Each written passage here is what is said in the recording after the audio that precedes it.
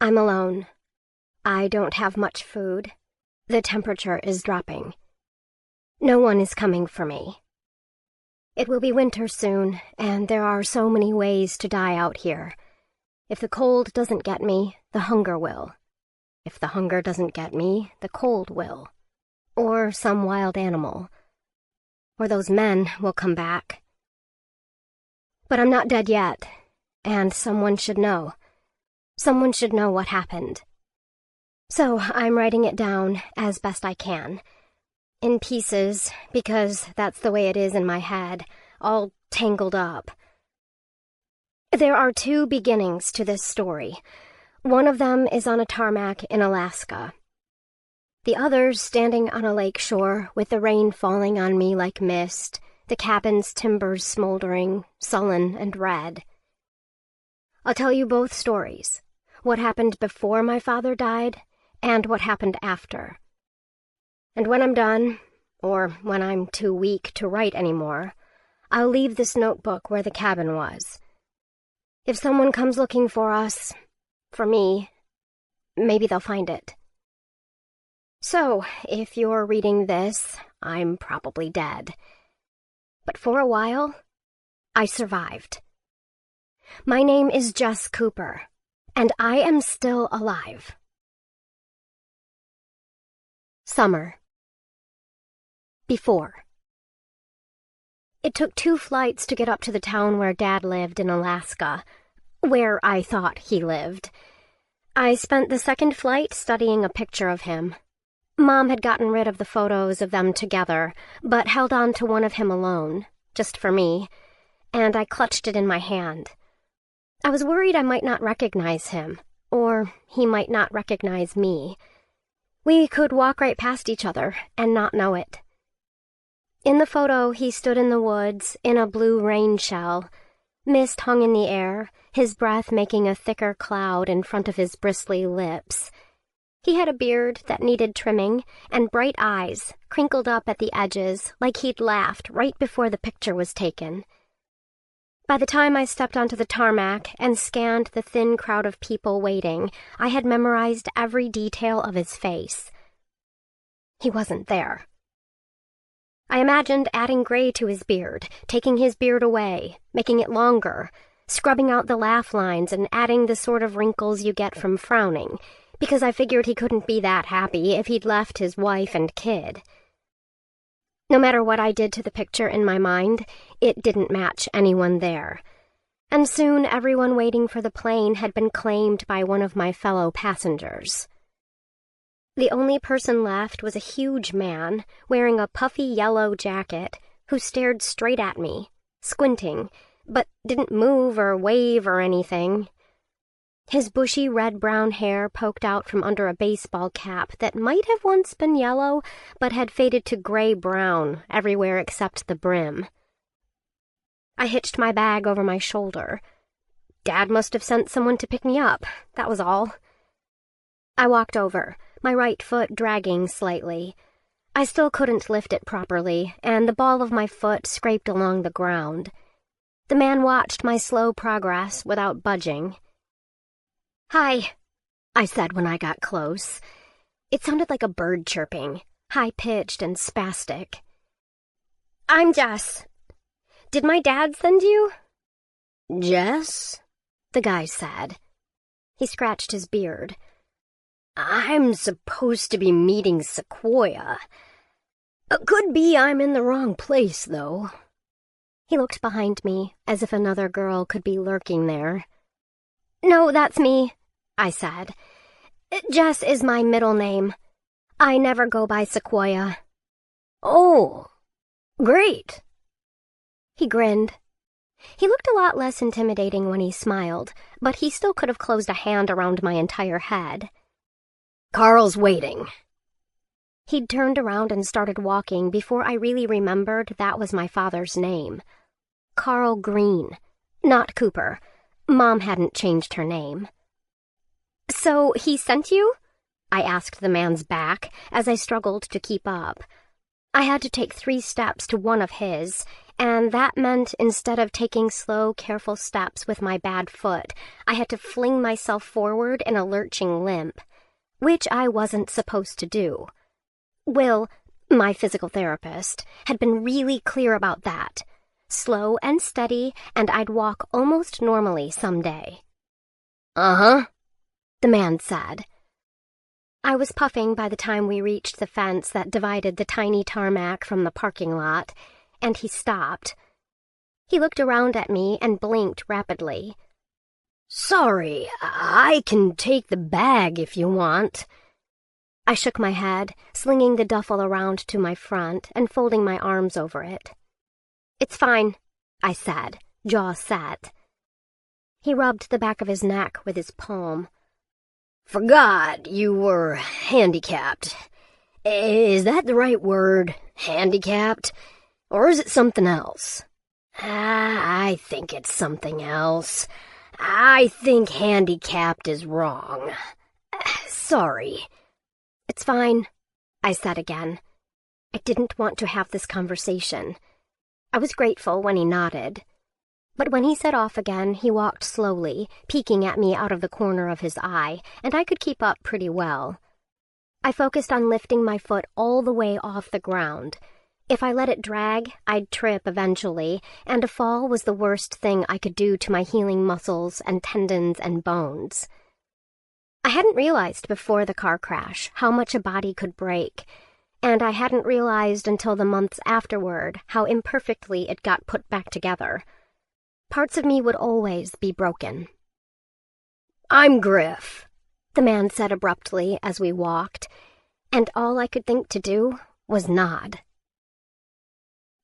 This is what you need to know about Griff. He's probably the nicest guy I've ever met, even though he's a bit odd. He looks like a mountain man, but claims it's camouflage. Mountain men won't eat you if they think you're one of them, he says. He tells a lot of jokes like that. But he has a totally deadpan delivery, so you can never tell if it's a joke or one of the strange things he believes. If you laugh at the wrong thing, he'll give you this sad look. He loves the color yellow. Jesus is his personal savior, and if anyone's coming for me, it's him. But if he's coming, it's not for months, and maybe not at all. These days I think about him a lot. He's on a list that cycles through my mind all day. Mom, Scott, Will, Dad, Griff, Lily. Not George so much, because George is an asshole. Michelle, Ronnie. And then I'm out of people I really knew, and I start picturing faces from all over the place. The guy who served me ice cream the day before the accident. The woman at the gas station with 3 blonde kids who stood at the nose of her minivan and put a hand to her forehead like she didn't know if she was going to get back in it. The pilot who'd flown the first leg up to Alaska, who'd known my mom, who'd invited me up into the cockpit, but hadn't said anything. And I hadn't said anything. And we just sat there being quiet and sad until I had to go take my seat. I thought it would be food that I fantasized about, but so far, it's people. Back then, I was more than a little scared of Griff, which was only smart. Strange guy telling me to get in his car? Yeah, that seems safe. Only I didn't see another option. I had a phone number for my dad, but I'd already tried it during my layover and gotten a recording telling me it was disconnected. I probably should have gone back to Seattle then. Explained to the social worker that something was wrong and I couldn't go live with my dad after all. And yet I didn't. I didn't turn back when the call didn't go through, and I didn't turn back when Griff was waiting for me. Griff's car was an old station wagon, probably older than he was. The back of it was full of takeout bags and soda bottles, a sleeping bag, 3 banker's boxes, a full set of suitcases, and 2 pairs of shoes. The front seat was full of receipts, which Griff scraped onto the floor when he got in. I wedged my bag between my feet, making the receipts rustle, and shut the door. You didn't bring much, Griff said. I don't need much, I said. The lawyer who'd taken care of selling the house and the furniture had rented a storage place for the rest, for whenever I wanted it. My memories would be tucked away safe, he'd said. It felt like he was giving me permission not to remember.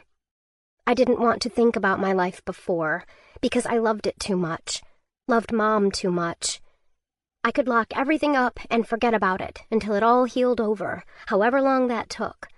As long as it would take to teach my body to walk properly again, I thought. When I could take a step without thinking about how to lift my foot, maybe I'd go back to Seattle and remember. Griff didn't make much conversation after that. We drove a long time in silence, until I realized we were heading the wrong way. "I thought my dad lived in town," I said. "Got a house in town," Griff said, "but he doesn't live there. You'll see." "Shouldn't I know where I'm going?" I asked. "Wouldn't mean anything to you," he said.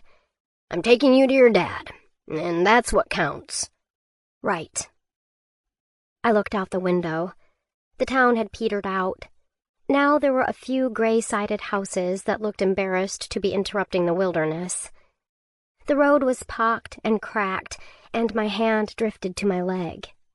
The skin on my right leg looked just like that, with red swapped for gray. It had taken them hours to pick all the glass out of my skin. I had more scars on my shoulder and on my neck and face. The scars on my face were deep and red, like claw marks. They made people stare. I liked them. People who stared at my face, I could stare back at. People who stared at my limp, I couldn't do anything about. Eventually, Griff started singing. He was so off-key and he mumbled so much that I couldn't tell what he was singing, but he bobbed his head and tapped the wheel in time to something. He jammed a button and the heater came on, rattling and coughing, and the wheels scraped and bumped on the uneven road, and something clattered and bounced in the back seat. And then we came around a bend, and there was a bear in the road. Griff pumped the brakes casually, slowing up without stopping, and the bear took off for the woods. We just kept sliding along the road. "Look at him ski-daddle," Griff said, pulling out that syllable with a twangy accent, and I laughed. He gave me a grin and laughed with me, and then both of us were laughing with the gray-blue sky sliding over our heads and the forest growing thick and deep and wild around us. It was the first time I'd laughed since the accident, since Mom died, and it felt like coughing up burrs. It felt good, too, though I only realized that after. "Ski-daddle," he said again, and as we started on the next few 100 miles, we were friends. After. I can't quite comprehend what happened here. I know it, but don't feel it. Feel it, but don't understand what I feel. Maybe writing it down like this will help. It doesn't feel like a story, the same way that before does. It feels like it's still happening, that even now I'm waking on the shore, smoke and fog mingling together until I can't tell one from the other. It's morning, though the sunlight is weak and thin through the thick gray mass of clouds, which hang so low they shroud the jagged tops of the trees. The forest has never looked so much like teeth. It's never seemed to stretch so far. I've slept all night curled on the shore while the cabin burned. The fire is out, but the timbers still smolder, shedding smoke and steam. I sit up and hunch against the rain. It's getting harder, pelting against my shoulders and hissing on the lake behind me. The noise is like static, and it drowns out any other sound, a kind of crowded silence that leaves no room for thought. Every living thing with any sense is hunkered down, sheltered among the dark, endless trees, waiting out the rain, waiting out the cold. Still, I can't move, can't think at all. My mind refuses to retrace my footsteps, to go further into the past than the night, the fire. I know only that I am alone, that I am hungry, that my tongue is like sandpaper in my mouth. I tip my face up, closing my eyes. The rain spatters my cheeks, my eyelids. You're alive, I tell myself. I can't think about what happened. But I know that being alive is a miracle in itself. Stay that way. But how? My thoughts move reluctantly. There are too many places they can't go, like pockets of burning embers too hot to approach. Thinking about Dad burns worse than all the rest, but I force myself to seize on to the thought of him, hold it in my mind until I feel as if my skin will blister and crack from the pain of it. Dad would know what to do. Somewhere in my smoke-shrouded, too painful memories, he must have showed me what to do. He told me cold will kill you quickest, so build a shelter. Thirst will kill you in a day or two. Find water. Hunger won't kill you for a long time, but it'll make you weak, so find food. Fire is supposed to be last. Fire is warmth and food and clean water, but it's hard and time-consuming, and people die because they spend all their time making the fire and no time finding water or building a shelter. So, shelter first.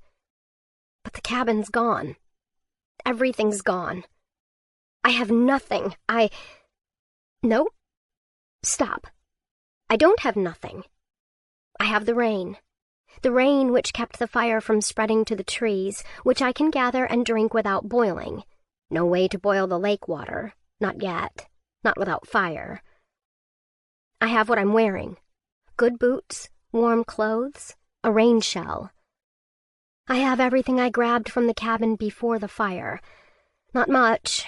My duffel and backpack, the hatchet, a can of peaches, a can of salmon. I have the rifle and the bow with all its arrows, and a box of ammunition. And I have Bo.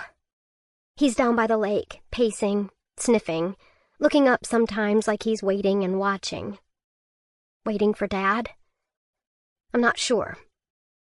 But I'm not alone, not completely. Bo is here. No one is coming for me, for us. If I'm going to live, I have to move. Easier said than done. My body is still a map of pain, from the soles of my feet to my pounding head. But better than sitting here with nothing but the flame-scorched past, waiting to die. One thing at a time. I grab for my duffel and rummage in it until I find what I'm looking for. A pill bottle. I rattle it. 5 pills. Painkillers, the powerful kind, left over from my prescription. I haven't taken them in weeks, but I shake one out now and swallow it dry. Just one, even though I long for 2, for the complete blanketing numbness that even when it doesn't muffle the pain, makes me not care about the pain. But there are only 4 left, and I have to stay sharp, so I cap the bottle and tuck it safely back in the bag. One thing at a time. And the next thing is to feed myself. I twist the lid off the jar of salmon and pop a greasy piece in my mouth. Bo must smell it, because seconds later he comes loping up to me, his pink tongue hanging between his teeth and his breath fogging in the air. He halts 2 feet away and licks his chops, waiting for permission. "Nuh-uh," I say. "I need this." The salmon and peaches won't last long. A few days if I stretch them, less if I split them with a 100-pound dog. Bo whines and ducks his head, and then I remember the jerky treats. I grabbed them this morning when we were heading out, and they're still crammed in my pocket. I dig in my pocket, get a handful, and toss them to Bo. He snatches one out of the air, then snuffles around the ground, collecting the rest. I don't know what kind of dog Bo is, neither does Dad. Neither did Dad. He's mostly black, flecked through with gray, lighter around his muzzle. He looks like he's got some husky in him, some Malamute, and almost definitely some wolf. He's got that wildness to him. Dad said that you can't tame a wolf dog, just make an ally of him. Bo's never been on a leash in his life. I chew slowly. Even though I'm starving, I feel queasy, an odd churning in my stomach. It takes me a minute to recognize it. I had the same feeling after the accident, when they told me Mom was dead. For 2-3 days, things swung between horrible, clawing grief that hurt more than my injuries, and a pinched numbness. That pinching was awful, but it meant I didn't think about Mom. Her death didn't feel real to me, not for a long time. That's how I feel now. Numb. Numb is good. Numb means I can think, can figure everything out, before the grief comes. Shelter, I think, forcing down another bite of salmon. The 5th or 6th night I spent here, my dad called me over to the fire. "If you ever get stuck away from the cabin at night, you're going to need to know a few things," he said. That's when he told me about the cold, the water, the food, the fire. I was only half listening. I didn't think I'd need to know any of it. Didn't want to need to know any of it. Did he teach me anything about building a shelter? I can't remember, or else it hurts too much to remember. I reach further back, find a safe memory, one that doesn't burn. A field trip in 4th grade. A field trip all the way out to the trees behind our school. Wilderness Day. They taught us to stay where you are if you get lost, use white clothes as a signal because they're easy to spot. Things like that. They taught us how to build shelters, which was the fun part.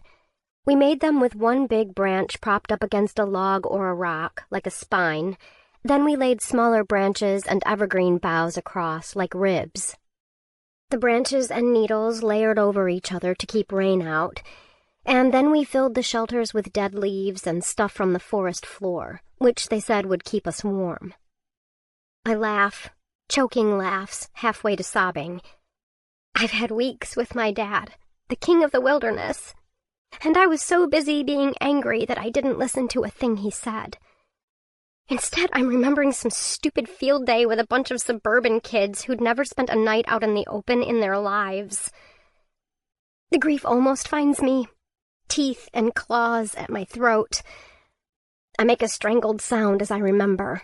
The terror, the sound of it, the way that second stretched out and out and out, and then snapped back into an instant that was too short, too fast to do anything about. My dad is dead. However much it burns, I can't escape that knowledge. I didn't know him. I didn't like him. But he was my dad. And I loved him. I don't know how to live without him. Literally. When Mom died, it was like the grief squeezed everything out of me, breath and blood and feeling. I didn't know how I would live then, but I knew that I would. The grief is different now. Not as bad, maybe. But the living part is so much worse. I don't know how to survive out here. I don't know if I can. That's enough, I snap. That's enough. We are not doing this again. I spent 2 weeks refusing to do physical therapy after the accident, refusing to talk to anyone, refusing to move out of bed, except to drag myself, crying and swearing, to the bathroom. If I do that now, I'm going to die. I've lived too long where it's hard to die. I don't know how to be properly afraid yet. I don't know how to tell the difference between one kind of fear and the next. The fear that makes you fast, the fear that makes you wary, lets you hear a twig snapping like it's a gunshot. The fear that makes you freeze, the fear that paralyzes you, and the fear that keeps you alive. I'm going to die. I force myself to think, and then I say it out loud, shout it, because I need to believe it down in my gut, or I'm never going to be able to move. I am going to die! I scream across the lake. The words tear from me and leave my throat raw. Bo barks, backing away from me, then spinning to face whatever threat I'm screaming at. My hands shake. I press my palms against my eyes, shivering. Bo quiets down, creeps up toward me with his head low and his tail wagging tentatively. I grab him around the neck, pull him close. His fur is wet, and the smell of him is strong and musky, but I don't care. I bury my face in his ruff. He huffs against my shoulder. The rain gets stronger, drumming against the hood of my rain shell until I want to tear it off and let myself get soaked just to get a little silence. I shut my eyes. I'm going to die, I whisper. I'm going to die. I'm stuck on it. Unless, I force myself to add. There are 100, 1,000 things that come after that word, but I focus on one. I'm going to die unless I find shelter, I tell Bo. Shelter first. Something to keep the rain off me, to keep the cold out. Something that can fit me and Bo and even a fire, which means it has to be more impressive than the little hutches we made in school. I can make a lean-to, I think, if only I have something to lean it against. I had weeks with my dad, walking out in the woods. It all blurs together now into brown and green. I couldn't even keep track of which way the lake was once we were in the thick of the trees. But I remember a boulder. Dropped here by some long-gone glacier, it leaned a bit, like it was drunk. The ground under it had been dry, safe from the rain. If only I can remember where it is. We were checking the traps my dad set nearby. He said it was a bad spot and picked them up to set them somewhere else later. He looked up at me, grinned. "You've got dirt on your cheek," he said. I went to wipe it clean. He shook his head. "Makes you look like a proper wild girl." I rolled my eyes. It's going to take more than a little dirt. I scrubbed at my cheek with my sleeve until the skin stung. He reached over, his hands all mucked up from working in the dirt, and tapped my nose. "It's a start," he said. I grabbed my nose defensively. He just laughed, and I almost laughed too. Almost. Managed to keep glaring, but only just. Had to stomp away to keep from looking like it had been funny. That's when I saw the boulder, and the sun was low between the trees. What direction? Where did we go from there? I keep my eyes closed until I think I know, drawing a mental line from the lake to the rock. The pill is kicking in, so I'll have to be careful. The pills make it so it doesn't hurt when it should, and that's when you injure yourself. I know my injuries are going to be my biggest problem. It would be hard enough for a whole, healthy person to survive. I'm hurt. I have to survive and let my body knit up. Which means walking as little as possible today. Which means that I have to get this right on the first try, or I'll add a bunch of wandering around I can't afford. "I've got it," I tell Bo. I don't sound convincing. I let go of him slowly.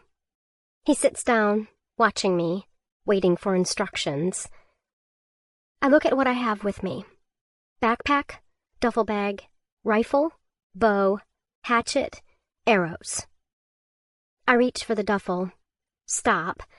I shouldn't carry everything at once, not as hurt as I am. I have to prioritize. I grab a handful of clothes from the duffel, along with a bottle of pills, and stuff them into the backpack. I grab the hatchet and the rifle, leave the bow and arrows in the duffel. It's not like there's anyone out here to take them.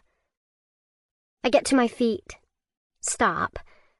My first task should be the simplest thing in the world. Walk to the rock. And if I was whole, if I was healthy, maybe it would be simple.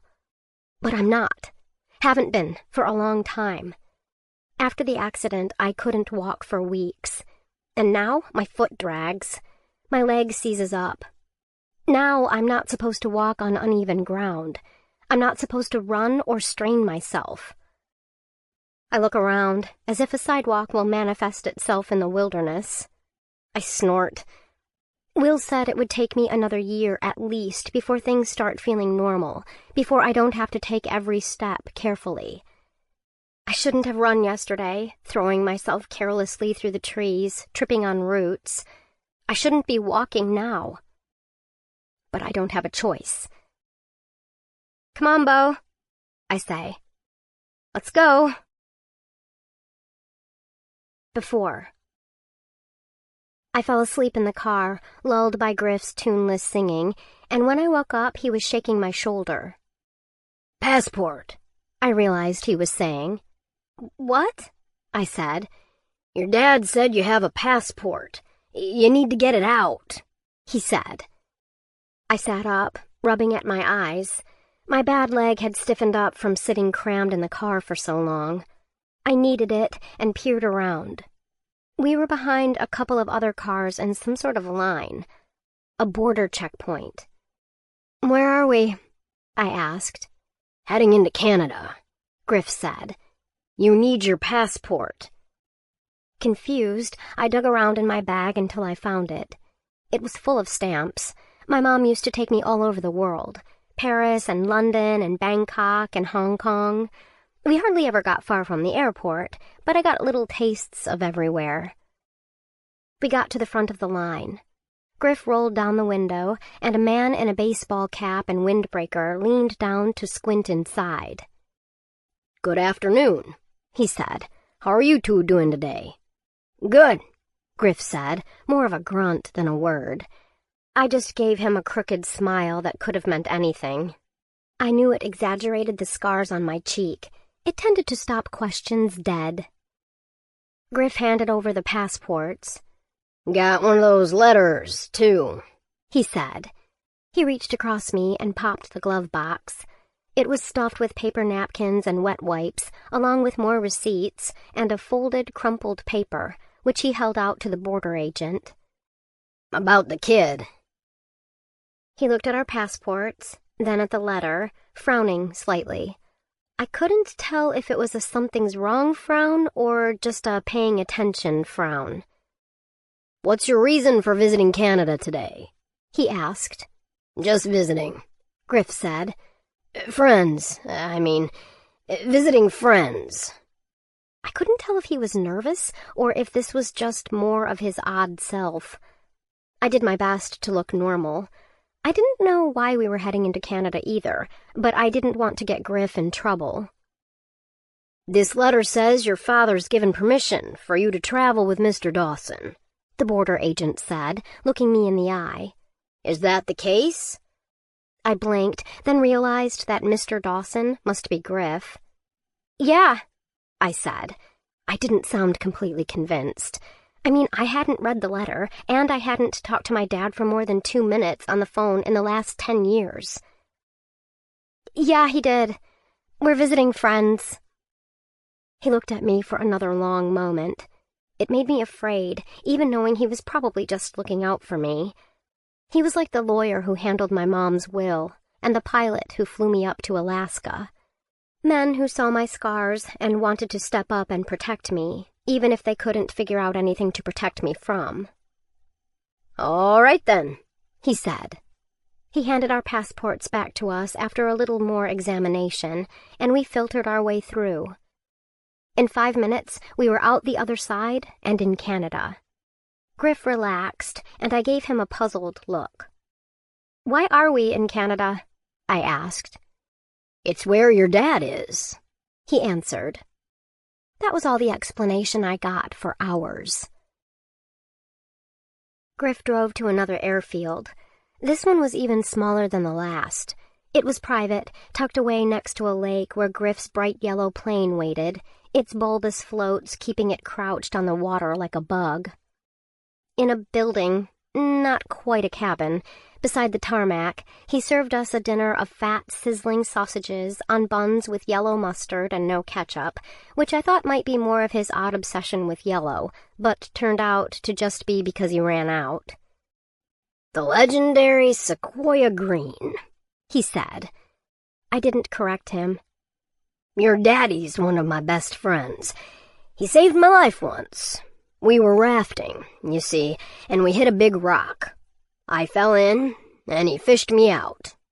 So, he saved my life. Griff didn't tell very good stories.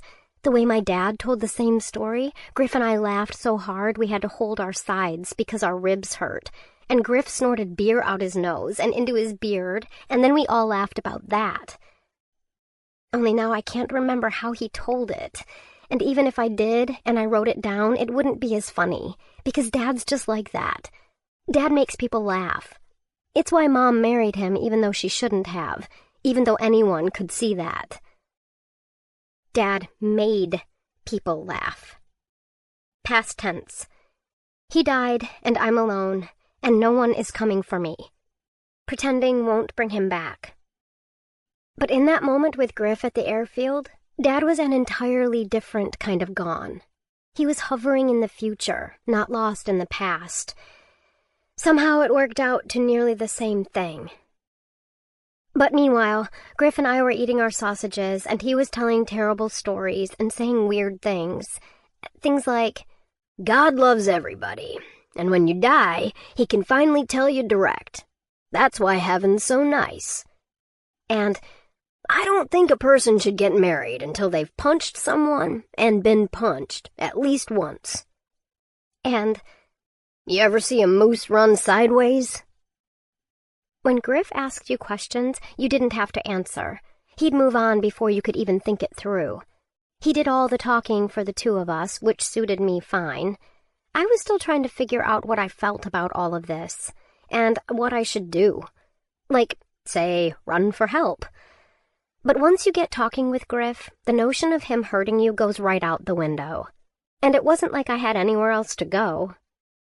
We'll leave in the morning, Griff told me, slurping down coffee. Not enough light left today. Where are we going? I asked. You're going home. I'm going to the middle of nowhere, Griff said. I laughed because I thought it was a joke, and he looked pleased, so I guess it was. But only in the sense that it was supposed to be funny, not that it wasn't true. We really were going to the middle of nowhere, and it was going to be home. Griff slept on the floor in his little shack on the airfield, and I slept in his cot. It smelled like him, like sweat and that musky smell guys get. Not bad, just strong. There wasn't any heat, and even bundled up in blankets with 2 layers of socks on, I didn't sleep most of the night. In the morning, Griff poured me coffee that tasted like he'd mistaken jet fuel for Folgers, and then we loaded into his plane. I'd stopped asking questions about where we were going. It was obvious I wasn't going to know until we got there. Your dad tells me your mom was a pilot, Griff said when we got settled, and that you're a bit of a pilot yourself. My mom was teaching me. I was working on getting my license. I'd been looking forward to that more than getting a driver's license. It's not that exciting to drive when you can fly. Why don't you run through the checklist for me then? Griff said, and handed me a clipboard. My mom told me that checklists are why her job was so safe. Pilots don't have to depend on memory, which will always fail sooner or later. The checklist is God. It works so well that surgeons are studying the way pilots use checklists to eliminate mistakes when they're operating. You have to assume that you know nothing and that you've forgotten something, because the moment you assume you've got it and don't check, something will go wrong. Mom was right. I should probably write one right now, except it would fill this whole notebook. There's always so much to do. We went through, checking everything over as the plane came bit by bit to life. Call and response, like a ritual. Safety gear, aboard. Temperatures and pressures, in the green. My finger trailed down the checklist Griff handed me, one item at a time, and I could almost imagine it was Mom's voice responding. That if I looked up, I'd see her, as I had so many times before, mouth set in concentration, the faintest line between her eyes as she frowned her way through the safety checks. Mom flew big airliners, but she never ever got tired of taking us up, just the two of us, with nothing but a thin metal skin between us and the sky. I used to be afraid that my mother would die in a plane crash, and I'd spend the rest of my life wondering if she had time to be afraid, if she could see the ground rushing up, if she was grabbing for an oxygen mask, if she tried to comfort the passengers, or if she was only focused on the instruments, on wrenching the giant metal beast back into the sky, where it had finally realized it didn't belong. And then she died on the ground. She died in a car accident, and I was there. The other car came at us from the side, its headlights blotting out any sense of its size. She had time to say my name and fling her arm out across my body, as if that could keep me safe. And then the world ended. Only half of it came back. My half. It was full of wet, cold rain and wet, hot blood, of sirens and screaming. But my mother was silent.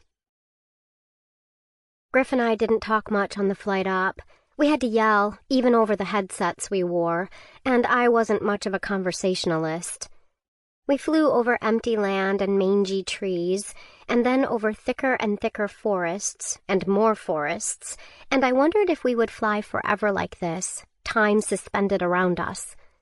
Lakes winked at us between the trees, and I remembered a book I'd read that was just like this, a kid going to see his father in a tiny plane with a pilot he didn't know.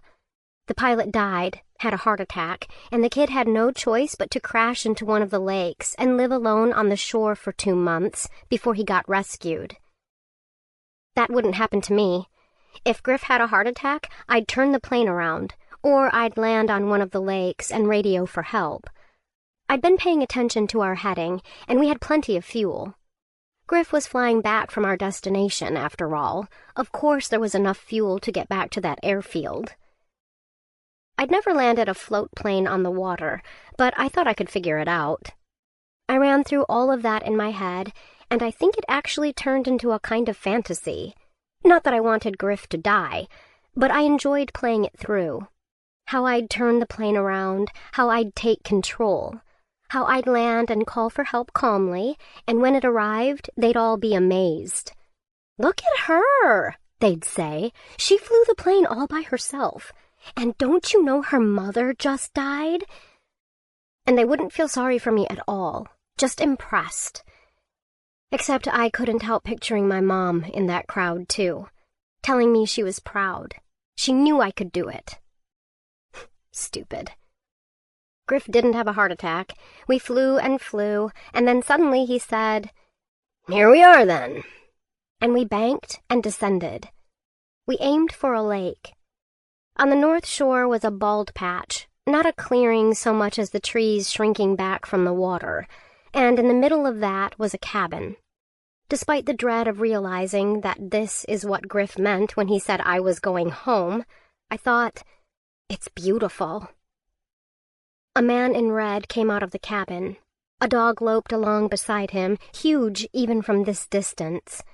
The man raised a hand, and I realized it was my father. My belly did an odd flop. My father. I hadn't seen him in person in years. He was around when I was born and a little while after, and for one visit when I was 4. He was a stranger, and he was out here in the middle of nowhere and not where he was supposed to be. "I can't stay here," I said, but the engine drowned it out. We touched down on the water, and for one horrible moment, I thought we would just go straight down under it. I don't know why I thought that, but I was so sick afraid that the fear got into everything. The lake could swallow us up, or the dog on the shore could snarl and leap the moment we touched solid ground, and he was a fierce-looking dog, gray-black and huge. His tail didn't wag. He just watched us warily with shiny black eyes. We climbed out of the plane and paddled to shore in a tiny little raft, and my dad and the dog walked over to us slowly. My fear became a lump in my throat, like a peach pit. And after. Sorry, I heard a growl outside, and it wasn't Beau because he's right here with me. He snarled and went stiff when we heard it, but he didn't leave, and after a while I heard something move off. So maybe it's safe now. Where was I? Right, my dad and the shore. And Beau. Before. The dog stood, stiff and unmoving. He stared hard at me, and I was convinced he was going to attack, but Dad ignored him. My dad looked exactly like the picture, except for a little gray in his beard. He still had the same wrinkly laugh lines, and when he saw me, he threw his arms out to the side. "Baby bear," he said. I stood and stared at him, my peach pit fear still lodged in my throat. His grin faltered. "Sequoia?" He tried instead. "Jess," I corrected. I'd told him that on the phone, too, and he hadn't seemed to notice. I hated my first name. It was such a hippie name. It had no good nicknames and no good story behind it. It was just a tree, and my dad liked trees, so here I was. I'd been Jess since I was 4. "My name is Jess." "Jess," he said, as if teaching it to himself. He dropped his arms. I hugged my duffel to my chest. "I'm glad you're here." I looked behind him, up at the cabin. It didn't look much bigger on the ground than it did from the air. I couldn't see how we'd both live in it. "I'm going to build an extension," he said, following my gaze, his hand rubbing the back of his neck. "I thought you lived in Alaska," I said. "I did. As far as the government's concerned, I still do," he said. Chuckled. "But out here, nobody bothers me. I don't bother anybody. Works out better for everyone that way." He smiled like it was a joke, but I kept on staring. Mom always said Dad liked the outdoors, camping and hiking and hunting. But this? "Does anyone know you live out here?" I asked. "Griff does," he said. "Now you do too. Couple other people." Something about the way he said that didn't sit right, and his eyes tracked away from me a moment before he spoke again. "But that's the way I like it. You'll like it too. You'll see. You won't have to go to school and learn all those useless so-called facts." He paused and rubbed the back of his neck again, like he'd been gearing up for a lecture and thought better of it. "I know it doesn't look like much, Jess, but you'll love it. You're my daughter, after all." I looked at him a good long while. I wondered if Griff would take me back if I asked him, and then I thought about what would happen if I did go back. I'd have to explain. I'd go back into foster care, maybe even back to the Wilkersons, the family I lived with before. But I couldn't stay up here. There wasn't a here up here. I'd thought we were going to a little town with maybe one tiny store and a bunch of grizzled people who hardly ever saw each other. But there'd still be people. I'd seen that forest stretching to the horizon. There were no roads, no vehicles. When Griff left, I'd be stuck out here. I had to go back. "Dinner's about ready," Dad said. "You all should come in and eat." Griff made a triumphant whooping sound, and the dog started barking, so hard his teeth flashed and his paws bounced on the gravel. I froze up. I never really liked dogs before the accident. After, they terrified me. They didn't have to be mean to knock me over or crush me to the ground, and here was this dog as heavy as I was, looking ready to charge. I couldn't keep to my feet if it did, couldn't keep its teeth off me. And even if it didn't bite, I'd be hurt. Hurt again. Dad laughed. "Bo won't bite," he said. "Not unless I tell him." He winked. "If he jumps," I started. "Not afraid of a little roughhousing, are you?" He gave a bass rumble of a laugh, eyes twinkling. I gaped at him, forgetting about the dog for a moment. I spent every second calculating how to step, how to walk, how to stand to avoid the sharp, immediate pains of a twisted muscle or the later aches of strain and misuse.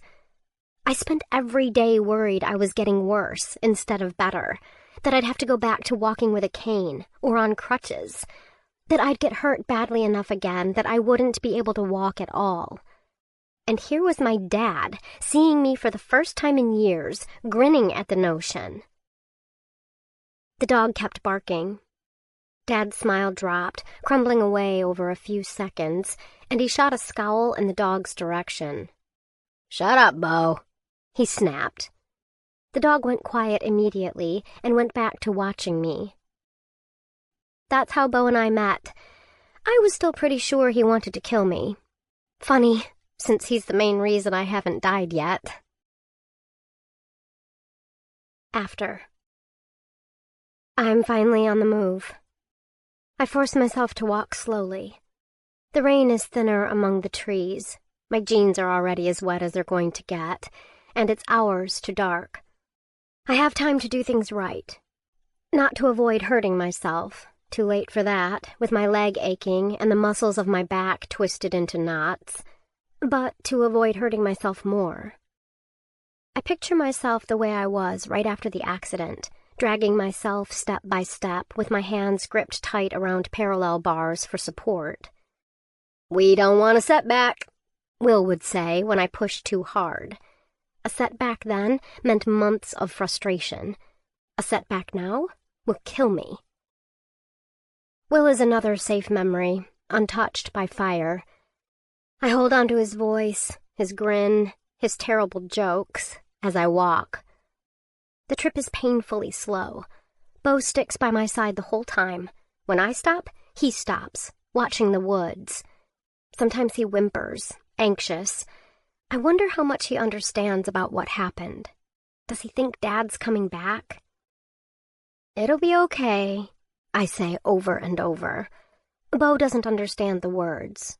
I don't believe them. I keep on saying it anyway. It takes an hour to get to the rock, or what feels like an hour. I don't have a watch. My phone ran out of battery long ago. I've already let go of the need to know precise time.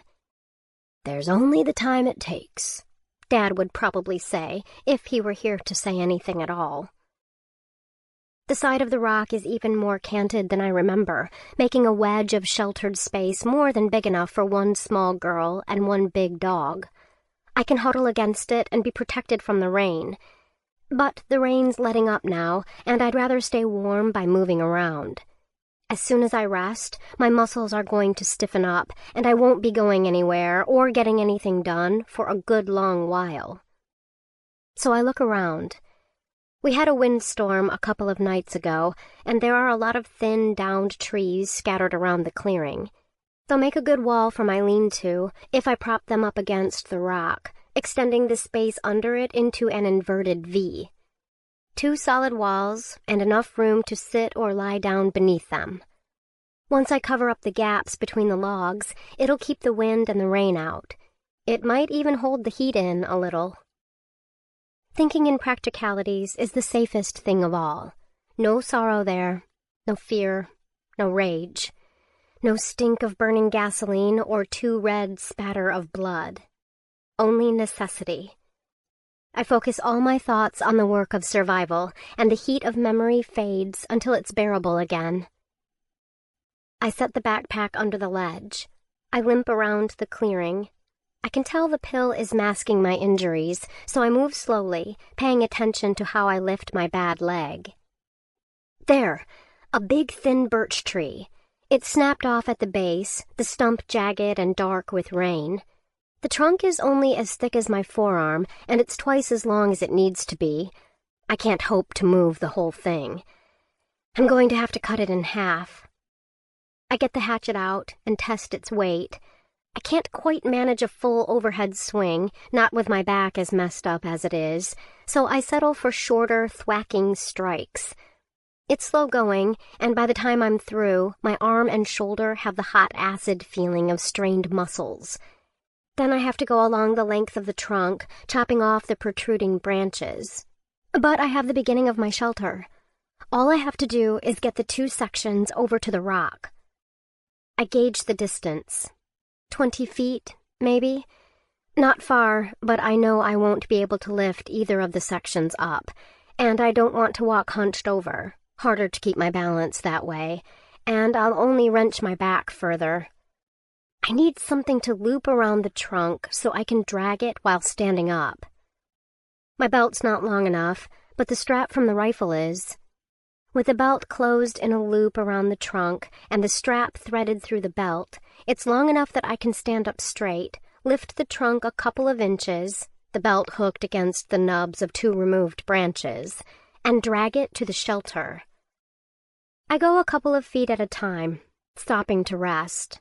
Slow, I remind myself. Slow. Like the first few physical therapy sessions after the accident, with Will promising I'd be running marathons someday, but urging me to focus on just a few steps right now. 1 foot, 3 feet, 9 feet, 20. I'm at the shelter. I grin triumphantly at Beau, who sits a few yards away, panting. Success. And then I realize that I still have to lift the trunk up, and get the other one, and repeat the process. I can already feel the trembly ache that means tomorrow I'll be in worse pain than today. I let out a soft, wounded sound. I want to collapse, cry. Instead, I lower myself to the ground and call for Beau. He trots over and lets me wrap my arms around him, my forehead against his ruff. Smart, not strong. It's my father's voice. I don't touch the rest of the memory, but I clutch at that. If you can't be strong, you have to be smart, and smart is better than strong out here. We need to be smart about this, I tell Beau. His chest rises and falls with his heavy breath. I'm going to be useless tomorrow. I'm going to have to rest the whole day, or I'll just make things worse. So I'd better get everything I need today, and I have to get it now before the pill wears off. Dad insisted that fire came last, the least important thing out of what you need to survive. Shelter, he said. But I have shelter, don't I? I have the overhang. It's not much, but as long as I tuck myself against it, the rain can't reach me. And I'm so tired, and the logs are so heavy, and I'm so wet. A fire will dry me out. Besides, I have food. The salmon will last me a day at least. I don't know how I'm going to get the peaches open. They're store-bought cans, so there isn't just a lid to unscrew. But I have them with me. And with the rain, there's plenty of water. Dad even showed me how to squeeze it out of the moss that grows on the rocks. I picture a fire, warm and crackling, contained, not like the hungry, tearing beast that destroyed the cabin. I imagine heating my hands by it, cooking food over it. I'll need fire to survive out here, so I'd better figure it out fast. Or maybe my dad was right. Maybe I should focus on finishing the shelter. No, fire is the smart decision. I've got a partial shelter already, after all. Finishing it can wait. But how can I make a fire? I don't have matches. Maybe I can rub sticks together? I laugh. It comes out more of a cough. Maybe there's something else at the cabin or down on the beach I can use. Dad had all sorts of tools. Not all of them can have burned, right? I don't want to get up. I want to lie down and sleep and never mind the cold. But I grit my teeth. I stand. I whistle to Beau. I walk. It's harder this time. My foot drags worse than before, and my arms are tired from all the chopping. I carry only the backpack, now empty, and the rifle. I don't really need it. The things that are likely to kill me out here, I can't stop with a bullet. But when I go to set it down, I can't. I keep seeing my father's face, the instant his eyes met mine. Fear kicks me in the gut, and I can't bring myself to let go. Halfway back to the beach, I find a long, straight stick. It's just the right size for a walking stick. Not quite as good as the metal cane I used to have, the one George hid the day I left, that I searched for until I had to leave or miss the plane. But it still helps. I make steady progress until I get close enough to smell it. The smoke is gone, but the stink of char still hangs heavy in the air. I can make out the blistered, charred remains of the cabin between the trees. I halt, swallow. I should search the cabin. but I can't bear to think about digging through the rubble. I know I should, but digging around feels too much like digging up a grave. Like digging up my father's grave, and I can't do that. I can't even think about it. Or what happened. So I'll just look. I'll walk around the edge and see if anything survived. I start forward. Every step, my chest gets tighter until I can hardly breathe. Even with the rain, the air stinks of soot and smoke. My father built the cabin himself. He came up one summer and selected each tree, straight and strong. He felled them and trimmed off the branches, stripped the bark, smoothed them down. He cut notches in them so that they would sit firm and even against each other, crossing at the corners of the house, and he sanded and smoothed them until they fit together so perfectly not the slimmest breeze could steal its way inside. He even cut a window, fitted with glass, hung curtains. He built himself a chimney and a table and a pair of stools. All of that is gone now. The floor is charred black. The walls have collapsed. A few segments of log remain, blackened and crumbling. The wood pile, stacked along the side of the cabin, is burned up completely. You can just make out where the bed was and the interior wall, but that's about it. The fire was thorough. I walk along the edge. The wind stirs the damp ash. Metal glints. The head of Dad's axe. The handle's been burned away, and the head is completely black except for one little strip at the edge, but whole. I creep close enough to lean out and drag it to me. It's heavy, but I can carry it.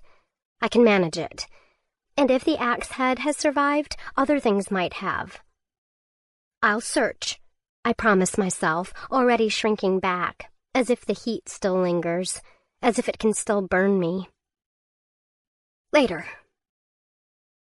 I fit the axe head into the outer pocket of the backpack and zip it up. My fingers are stained black.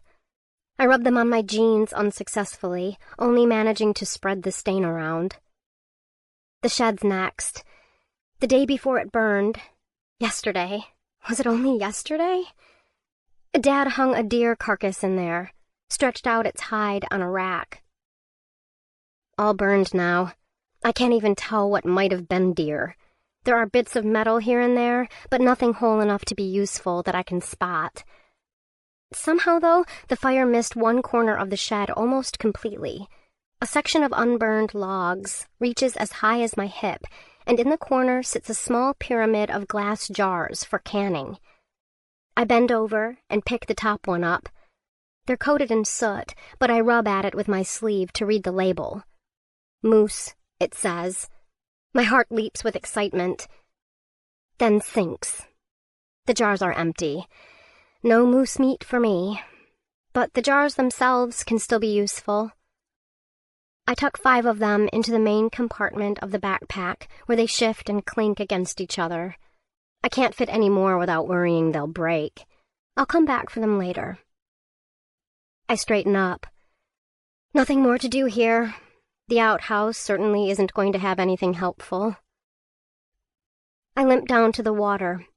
Every step hurts.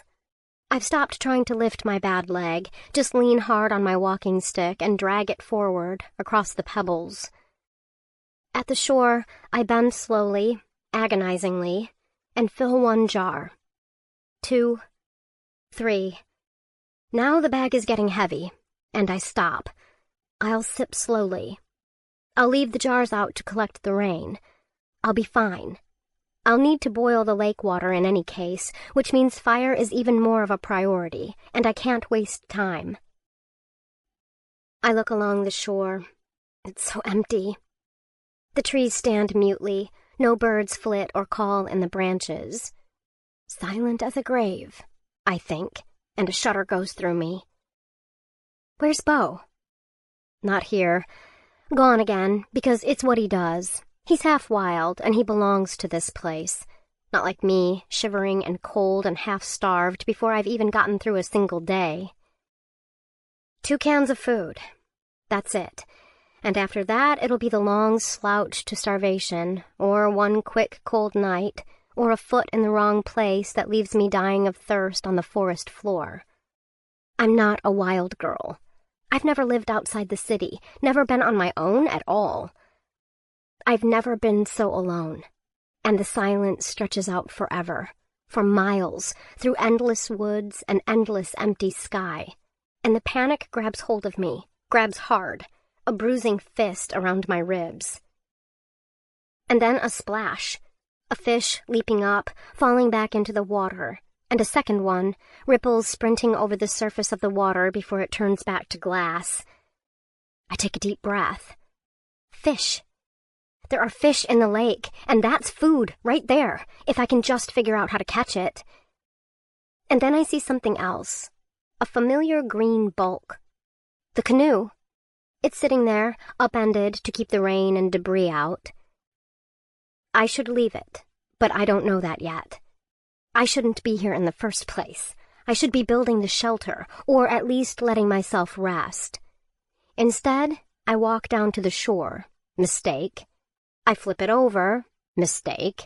Groaning with the effort, and an oar falls out. There's a seat that lifts up for storage. Inside is a little first aid kit, which I gleefully tuck into my bag. And rope, and a tackle box. The rope is thinner than my finger, white and blue.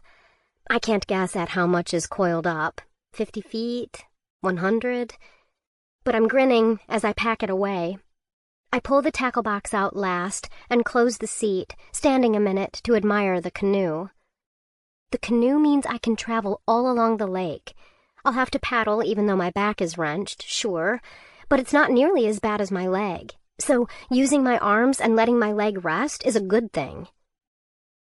The lake hooks at the southern end, sort of boot-shaped, so you can't see a big section of it from the north shore where I stand. Who knows what's down there? My dad said there was good fishing and trapping on the south side. I don't have poles, but I have the tackle box with its fishing lines and hooks and lures, and a knife. I can fish. I grin at the lake. I think it's going to be okay, I say. I think we'll be okay. I start to think that I'm not going to die, just as I've begun to believe I will. This is the biggest mistake of all. Before. After Mom died, after I got out of the hospital, I spent 3 months living with a foster family while my lawyer and the state tracked Dad down. I'd wanted to stay with my friend Ronnie. I usually stayed with her when my mother was out of town. But her parents had 5 kids of their own, and I needed constant trips to the hospital and physical therapy. And so it was decided, by Ronnie's parents, by the lawyer, by the court, I'm not sure, that I needed a medically experienced foster family. Which is how I ended up with the Wilkersons, a couple with identical round faces and identical sour frowns. They trudged their way around the house like they were dragging all their life's disappointments with them, and never left any doubt that their foster kids, me, Lily, and George, were some of those disappointments. The first morning there, I stared up at the slats of the bunk bed and listened to the rest of the house wake up. Mr. Wilkerson grumbled and yelled his way through the morning, and Mrs. Wilkerson started yelling back about 5 minutes after he got up. They weren't angry. They just didn't know how to talk to each other without sounding angry. Lily managed to sleep through it, or pretended to. But you wanted to get up before George did. If you were still asleep when he got up, he'd torment you. For little Lily, he liked to grab her feet and yank her off the bed, so she banged onto the floor. George was 15. I was older, but he was bigger, and he thought that he could bully me, too. We got up earlier and earlier to try to beat him. When I'd been there a few weeks and George realized that he'd get in trouble for harassing me because I was so delicate, Lily would crawl into my bed with me before the sun came up. I'd wrap myself around her like she was a doll, and she'd snuggle in against me. Lily's father was in jail for beating up her mother, and her mother was a drug addict. Lily was 6 years old and had been in foster care 3 times already. Being around her was strange, because one minute I would think, at least your mother is alive, and then the next minute I would think, at least I had a mother who took care of me. You don't really need to know any of that. You don't need to know Lily and George's names. The world's going to forget them a lot in their lives, so I doubt they'd even be offended if I did. But it's important for me to remember. Like it's important to remember that my mother's favorite color was blue, and she liked starfish, and when she laughed, she hid her mouth with her hand because she had crooked front teeth. Because when I lose the little pieces like that, I lose before. And without before, I only have the lake and the woods and the winter that I can taste in the air, and that's not enough reason to stay alive. I cried when I said goodbye to Lily, and said I wished I could bring her with me. Now that thought is like a nightmare. It's better that I'm alone, because then I don't have to try to take care of anyone. Try and fail. The day Griff and I flew to the lake, though, I was missing her and missing home, messed up as it was, and I figured I was about as miserable as I could get, which goes to show how whiny I could be back then. I might still whine, but at least now I've got a better reason. After Bo and I had our not-so-friendly introduction, Dad led us all back up to the cabin. The path up was smooth, and he'd filled it in with pebbles from the shore. 2 big rocks, painted white with ram skulls tied to them with thick twine, marked the transition from the beach to the cabin. Their empty eye sockets stared at me, and I shivered. The cabin was small, 2 rooms with no door between them, just a doorway with a curtain. He didn't even have a wood-burning stove, just a rough stone fireplace and a big black pot to boil water in. Everything smelled of smoke and dog. Bo collapsed by the fire right away, but he didn't stop watching me. Dad served us dinner, venison flavored with wintergreen that grew nearby, and some blackberry preserves and a loaf of hot, crumbly bread. Except for what Griff brought in, all of Dad's food was what he'd caught. Birds, rabbits, deer, fish, even squirrels when pickings were slim. Mostly fish, though. Lots and lots of fish. I picked at the venison, trying to be polite by getting down a couple of bites at a time. I figured if I was polite, it would soften the blow when I told Dad there was no way in hell I was staying here. When Griff left, I'd be leaving too. Dad watched me as closely as Bo did. When he finally glanced at Griff, I palmed a piece of meat and wiggled it where the dog could see it, figuring it would make it look like I actually ate something.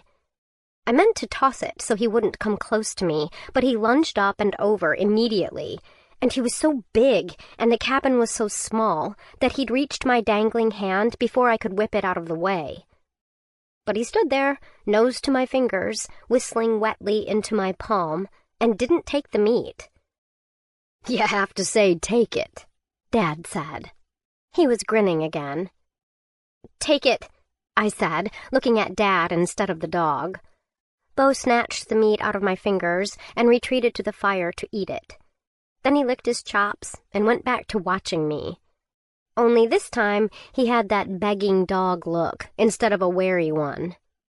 "I think he's warming to you," Dad said. "And you don't have to worry about eating, kiddo. I know your appetite's probably pretty screwy. Moira never could eat when she was nervous." Moira. Mom. He said her name with such affection. "I'm tired," I said.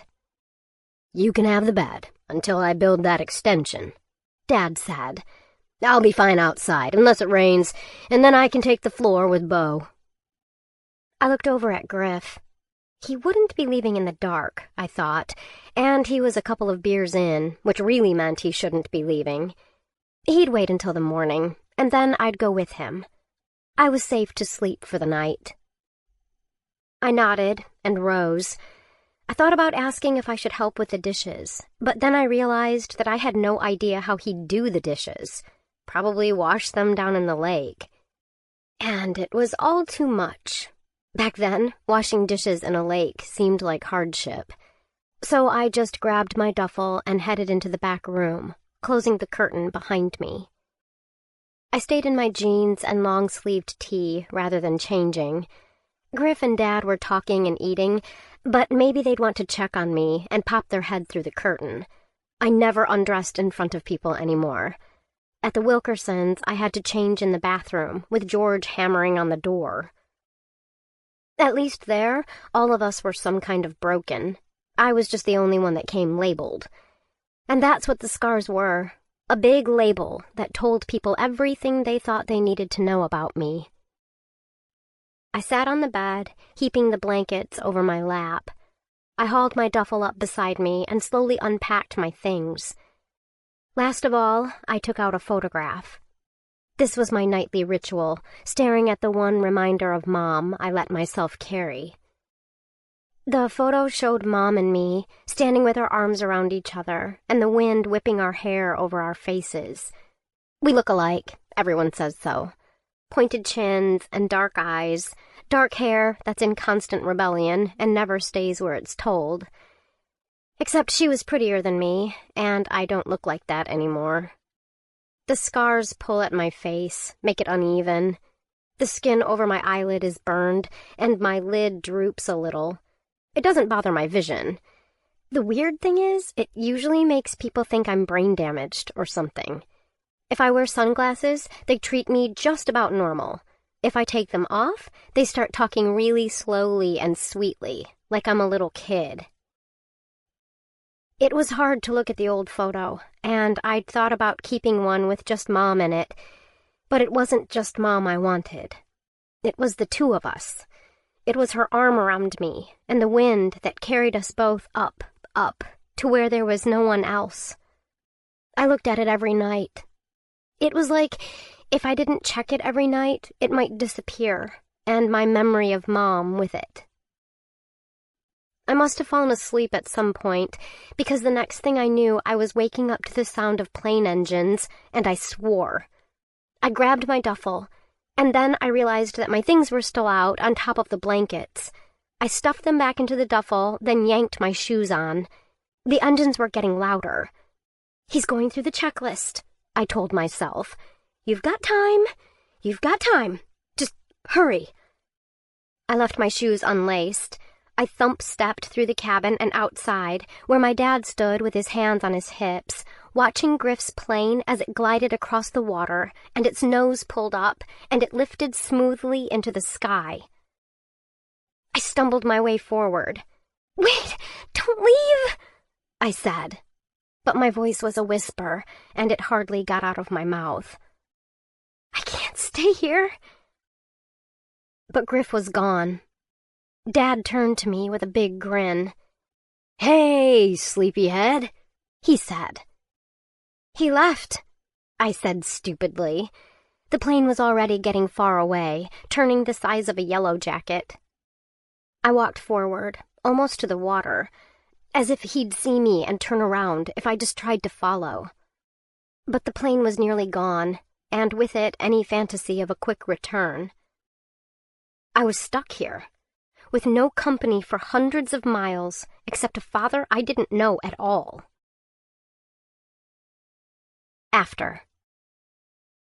The day after the fire, the lake lies still, as if waiting for a plane I know isn't going to come.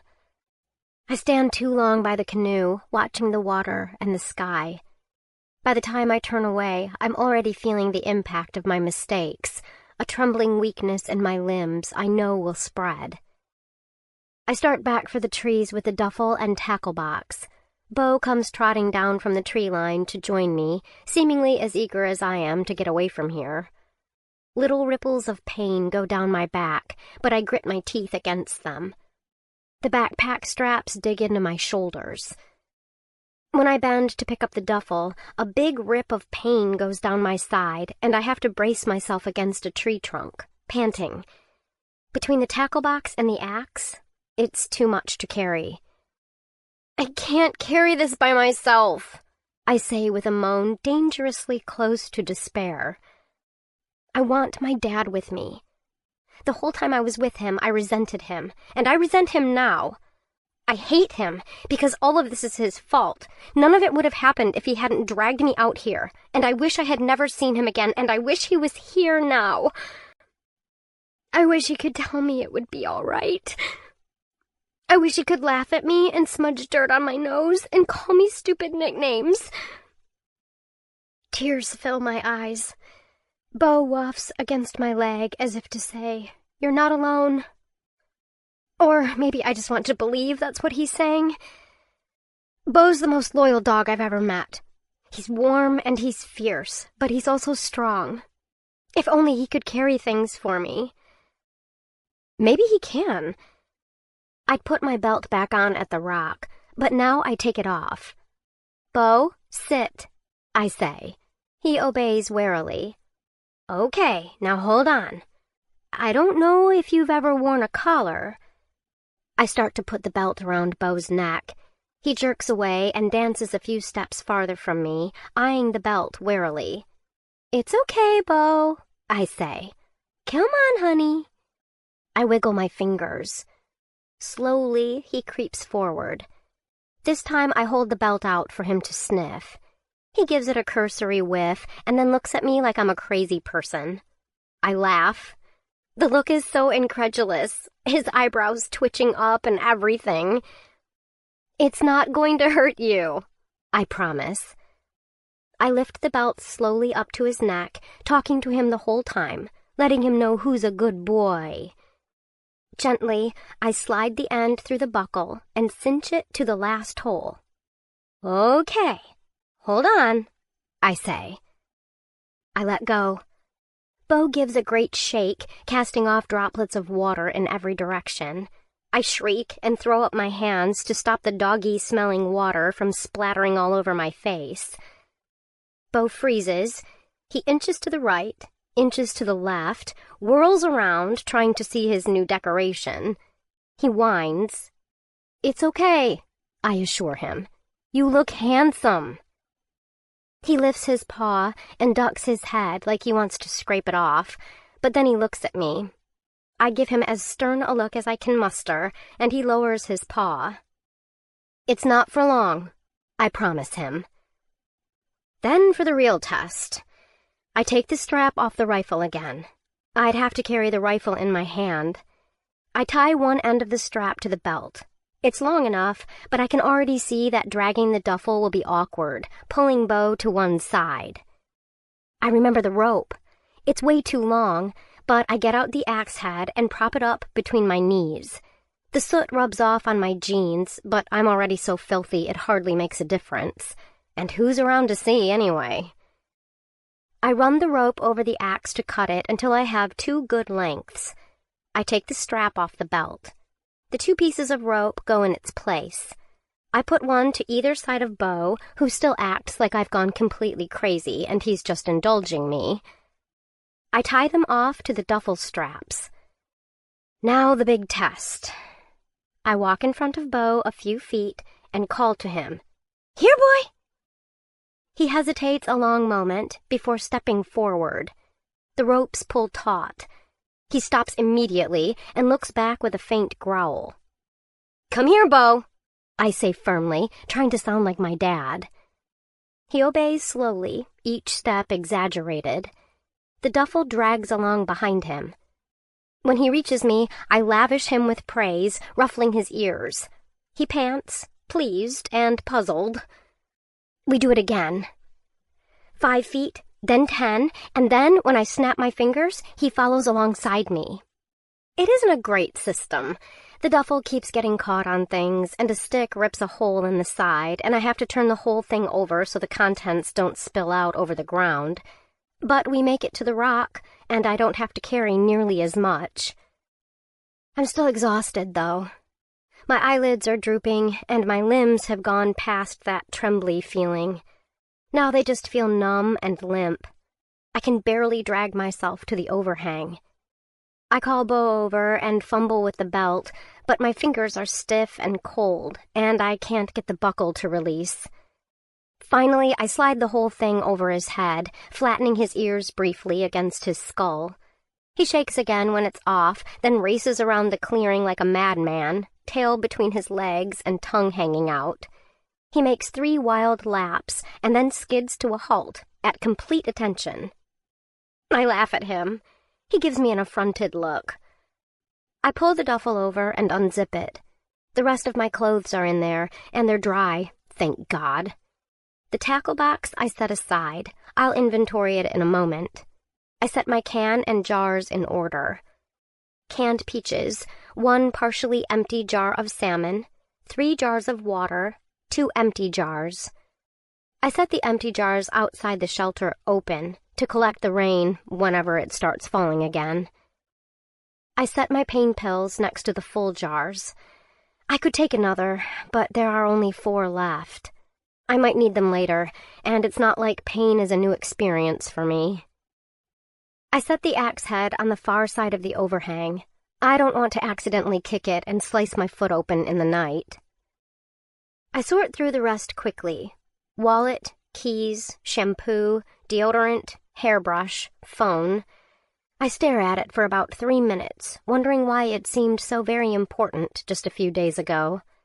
Phone charger, and a thriller I picked up in the airport bookstore. In the backpack, I have a notebook, this notebook, and a bunch of pens as well, which at the time I dismiss as useless and set aside with the phone and all the rest. I tuck everything under the ledge and pull the tackle box over to me. It takes a moment to force the box open, since the latches are stiff and my fingers are shaking. Inside is a bounty, a knife, a flint and steel kit, fishing line, hooks, lures. If only I had a rod, I could be a fishing queen. And then my heart sinks. The flint and steel kit. Fire. I haven't gathered firewood. I haven't even gathered tinder. I have to get up. I have to gather wood. I think about getting to my feet and start crying. I'm too tired. I hurt too much. I can't do it. I can't, I say. I can't get up. I can't. I know I'm feeling sorry for myself, but I'm also right. I took the extra walk down to the canoe, and I flipped it over, which was idiotic when I was already hurting so much. I won't be able to stand up and wander and bend over again and again to pick up fallen twigs and sticks and branches. I took that whole trip to find supplies to make a fire, and I can't do it.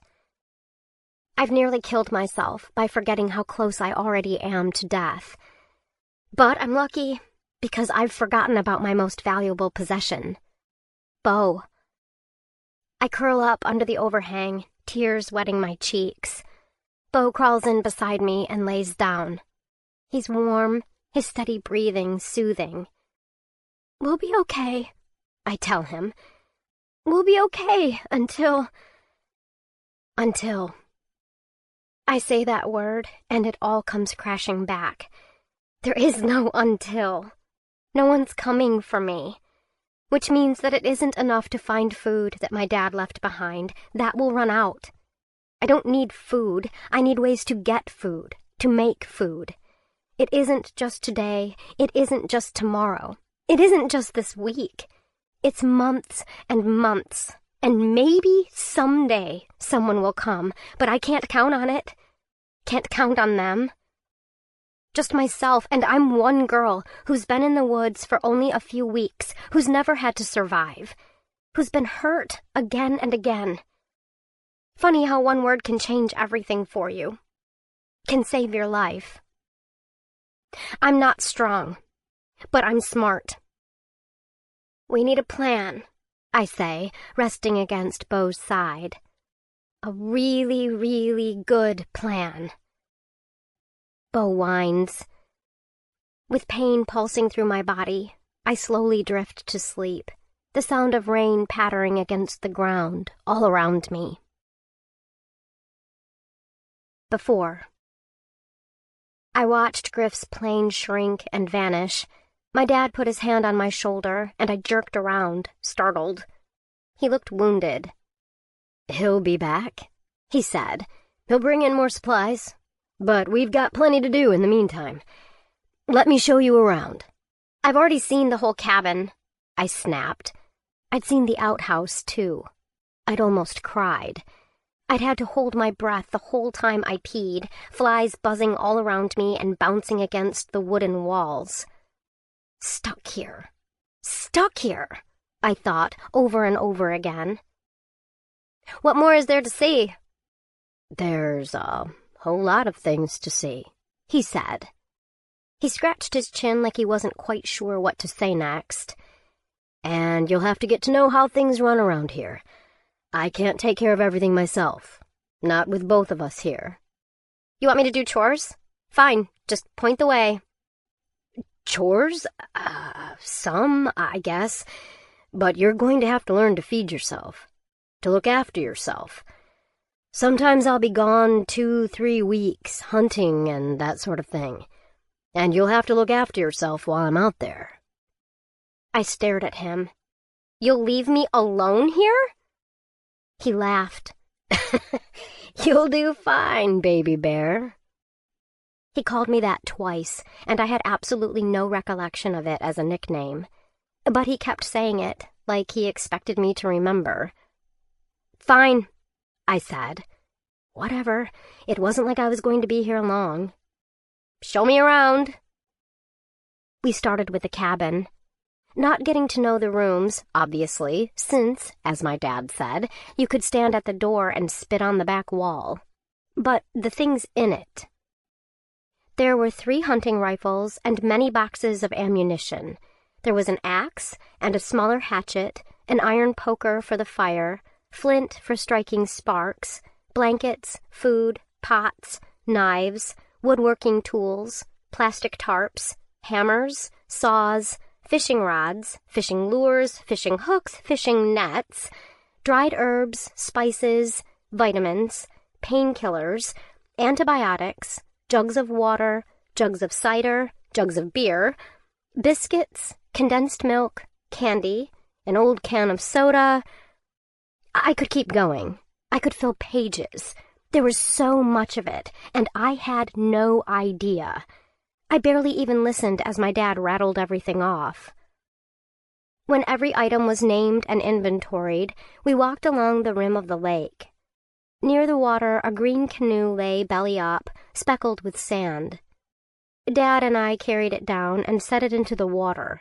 Or Dad did, hefting it at the middle, and I reached a hand toward the stern as if to help, but barely scraped the wood with my fingernails.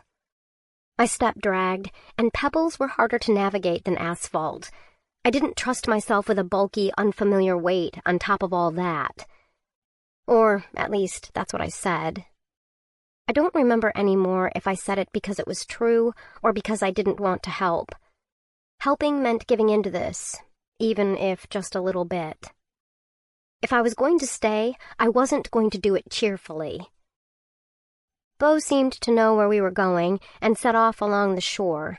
There were fish in the lake, trout and perch, and even on this short run, Dad dropped a line over the side with a minnow speared on the hook.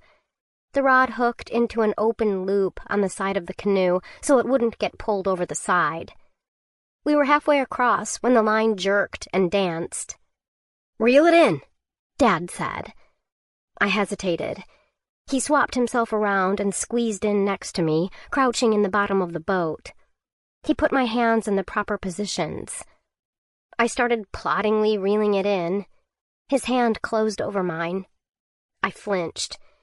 "You can't let it get too slack," he told me, "or he has room to get free of the hook. Bring him in quick." I cranked rapidly. The line stretched out into the water, taut and trembling, but I couldn't see anything underneath. I only knew there was a fish because of the twitching and jerking of the rod in my hands. I could feel every movement as the fish tried to get away. He strained, got tired, strained again, but even at his most frantic, the reel gave me the leverage to haul him in bit by bit. Then, suddenly, he was at the surface, a speckled, gleaming back appearing for a moment before diving below again. I could feel how tired he'd gotten. The jerks of the line that shot all the way through my arms were slower now, a few strong ones, instead of constant fluttering panic. I wished we could let him go. but my dad was hooting encouragement. I hauled back and whipped the lever around again, and then the fish was out of the water completely, hanging from the hook. He was the length of my forearm, and he arched back and forth in the air, his tail curling to the side with force that would have sent him shooting through the water. Useless in the air, though. "Bring him over the canoe," Dad said. It was an awkward procedure, with the rod still jerking this way and that as he tried to make his escape, but soon he was flopping madly in the bottom of the boat. Dad trapped the fish with a boot to its speckled side, and then he hit it 3 times sharply on the back of the head with a little weighted club. I jumped at every blow. Blood oozed from the fish's gills. They flared once, twice, slowly, as the fish gasped and died. My stomach churned. I'd never killed anything, or seen anything killed. "It was just a fish," I whispered. "It was just a fish," Dad echoed. He twisted the hook free. "But a very good fish who will feed us well. Out here you have to get your food honestly. It doesn't come in plastic wrap and styrofoam. You can feel bad for the fish, or the deer, or the rabbit, or whatever's on your plate. But I think you should feel thankful instead. Its meat keeps you strong, keeps you alive." "I think it would rather stay alive itself than keep me alive," I said. "The fish doesn't get a vote," Dad said gravely, and I stuffed down a laugh before it could escape. He waggled his eyebrows at me. "Now, why don't we go make ourselves a little fire, and I'll show you how to make this fella into lunch." My stomach growled. We'd had some dry pancakes for breakfast. They made the inside of my mouth feel gummy, like they soaked up all my spit, and I had only managed to force down one before I pushed my plate away. We came ashore, and Dad hauled the canoe up halfway out of the water. "Your mission, should you choose to accept it, is to gather kindling and wood for the fire," he said. "It's just for lunch, so we don't need much. Look for—" "I've been camping," I said. "I can figure out how to pick up sticks." I stomped toward the tree line. "Stay close," Dad called. I plunged into the trees. I kept moving until I couldn't see him directly, though I kept glancing back to make sure I could at least see where the trees ended. I didn't want to get lost in the middle of nowhere, Canada, on my first day here. As I kicked through the underbrush, stacking my arms with fallen branches, I pictured the heading we'd been on. I calculated speed and tried to remember exactly how long we'd flown. But I didn't really know where we'd started from, and to me, Canada was a big, endless stretch from North Dakota to the North Pole. No wonder Dad liked it out here, if what he wanted was to get away from people. Even if I wanted to, I didn't think I could tell anyone how to find us. A growl rumbled behind me as I reached for a fallen branch. I froze. Bear, I thought.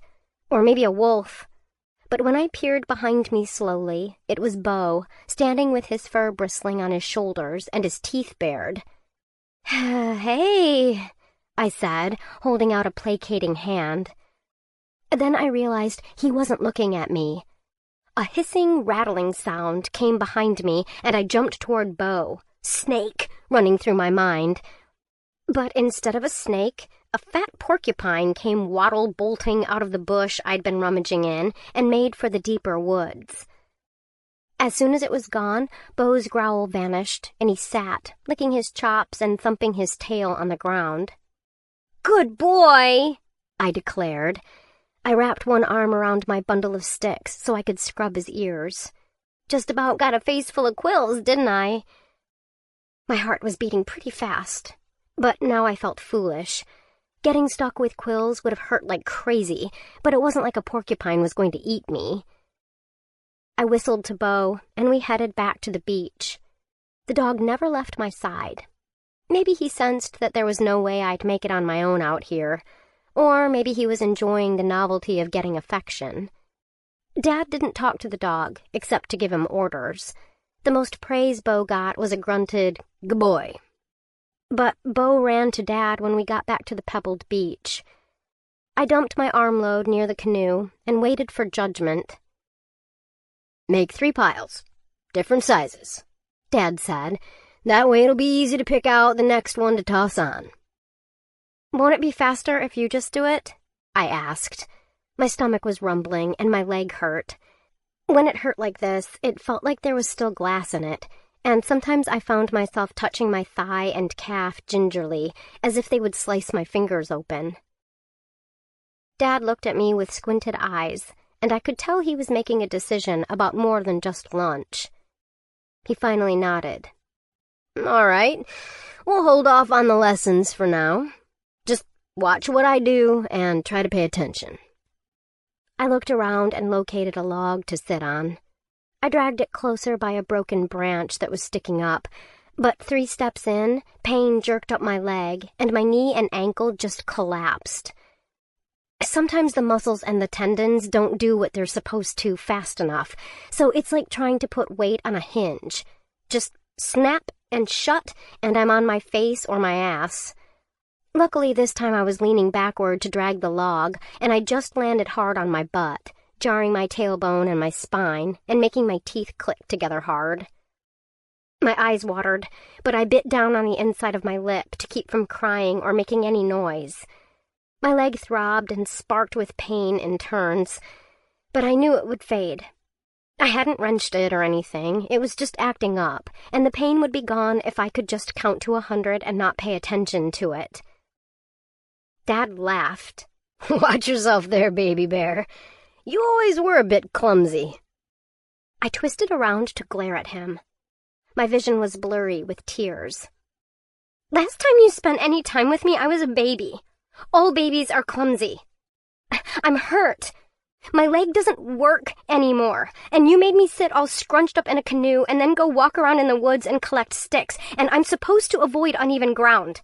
I'm supposed to stick to sidewalks, and I'm not even supposed to go up and down stairs without a handrail. So maybe you can tell me where to find the sidewalks out here. And how about a physical therapist? Because the social worker said you'd have to keep sending me to one. My doctors said it'll take a year for me to get better all the way. And if I'm not careful, I might not ever be able to walk right. And if you'd bothered to pay attention, you'd know that." Dad gave me a patient, pitying look. "Honey, you don't need a physical therapist. You'll get strong out here," he said. "Who do you think knows what you need better? Some overworked social worker who can't even remember your name? Or your dad?" "You didn't know my name," I said. "I haven't been Sequoia since I was a baby." That wasn't completely true, but it felt true and hot and right in my chest, like a burning coal, and I wanted it to burn him. "Christ, Dad!" "Don't say that," he said. "What, Christ? You don't want me to take the Lord's name in vain?" I rolled my eyes. "There is no Lord," Dad said. "God's just a lie the powerful people tell the little people to keep them in line." He gave me an even squintier look. "You're not religious, are you? Moira was never religious." "We went to church all the time," I said. It was a complete lie. When Mom was out of town and I stayed with my friend Michelle, we went to church on Sundays and youth group on Saturdays, but that wasn't very often, and she moved away a couple of years ago.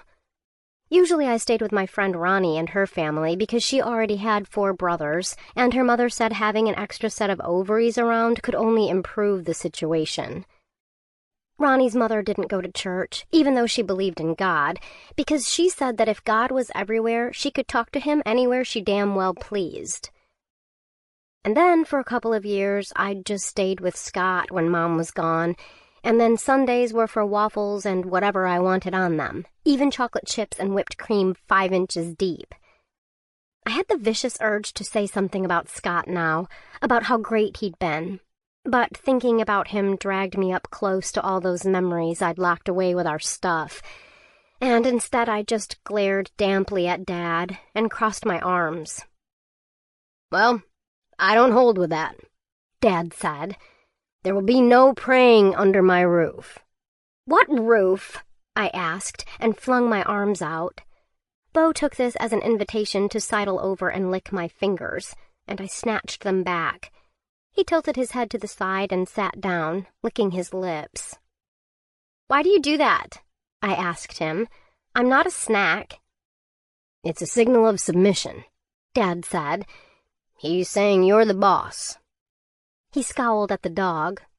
Took me 3 damn years to get that dog to listen to what I say. Maybe you should have tried asking nicely, I said. Dad grunted, and he shifted around to put his side to me. He started piling up little twigs and stuffing something white and papery from his pockets underneath them, making a sort of cone. Apparently we were done talking. No wonder Mom divorced you, I muttered. He jerked his head toward me, but didn't quite look in my direction, and then he put his head down and kept working.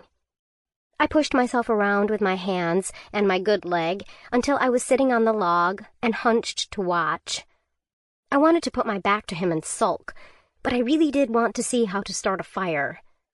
Ronnie's dad had always just brought a lighter and some of that quick chemical kindling that lights up fast and keeps burning forever. Dad didn't even seem to have matches. There are a lot of different ways to start a fire, Dad said. It sounded like he was talking to himself, even though I knew he wanted me to listen. If you're lucky enough to have a flint and steel kit like mine, it's easy as striking a spark and being a bit of a windbag. He was still angry, but the humor I'd heard in his voice when he talked to Griff crept back with that last sentence. He took out a piece of dark rock and a C-shaped piece of metal. Despite myself, I leaned forward to watch as the steel rasped and scraped along the flint, throwing sparks into the papery substance. Bark, I realized. Shredded birch bark. It took a few tries before sparks struck true enough to take, making pinpoints of glow on the bark. Dad bent over, bracing himself on the shore with his palms, and blew. The pinpoints flared and raced along the bark, making ragged gaps edged with molten orange as smoke boiled between the tiny twigs. Then another rough breath out, and the glows spat out thin fingers of flame that grabbed at the bottom of the twigs.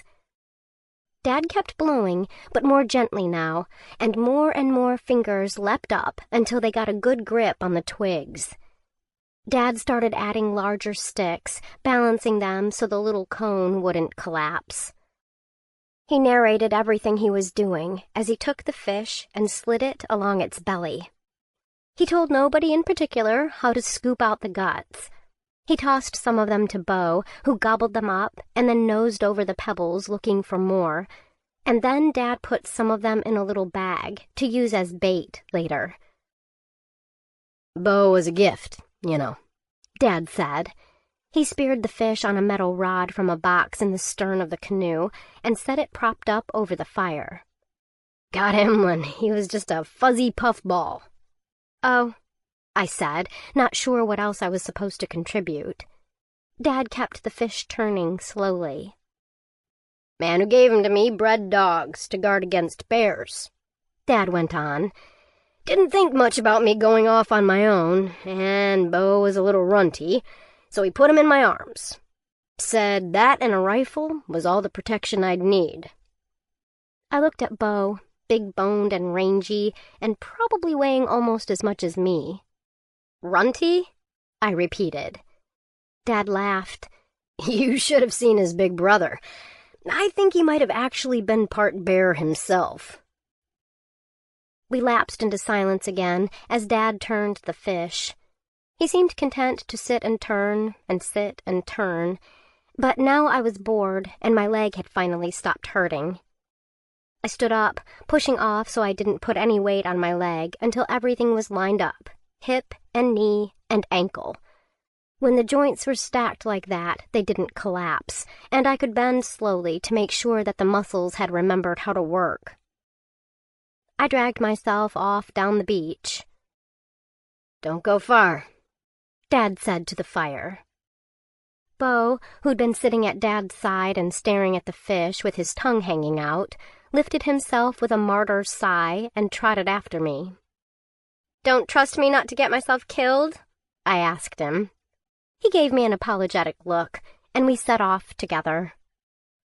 It was hard to pay attention to my surroundings when I had to pay so much attention to my walking. Step, big step, step, big step, step, big step, then step, wrong step, drag, limp, step. Will, my physical therapist, had huge shoulders and swoopy hair, and he wore this big doofy grin all the time. His favorite thing to say was, "You can do it! You just need the will!" Like it was the funniest, cleverest thing anyone had ever come up with. The first time he said it, I glared at him. The next 3 times, I rolled my eyes, but by the time we got up to 10, 20, 30 times, I started giggling or groaning. He said that if I was annoyed at him, I didn't think about how much it hurt, and if I was laughing, I didn't mind how much it hurt. I didn't know if that was exactly true, but it didn't take long for me to want to make Will proud of me. And so I pushed and pushed, even when I wanted to cry. And then he had to start telling me to take it easy, but by then he'd done the important thing. He'd convinced me I would get better. He even told me it was okay to get frustrated, and to cry, and to want to give up. He gave me a trigger for when I felt like that, so I could get out of it again. I would let myself feel awful for a while, because feeling awful can feel really good. But I had to decide on an amount of time. 10 minutes, 5 minutes... And at the end of it, I had to snap my fingers and say, "That's enough of that, mopey head," in as chirpy and happy a voice as I could. After that, I was allowed to go back to moping if I really wanted to. But somehow it worked.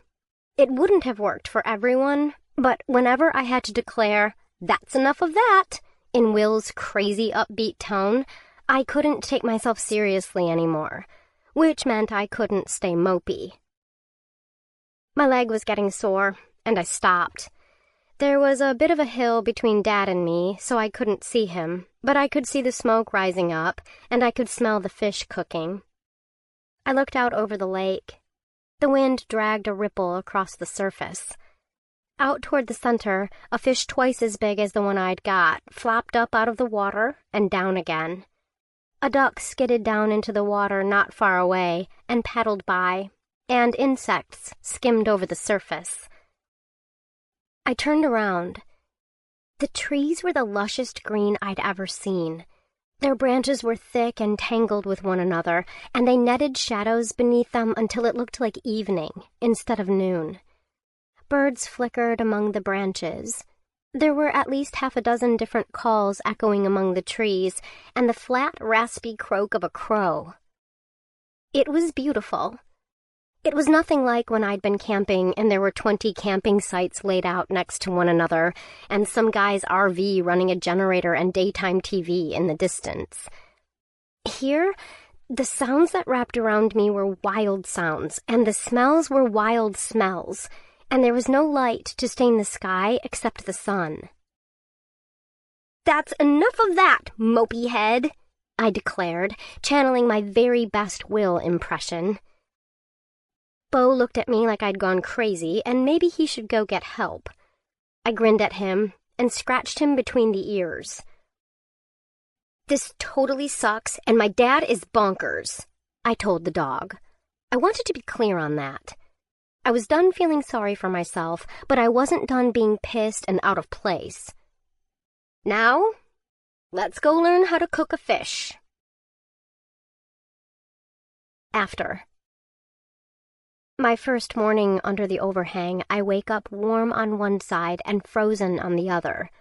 Every muscle in my body aches. I press myself against Bo and whimper. He licks my cheek, then heaves to his feet. I protest, "Come back!" But he's already gone, trotting off into the clearing. I stay curled on my side, my mom's photo in my hand. My thumb covers the version of me in the photo, leaving just Mom, looking right at me. I lie there for a long time. I don't think I can do anything else. I try to sleep again, but it's too cold. The clouds are still thick over the sky, and dew dampens everything. I should have changed my clothes before I fell asleep. If it wasn't for Beau, I might have frozen to death in my wet jeans. At least I have other clothes, and food, and water. 2 rain-filled jars, safe to drink without boiling, and the 3 from the lake whenever I can get a fire started. But my food and my water and my clothes are down at my feet, and I can barely move. I gather my strength for about 30 seconds, and then I roll onto my belly. I pull myself with my arms and push with my good leg and get myself facing around the other way. The overhang is even better than I thought. Even with the rain that fell overnight, it's dry and dusty. I'm the only wet thing under here. I have to get into dry clothing. My rain shells kept my torso dry and relatively warm, but my legs are freezing. First, though, I grab the jar of salmon. Propping myself up on one arm, I cram 3 fingers into the jar and pull out chunks of pink meat. I have never tasted anything so good.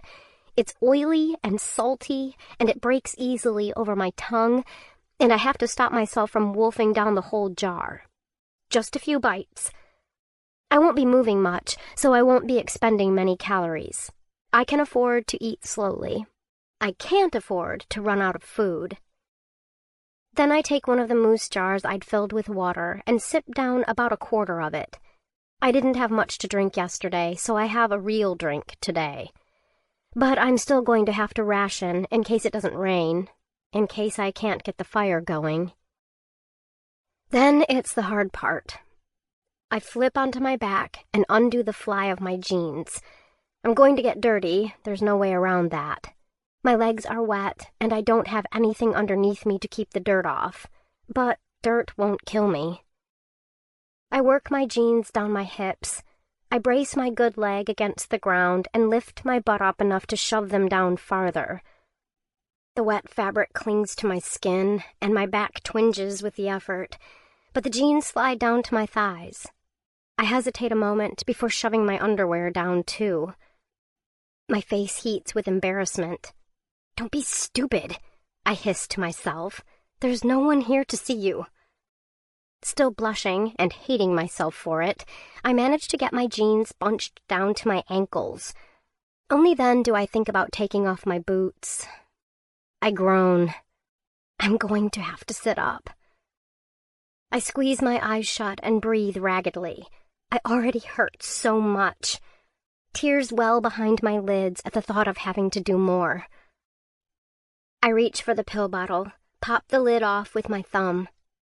Not many left. But saving them won't do me any good if I don't last long enough to use them. I swallow one with a mouthful of moose water and let myself lie still, loose clothes covering my bare legs to keep them warm. When the ache starts to fade a bit, I know it's time. I brace my hands under me and ease myself up. It's like everything is tearing all over again. I cry out, but I keep pushing.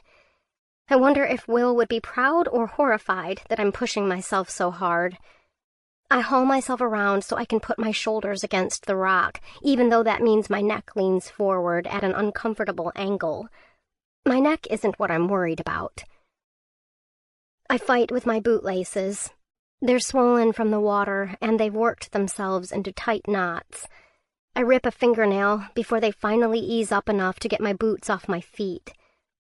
I strip my socks, then the jeans and underwear, and now I'm naked from the waist down and still freaking cold. Getting new clothes on isn't quite as bad as getting the old clothes off. I use an extra pair of underwear to dry my legs off first. I figure no one's going to complain if I have to wear the same pair 2 days in a row out here, and better to use wet underwear I don't need than a wet shirt I do. I put it with the rest of the wet clothes and wriggle into my other pair of jeans. Only 2 pairs. I have to get the other pair dry somehow. I need fire. It keeps coming back to that.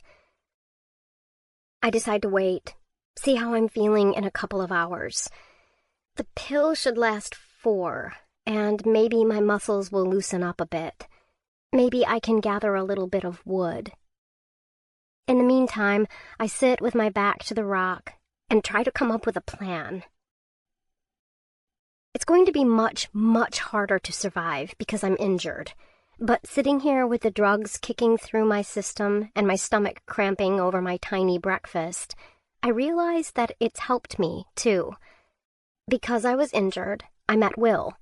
And because I met Will, I know Will's important true things, which was a silly name for what were really just ways of getting me to think right, so that I'd be able to get better.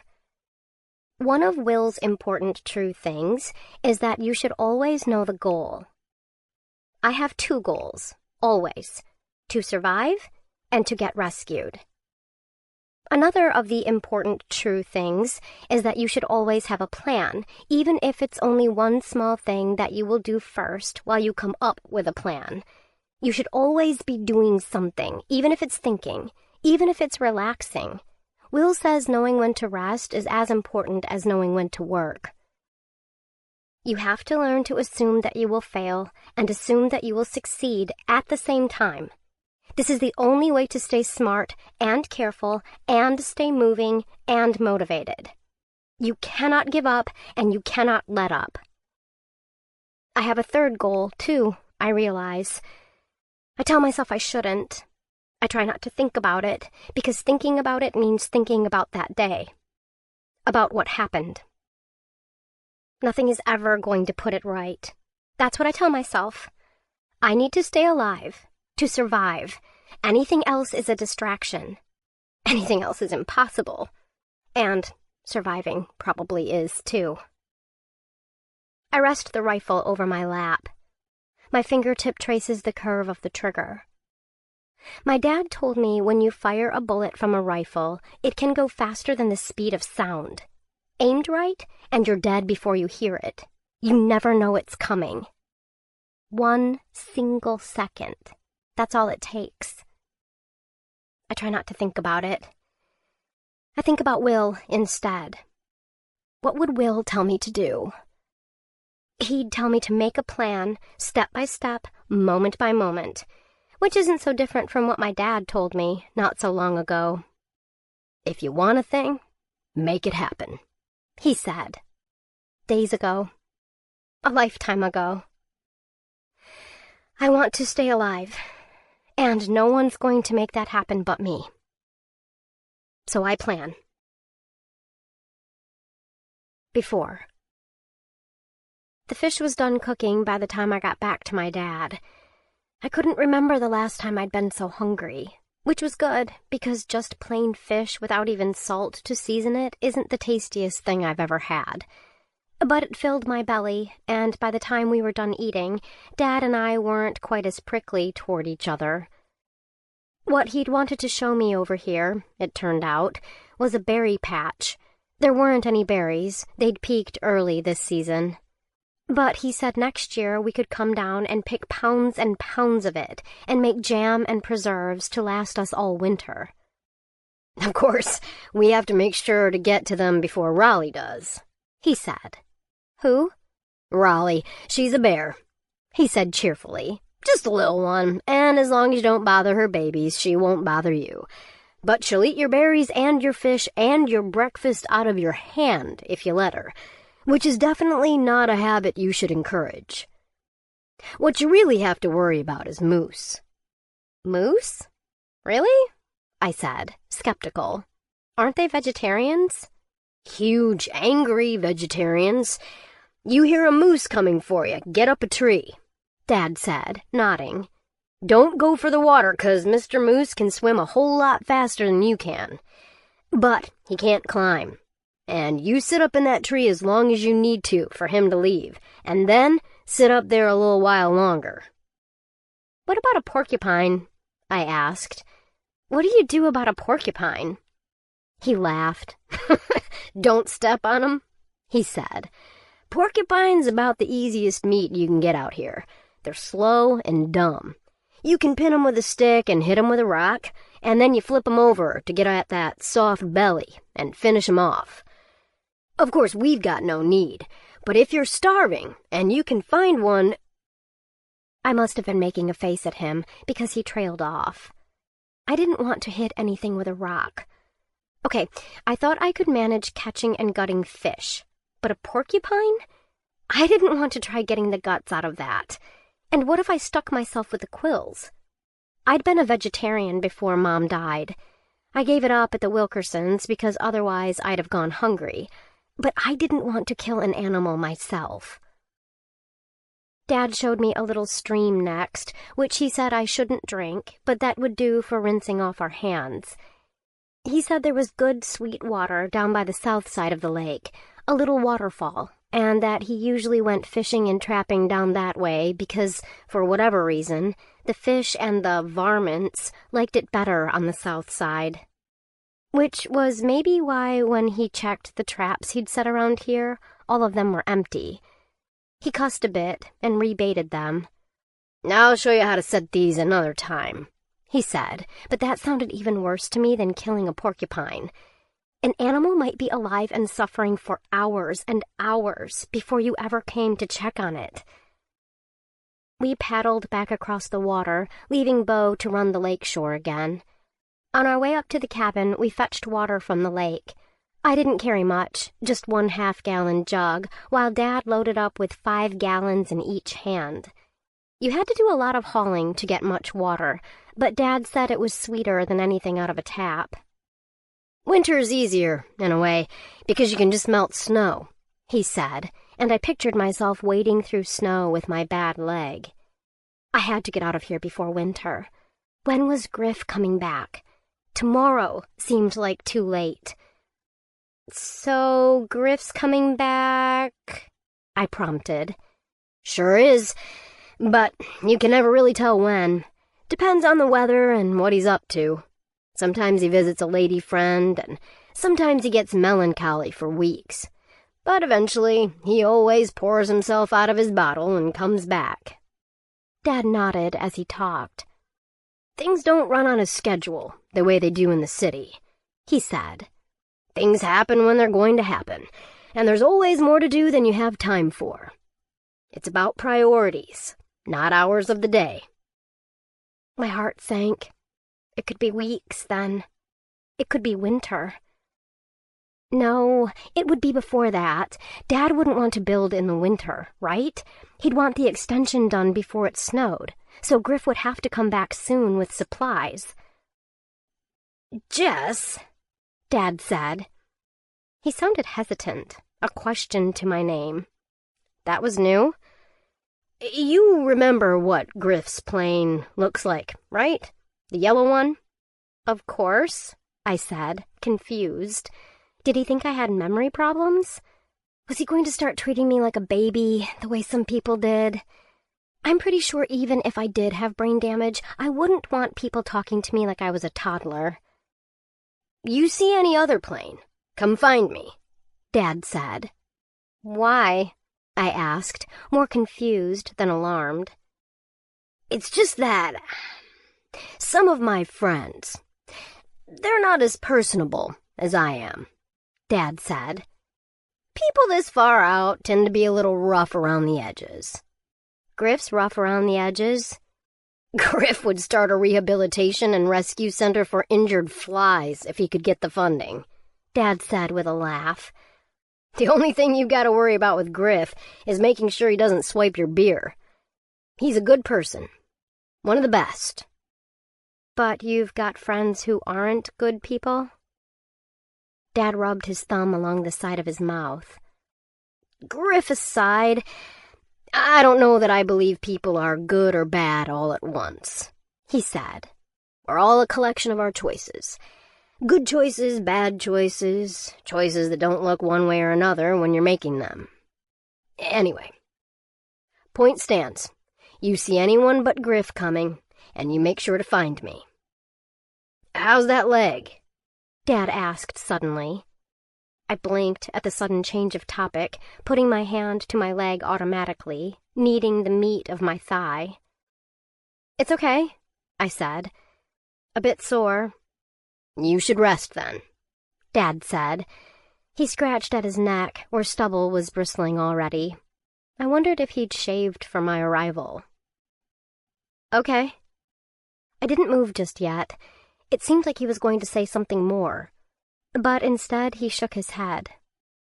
I walked back to the cabin. Bo started to follow until Dad whistled, and I walked the rest of the way alone. Step, drag, step, drag. I had worn myself out too much. I sat on the bed and took out the picture of Mom.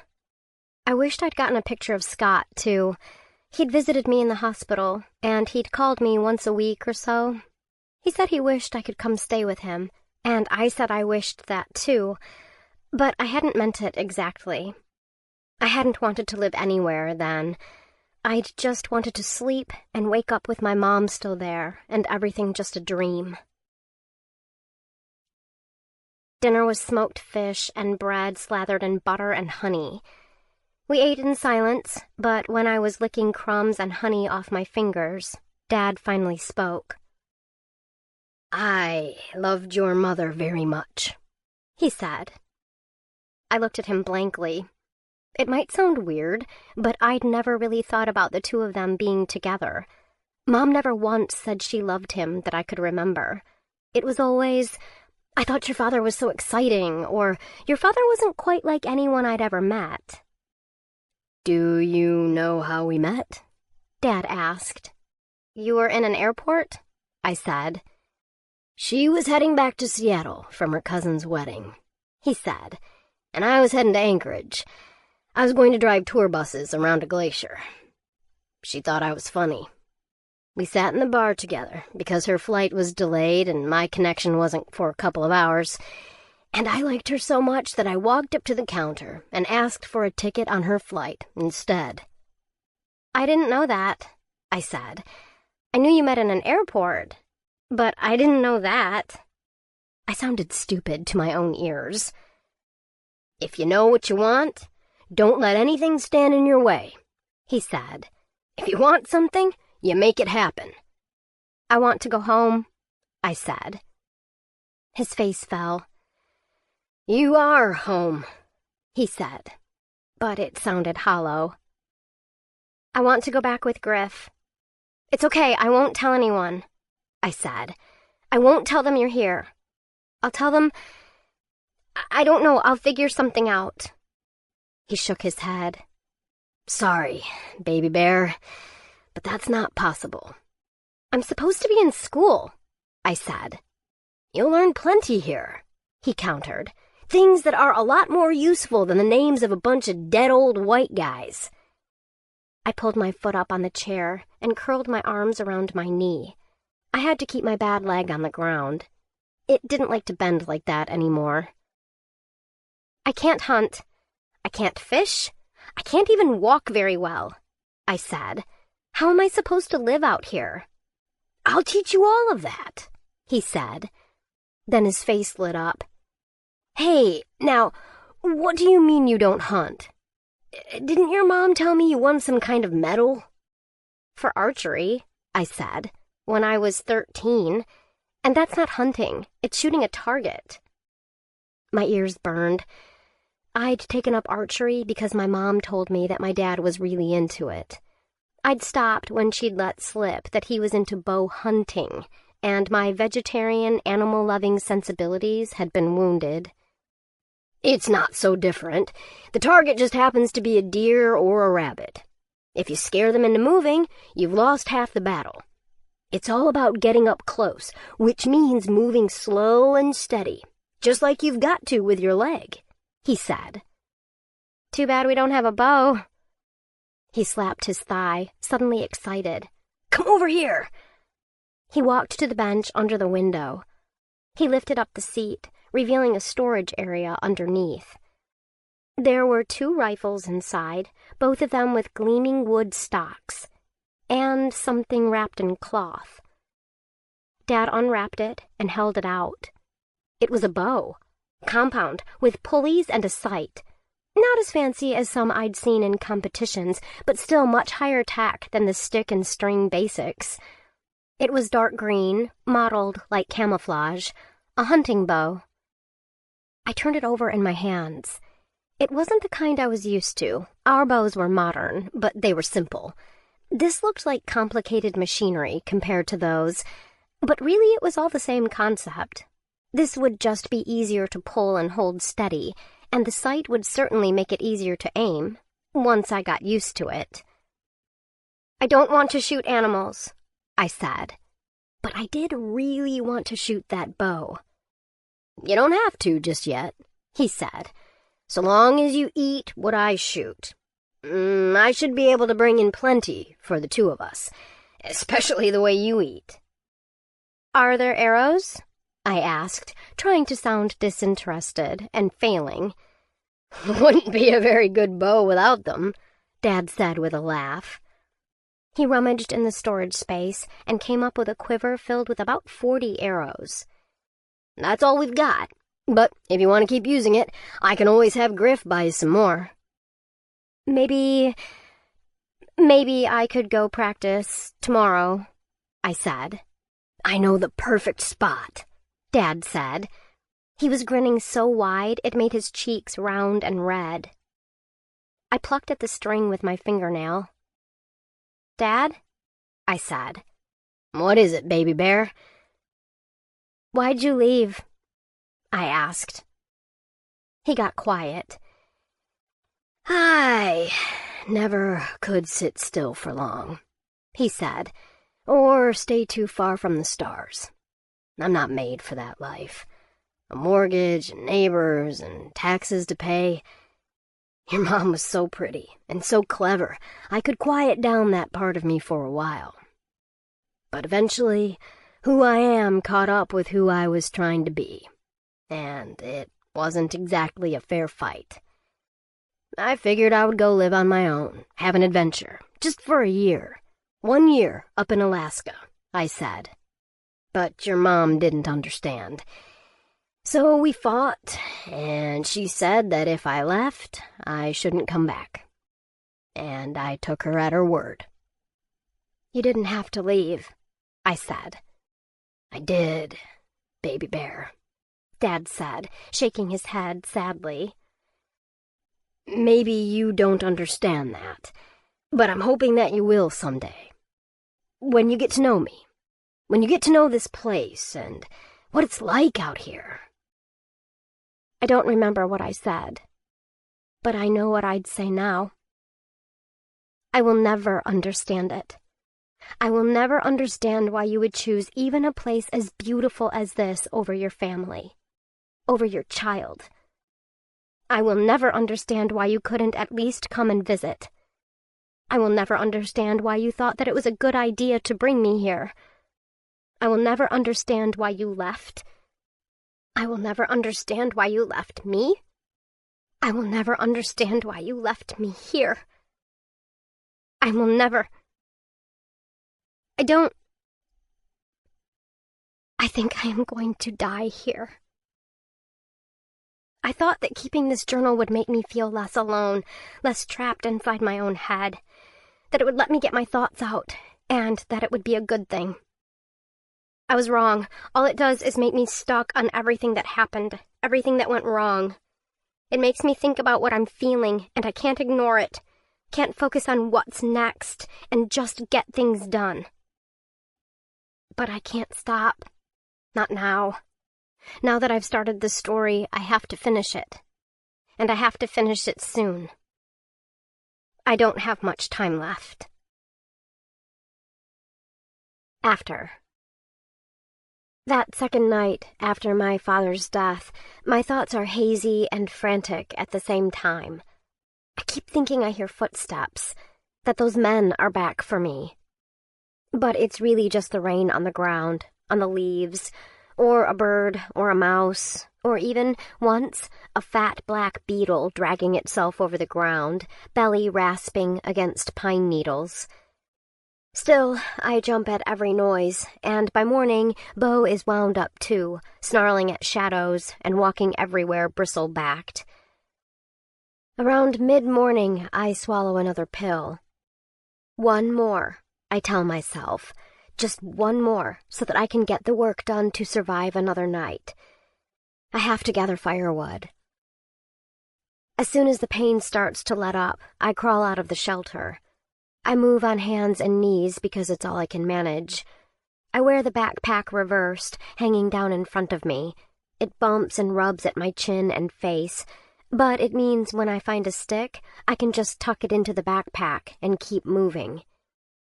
I crawl all over the clearing, filling my backpack with the driest wood I can find.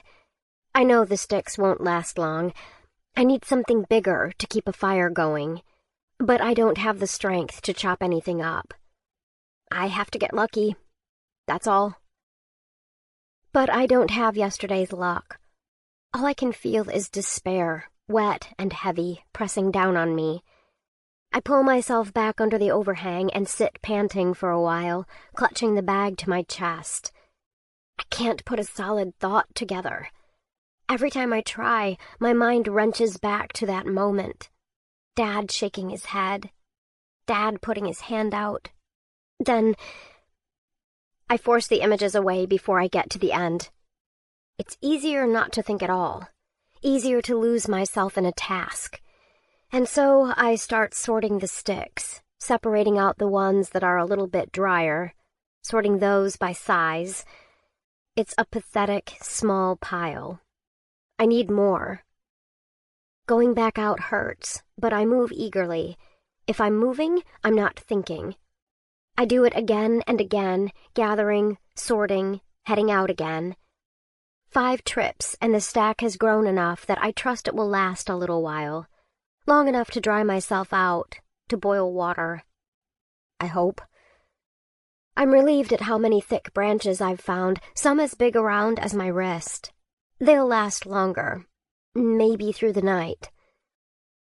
I indulge myself with another few bites of salmon and 3 swallows of moose water, and then I realize that I don't have any tinder.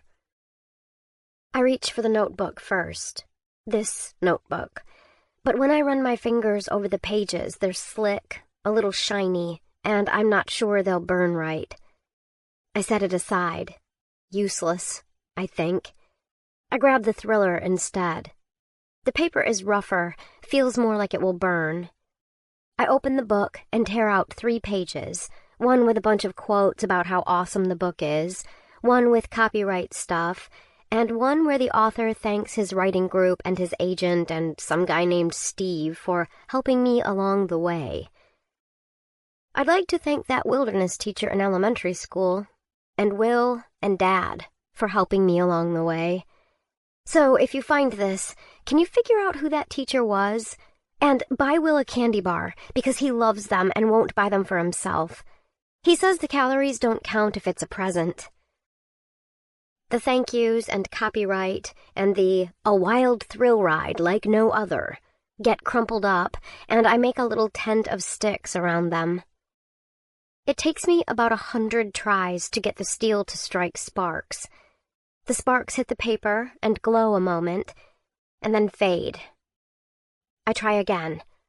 All I get are little black specks peppering the pages. I scrape at the flint and steel again and again, blow, pray, but every time the little orange-red dots fade out in a second or two. I sit back. My eyes prickle with tears, but I clench my teeth and will them away. They won't help me. Thinking about what happened won't help me. The only thing that will help is figuring this out, and so that's what I'm going to do. All right, I'm doing something wrong. What? The paper is thicker than the birch bark Dad used. And the bark, Dad had shredded it. So maybe if I shred the paper... I grab the knife from the tackle box and smooth out the paper. I shred it as finely as I can with the knife. My hands shake. I keep missing where I mean to cut, and tension creeps up between my shoulder blades until I want to scream. I stop. Shake out my hands. I start to hum. Nothing in particular, just humming, giving my brain an extra tiny something to focus on so I stop obsessing over the exact path of the blade. Just cut and cut and cut. It doesn't have to be neat and pretty, and it's not. It's sloppy, and there are chunks that are too big and bits that escape the pile. But then I have a raggedy stack of fine strips, and I fluff them all into a ball, like a bird's nest. I take a deep breath, then strike the sparks again. As soon as they hit, I bend and blow gently on them. Smoke rises in a thin, curling line. I do cry then, a wet, blubbery bunch of sobs that seize up my chest and make my back ache. And in the time it takes me to get myself under control, the sparks have gone out again. But this time I know it will work. It takes 2 more tries to get a small flame going, and I almost blow it out from puffing too hard. It takes an eternity to figure out how to blow enough air but not too much, to get the flames licking up, to get them to catch the sticks. But finally, I have a little fire. I feed it very, very slowly, waiting until it's getting smaller before I give it more food. I open the tackle box and drape my clothes over it near the fire, hoping that will help them dry, and then I lie on my side. The rest of the wood is in arm's reach, and so is the fire, and keeping it fed is about all I can do. I can't sleep very well with the pain, but it's just as well.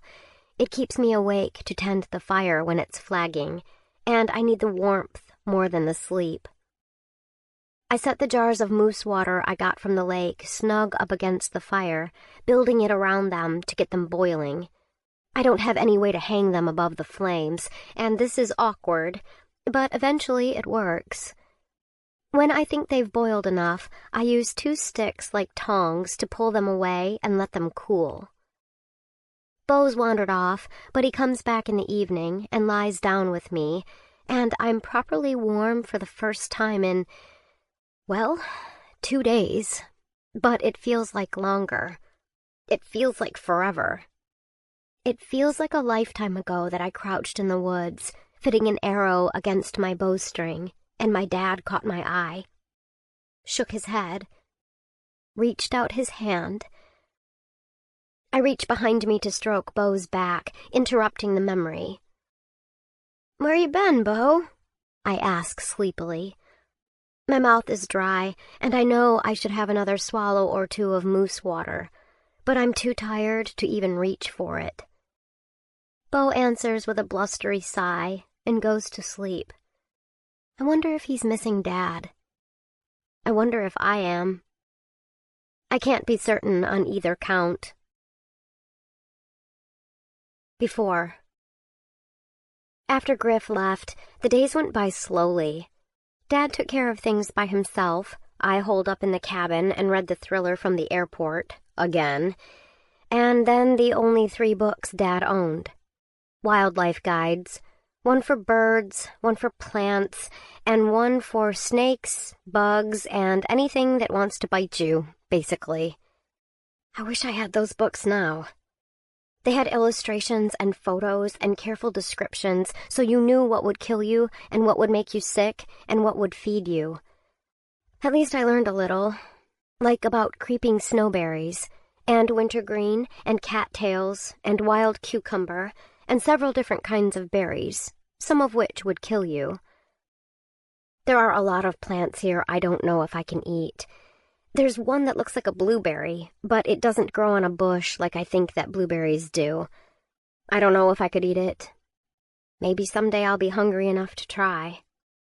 But the berries are gone already. So, on the plus side, I won't be tempted to try eating something stupid. On the downside, well, you know the downside. On the 4th day in the cabin with Dad, I heard the sound of a plane, and I ran outside, forgetting for a moment how much it hurt to run. I was limping by the time I hit the pebbled path, but it was worth it for the moment I saw that dot of yellow coming close and knew it was Griff. I waved frantically, long before he could probably see me, and kept on waving until the plane came down, chasing a ripple across the surface of the water, and then making its own. Griff yelled and waved when he hopped out of the cockpit. He brought the plane up close to shore and loaded up his dinghy with sacks before coming in. "How you been, Jess?" he asked when he was on dry land. I didn't know quite how to answer that. "I'm glad to see you," I said. "Griff, I need you to take me home." I said it like it was a done deal. He looked puzzled and scratched his scalp. "Seems to me you are home, Miss Jess," he said. "I mean back to Alaska," I said. "Or just as far as a bus that'll take me to Seattle. I can't stay here, Griff." "Well," he said. He stopped and gave a kind of convulsive nod. "Well, I'll have to talk to your dad about that, won't I? But in the meantime, why don't you take a look at what I brought for you?" He reached back and picked out a sack that was tied off with a ragged red ribbon. He held the sack out to me with a sheepish smile. It took some doing to get my fingers between the ribbon and the sack and work it up over the neck of the bag, since the knots had pulled themselves tight. I peered into the sack. Inside was a blue and pink backpack with a big cartoon kitten on it. I looked up at Griff. He was ear to ear with one of those big grins, and he waved both his hands at the sack excitedly. "Go on," he said. "Open it up. There's more." I pulled the backpack free of the bag. It was a cheap kid's backpack, the kind that feels light and thin and has a kind of shiny vinyl on the front. Inside was a notebook. This notebook, in case you couldn't guess. It is the most out-of-place thing for miles. I mean, other than me. It's pink, the same pink as the ribbon on the backpack cat's head. It's spiral-bound with 80 wide-ruled pages. I write 2 lines for every rule to save space, and in the margins, too. And on every left-hand page, there's a watercolor of a dancing pony smiling under the lines, and on the right-hand page, there's a watercolor of the words, "You're awesome." The cover has 3 dancing ponies, so you know it means business. Also in the bag was a pack of gel pens in rainbow colors. So far, I've bled the Burberry blue one dry, and I'm working on the vivacious violet. I figure that'll last another few pages, and then you get to experience the Princess Pink one. I'll probably never get to the "Oh, wow, orange." What the hell does "Oh, wow, orange" mean? I have no idea. The fox that haunts my campsite stole the mint green pen a while back, but I found it all chewed up. If I take it apart, I can put the little ink tube in one of the used-up ones, maybe. But, like I said, I probably won't last that long. I managed a "Thanks, Griff," and didn't even put a question mark at the end. "I thought you'd like that better than the old duffel to keep things in," Griff said. "That was really thoughtful, Griff," I said. He looked pleased. Dad and Bo came out of the woods then, Dad with his rifle in hand. The rifles looked so much alike I couldn't tell one from the other, but I knew one was for hunting deer and one was for smaller animals, like birds and rabbits. He had a rabbit over his shoulder now, gripping it by its back paws. Its muzzle was rimmed with blood, its eyes wide and empty. I looked away.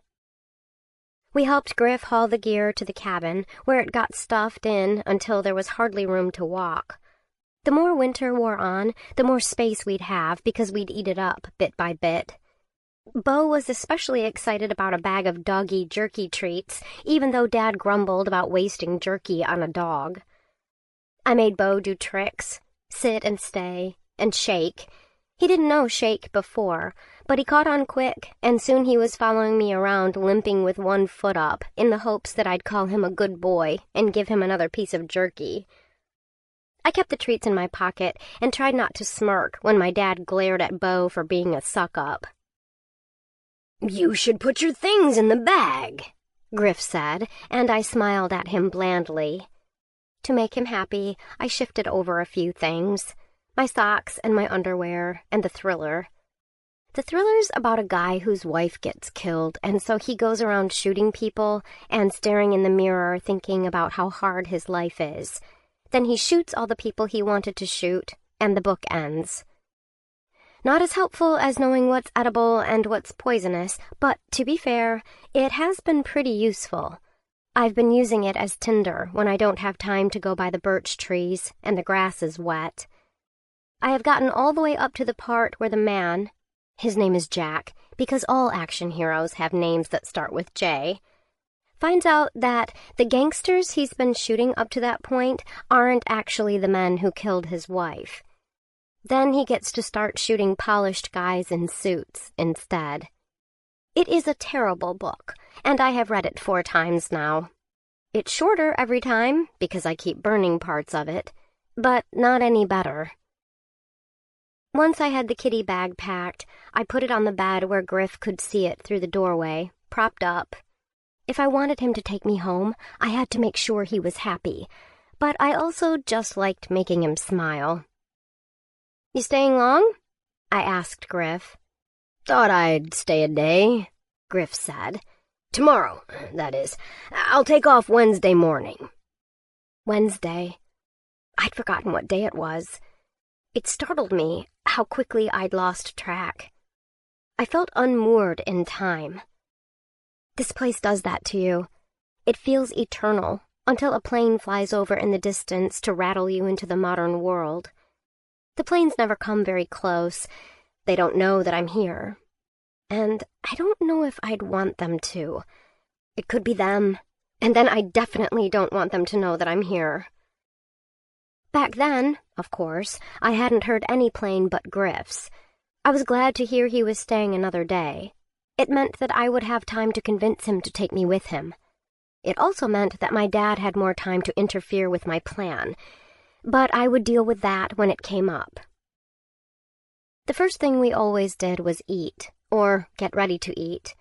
Today that meant skinning the rabbit, which Dad did out back, and I didn't watch. I wish I had. I caught a rabbit once and skinned it, but this is the method I know how to use. Stare at the rabbit.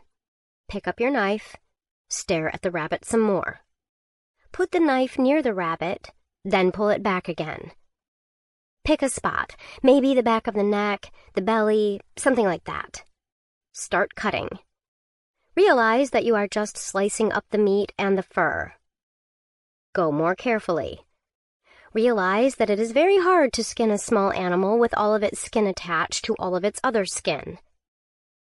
Cut off the rabbit's head because that seems like something you have to do eventually anyway, and plus it keeps staring at you. Start at the neck, sliding the knife in and sort of sawing under the skin. Continue to mangle the rabbit until you reach the paws. Stare at the paws. Chop the paws off. Finish mangling the rabbit.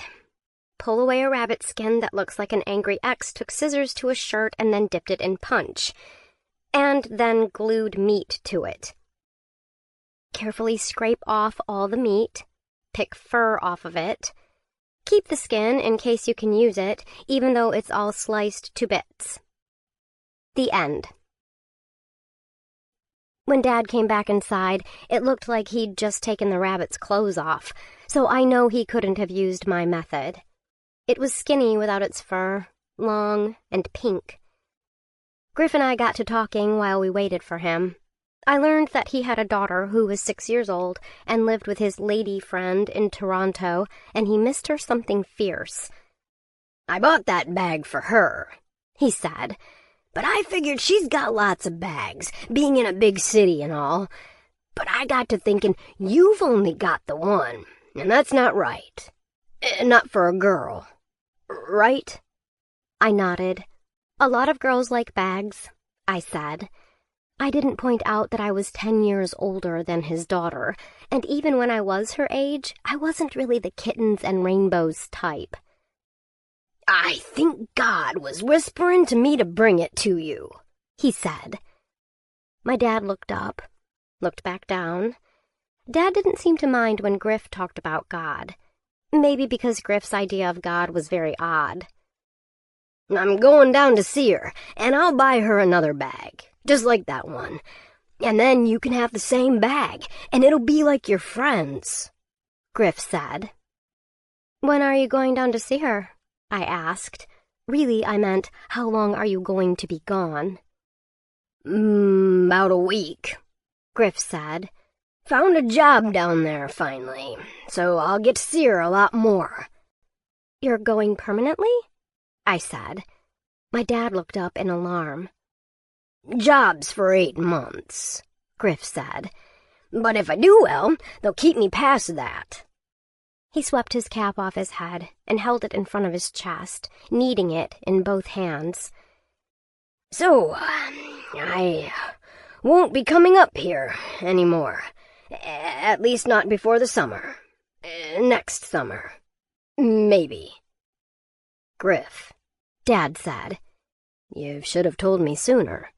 Wasn't sure until just yesterday, Griff said. That's why I came out early, to tell you, and to make sure I got to see you. We depend on you, Griff, Dad said. He was using me, we depend on you, to make Griff feel bad. I thought that you lived off the land, I said dryly, wanting to defend Griff even if I wanted him to stay.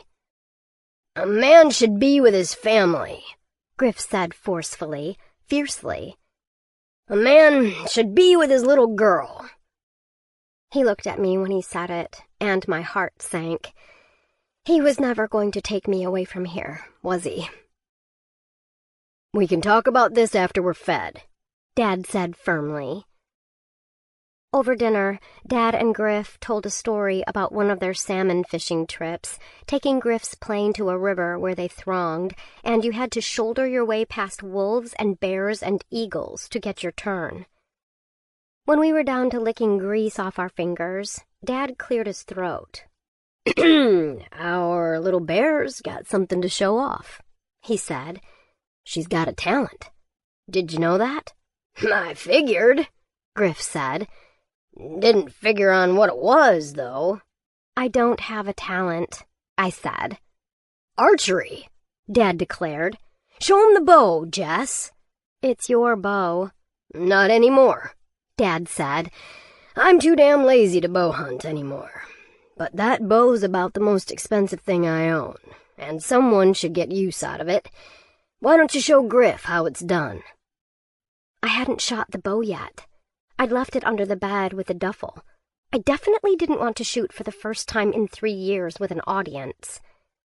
But Griff looked eager, and it was going to take a hell of a lot of goodwill to talk him into taking me. So I slid off my chair and fetched the bow. Griff clapped his hands together. We traipsed outside. Dad picked out a target for me, a tree that listed toward the lake. He was going to chop it down anyway, since a good storm would knock it over soon. It was a really skinny tree, and it wasn't exactly close, either. I checked over the bow to buy myself time. The arrows were nasty things, metal, made for punching through an animal's hide and bringing it down. Not exactly meant for target practice. Show us how it's done, Dad said. For one paralyzed moment, I didn't remember how to shoot at all. Checklists, I thought. Take the proper stance. Side to the target, feet spread for stability. Straight shoulders, arrow to the bow. Check the target. Distance, wind. Raise the bow. Draw. Elbow bent straight back. Think flat. Flat like a single plane. Like you're a sketch on a piece of paper. Aim. Aim higher than the target. Arrows arc. Breathe in. Breathe out. Loose. The arrow sailed past the tree and vanished into the woods with a flurry of leaves and branches. Dad and Griff laughed. My cheeks turned blazing hot, and I fumbled for another arrow. I haven't shot since I was 13, I said. That wasn't so long ago, Dad said. 3 years? I didn't even know if he knew how old I was. Did he even know what year it was out here? I tried to shoot again, but this time I was rushed and angry, and my hand jerked at the last minute, sending the arrow too high and too far right. 2 arrows gone, and I hadn't even come close. Griff and Dad started jawing about some hunter who'd accidentally shot his own dog, and I wondered where Bo was. I hoped he wasn't out behind the tree. Arrow number 3. I shut my eyes and counted to 5, trying to block out Griff and Dad's voices. I could do this. I'd won a medal, hadn't I? I just had to get my arms to remember what my mind still knew. Eyes still closed, I drew the arrow. I focused on the way it felt under my fingertips, felt its weight, heavier than I was used to, I remembered. And when I drew the bow, testing, it was much easier than I was used to. I'd gotten older, gotten stronger, and the pulley system was designed to make the draw easy. Too smooth. It was throwing me off. I eased the bowstring again and lowered the bow before opening my eyes. There was the target. I raised the bow again, drew, released, all in one steady motion, one steady breath. The arrow thunked into the tree. I wish I could say it was dead center, but it was a little to the side and higher than I'd meant it to be. But it hit.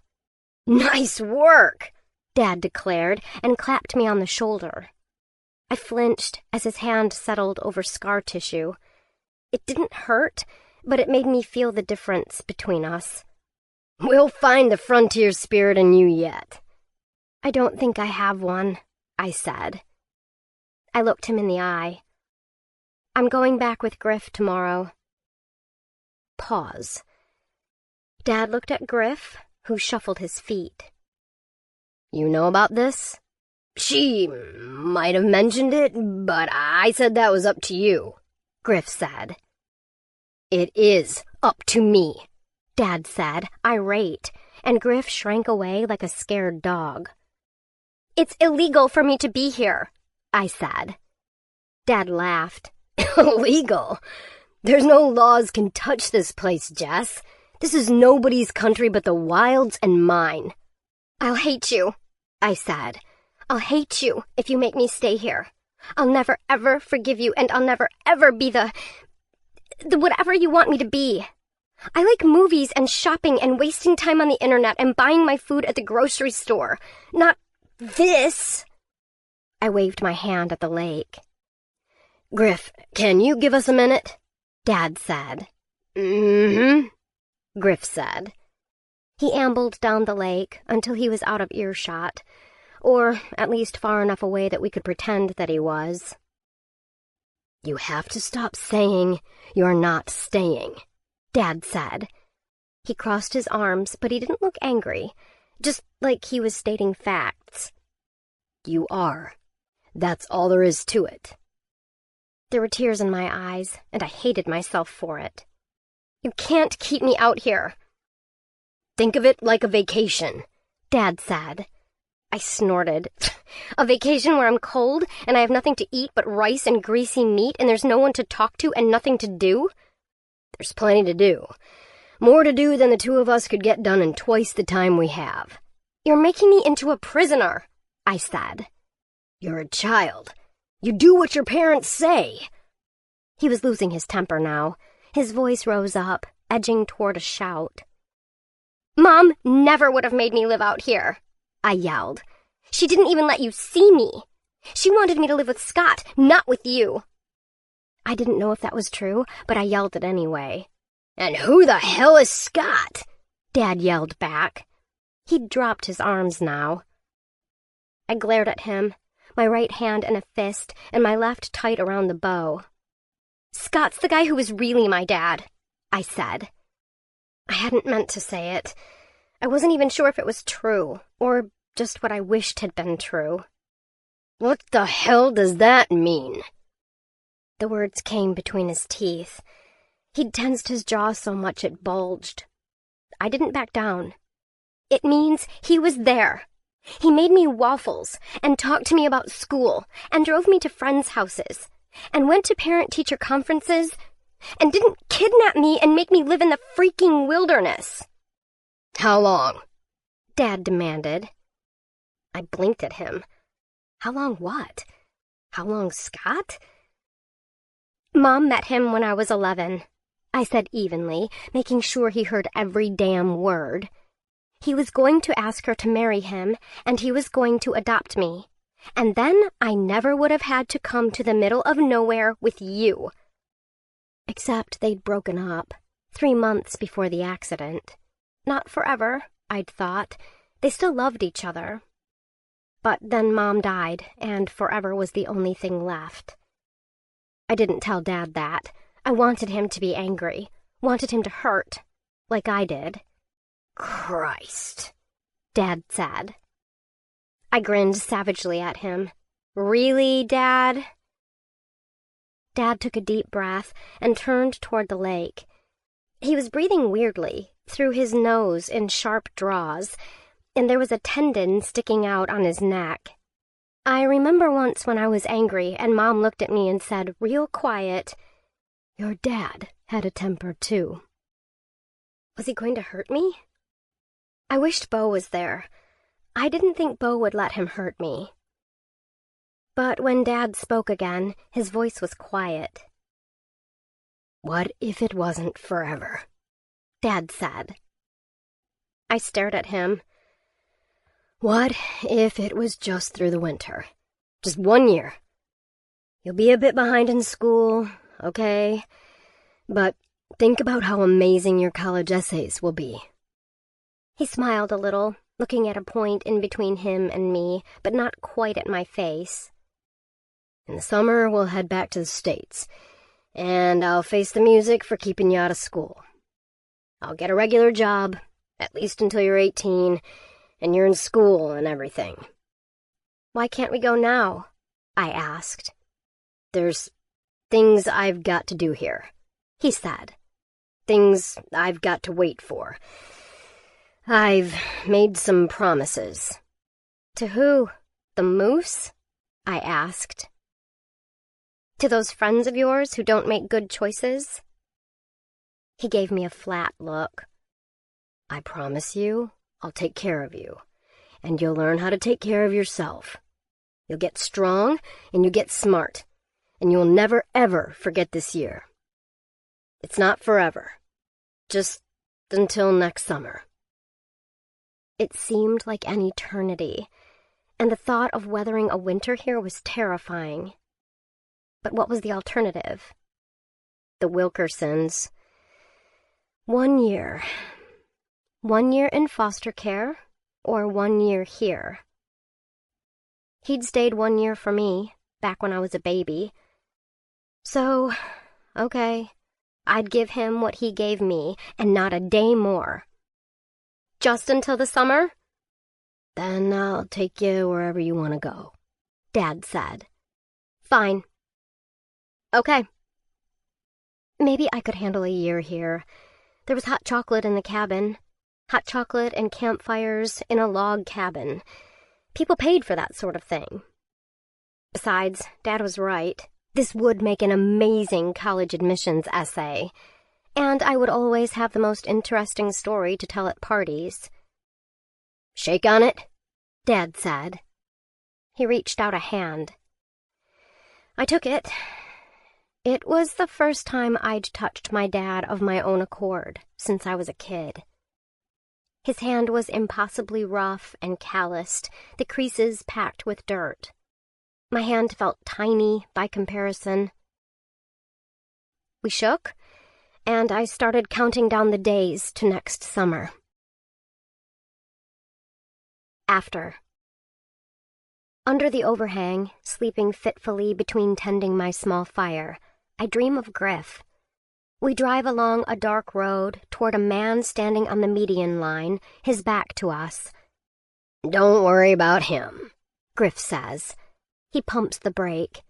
Look at him ski-daddle. But he doesn't. He turns.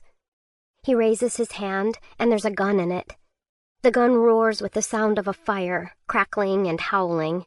Griff's head kicks back. The air fills with red blood like mist, and it's all over my clothes, it's all over my hands, and my face, and in my mouth. I scream. The screaming wakes me. It wakes Bo, too, and he leaps up, snarling into the dark. I sob, pulling myself into a little ball. The fire is out. I've slept too long. Bo, I say. I wish Dad was here. It's not the same as missing him, exactly. I worry then that there's something wrong with me, that I want my dad's help, but I don't know if I loved him enough to really miss him for his own sake. Bo heads off to patrol the clearing. Does he even understand that Dad is dead? When he leaves, is he looking for him, roaming the woods to try to catch his scent? Does he go back to that spot, to the grave? I hope he knows that Dad is dead, that he isn't coming back, because it's awful, but worse would be waiting for him to come back. With Bo gone, there's no one to see the slow, awkward process by which I crawl out from under the overhang to pee. When I have my jeans buttoned again, my cheeks raked with tears more angry than sorrowful, I make my way around the clearing again. I think I can stand, but I stay on all fours for now and keep going until my limbs start trembling. I have twice as much to do as yesterday. I don't start the fire just yet. I drink the boiled water, flat tasting but palatable, and eat a small meal. Only a few bites left of the salmon. It takes everything I have to screw the top back on instead of gobbling it down. When I've cleaned my fingers on my jeans, I open the tackle box. I'm not ready to go fishing yet, but I should know what's in there. I start to inventory everything, setting things out carefully on a white t-shirt so I won't lose track of them. All the expected gear is there, and a gift, a can opener. The compact camping kind, slightly rusted, but it means that I have a way to get the can of peaches open without using the knife. My mouth starts watering, imagining the sweet syrup, the slippery slices melting in my mouth. But I force myself to set the can opener aside. Not yet. Not yet. Although, is there any point to denying myself? It assumes that eventually I'll find other food. Maybe it would be better to enjoy it all now, one big meal, rather than just stretching out the time it takes to starve to death. But if I think like that, I've got no chance. I push to my feet before my willpower fails me. I sling the rifle over my shoulder. Building the shelter will have to wait, again. I need more food, quickly, and more water. I pack 4 of the moose jars, 1 full and 3 empty, 1 to drink along the way, since I'm sure I'm dehydrated, even if it's lost in the stew of other signals my body is sending me. Pain and hunger and weariness and fear. I bring the rest of the salmon, too, and then head out, walking stick in hand. I take my time. Every step takes conscious thought, and I lean on my walking stick heavily. If I wasn't so used to pain after the last few months, I don't think I'd make it. If I weren't hurt before, I wouldn't be able to stand it now. If I weren't hurt before, I wouldn't be here at all. I stop to rest every 100 steps, leaning against my makeshift cane. I don't dare sit down. I don't know if I'll be able to get up again. By the time the lake comes into view, my breathing is tight and labored. I breathe through my teeth, hissing in with one step and out with the next. But I'm here. The canoe has filled with rain. I shouldn't have tipped it over. Idiot. I was barely able to turn it when it was empty. No way can I empty it out now and still have the strength to, well, do anything. Cursing myself, I walk toward the burnt buildings instead.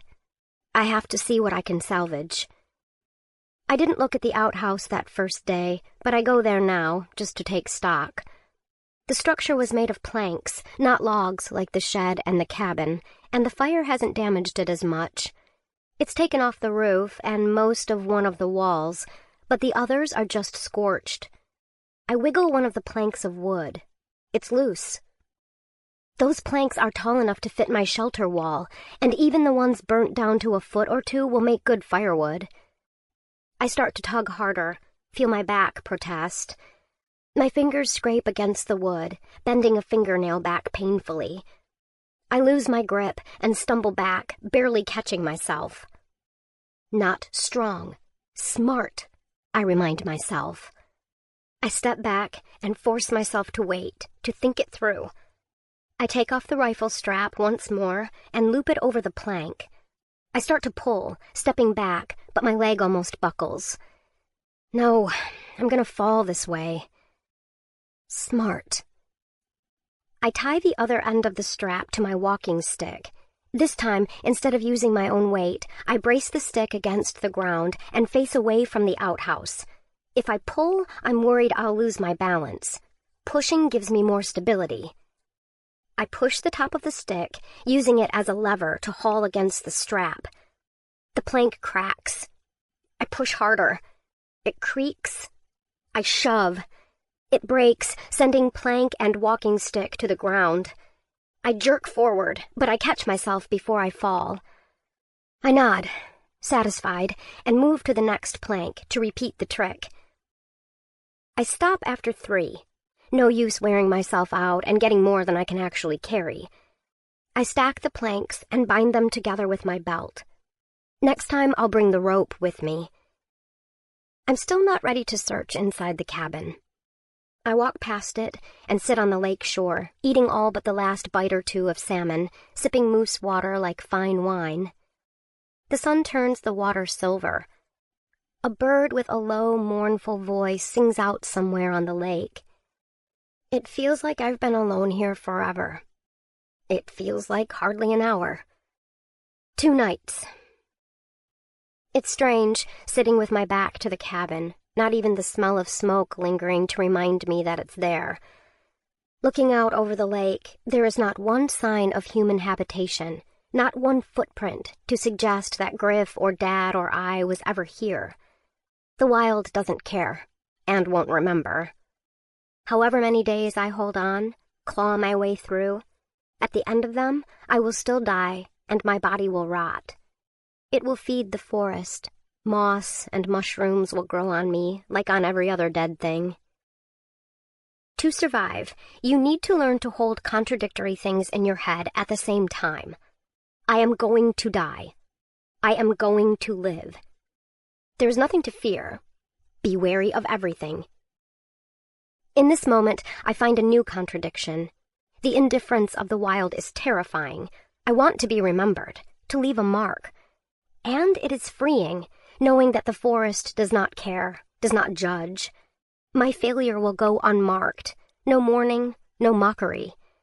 For the first time in my life, there are no expectations of me at all. The only thing that matters is what I want, what I can do.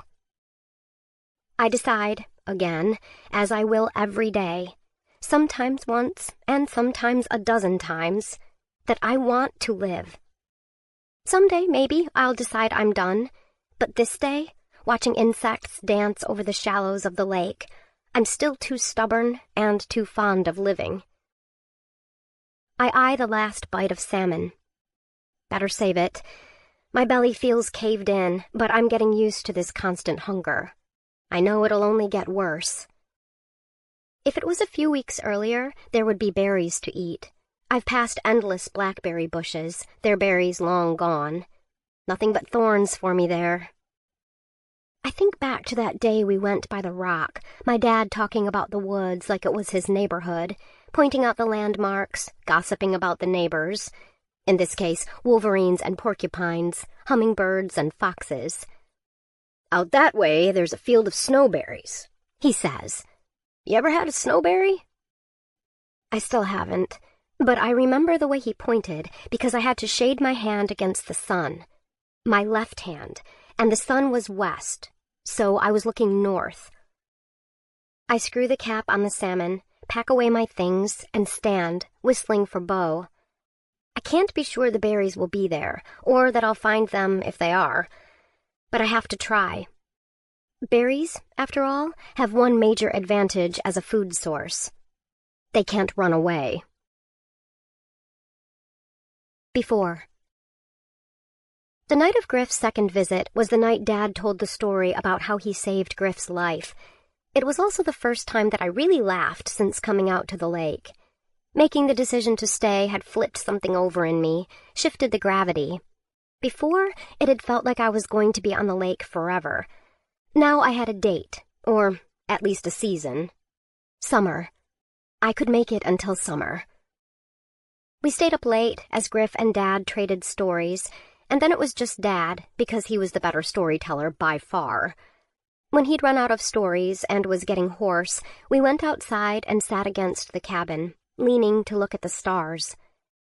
I fell asleep there, and when I woke up there was light on the horizon, very faint. I dragged myself inside, leaving Griff and Dad snoring. I collapsed into bed and slept better than I'd slept since I got here. I felt at peace. The next day we said goodbye to Griff and took Bo around to check Dad's traps. We walked slowly, and Dad pointed things out to me. He showed me where the snowberries were, and when I asked about wild cucumber, he showed one to me. He pulled one up from the grass by the traps and brushed off the dirt, and I ate it. It was tiny. Not much food, but a few calories, and they were all over the place. You could walk and pick while you were doing something else. The next day we gathered firewood, and split firewood, and stacked firewood. I thought we had so much we'd never run out, but Dad said it wasn't even enough to get us to winter, much less through it. The stack ran all along one side of the cabin, covered with a tarp to keep the rain off it. When it got dark, we fled inside and sat by the fireplace. Dad wrapped a blanket around me and gave me a mug of something hot. I thought it was tea, but when I sipped it, alcohol scorched my throat and left me coughing. "Hot toddy," he said with a grin. "Enjoy it while it lasts, because we won't have lemons again until Griff gets tired of his old lady and comes home." "Don't say that." He laughed. "Why not?" "Because he's right. A man should be with his family," I said. "He's going back to them, and that's a good thing." "Are you ever going to forgive me for that?" he asked, sounding annoyed. "It's not like it's just a little thing you did one time," I said. "You were gone my whole life. Also, don't you know I'm too young to drink?" "Well, give that on back then," he said. I hugged the mug against my chest, and he laughed at me again. "You know, when you were a baby, you grabbed at everything you could," he said. "Never could get your hands off my ring, or your mom's necklaces, or anybody's hair you could reach. I took you out hiking in one of those baby carriers, right? Strapped to my chest, and you bounced along and reached at the trees, even though they were so far away. And then I stopped paying attention for 1 minute, and you reached out and grabbed a bee right out of the air. It stung you good, and you wailed and wailed, like a little siren out there in the woods. And there I am, bouncing and hushing you and singing Christmas carols, 'cause that was all I could remember. And I get back to the car, and your mom's sitting there with her book, and she looks up and says, 'What did you do now, Carl?'" He trailed off, smiling. It was a weird smile, sad and maybe a bit angry. "We never should have got married," he said. "Never should have." "Why did you then?" I asked. "Because we were gonna have you." I took a sip to hide my surprise. I hadn't known that. Mom always said she got pregnant right away, but I thought that meant after the wedding. "Sorry I messed everything up for you." "You were perfect," he said. "I was so happy. Moira was the one who was worried. I thought, everything's going to work out now. We're going to have a beautiful little baby, and we're going to be a family, and we're going to be happy. But I was wrong. Moira knew better than me. I guess she always knew I'd leave, and that's why she couldn't love me the way I loved her." He stared into the fire. "I know I should have seen you more, growing up.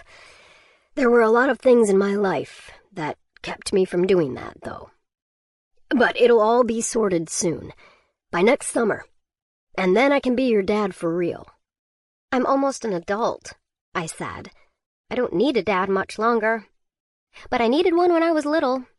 I needed one growing up. I wanted to be there for you, he said. What was stopping you? I meant to sound detached and curious. I sounded angry. I was angry. He hesitated. He wasn't a hesitant guy, but whenever he had trouble finding his words, it felt like he was circling around the same subject, only I couldn't tell what it was. When you were a baby, I got into a little trouble. What, like you got arrested? No, not me, he said, shaking his head. It was complicated, okay? But Moira didn't want me around while I was involved in all of that. Besides, you were probably better off. I mean, you had Scott, right? For a while, I said. Not long enough. I looked away. I'm glad he was there, he said. Since I couldn't be. Wouldn't be, I countered. He gave a low chuckle. It sounded like the smoke from the fire felt to breathe in. Like it stung a little. You are just like me, aren't you, baby bear? You'll argue with a wall that it's a door and walk on through to prove it. I don't argue that much, I objected. And then we both cracked up. Okay, maybe I argue a little, I conceded. But I wouldn't try to walk through a wall. Honey, a wall would be a fool not to open up for you, he said. His eyes twinkled in the firelight. Why do you call me Baby Bear? I asked suddenly. Because you were so fat and roly-poly when you were a baby, he said. And we'd bundle you up when it was cold so you were even fatter and rounder. And I called you my bear cub, and the first word you ever said was grrr. That is not a word, I objected. It's a bear word, he said sagely. I hugged the blanket wrapped around my shoulders. Well, I'm not a baby anymore. I can't just call you Bear. You can call me Jess, I said. It's my name. Your name is Sequoia, he said. I rolled my eyes. I hate that name. It's such a tree-hugger name. He scratched his neck. Can't say as I've ever hugged a tree, but if you say so, Jess it is. Now, tomorrow, you and I are going to go hunting, Jess. I know you don't like killing animals, but we won't survive the winter up here without it. I want you to learn. Take that bow of yours, and I'll take a rifle, and I can show you around. At the very least, you've got to learn to find your way around here. It's real easy to get lost, and real hard to find anyone that's gotten lost. I'll try, I said. I meant hunting. Even though it made me feel a little sick to think about killing something, I knew it wasn't that different from eating something that had been killed for me. It wasn't like the Wilkersons' meatloaf and frozen dinners that looked nothing like the animal they used to be. When my dad brought in a rabbit, it was a rabbit, not just nondescript pieces of meat. Once I got over eating that, doing my own killing seemed like it couldn't be that hard. I was right. I don't really care anymore. It's really, really hard to kill a thing quickly enough that you don't have to see it suffer, and that bothers me. But not the killing itself. Not anymore. Now I just feel bad that I'm not better at it. After. I dropped the planks off at camp on my way to the snowberries. I stopped just long enough to leave them by the rock and feed Bo a couple of jerky treats, since he's been eyeing my pocket the whole way. I know he hunts on his own, but Dad fed him too, and I don't know if he can find enough food to survive by himself. Either I'm going to have to figure out a way to feed us both, or he's going to have to start hunting on his own more. We set off north, Bo trotting along beside me. The sun trails spots over his dark coat and shimmers across lingering raindrops. Bo freezes. Fear shoots through me, cold and sudden, but this isn't the stock-still, almost snarl of when danger is close by. He looks intent and eager. I take the rifle in hand and point it in the direction he's looking. "What is it?" I whisper. A rabbit bursts out of the bushes. I yank on the trigger, more out of instinct and surprise than on purpose. The rifle cracks and jerks in my hands, and I almost fall backward at the impact, my weight dropping back on my bad leg. I don't even come close to hitting the rabbit. Quickly, I work the mechanism to feed another round into the chamber and sweep the gun after the fleeing rabbit. I pull the trigger again. Dirt sprays up a good 8 feet from the rabbit's butt, and then it's gone.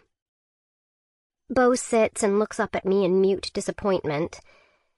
I might need to do some target practice, I say with a sigh. I check the rifle. I have 3 shots left, and all the ammunition is back at the rock. How long will it last? The box is full, but I don't think I'll have much for target practice.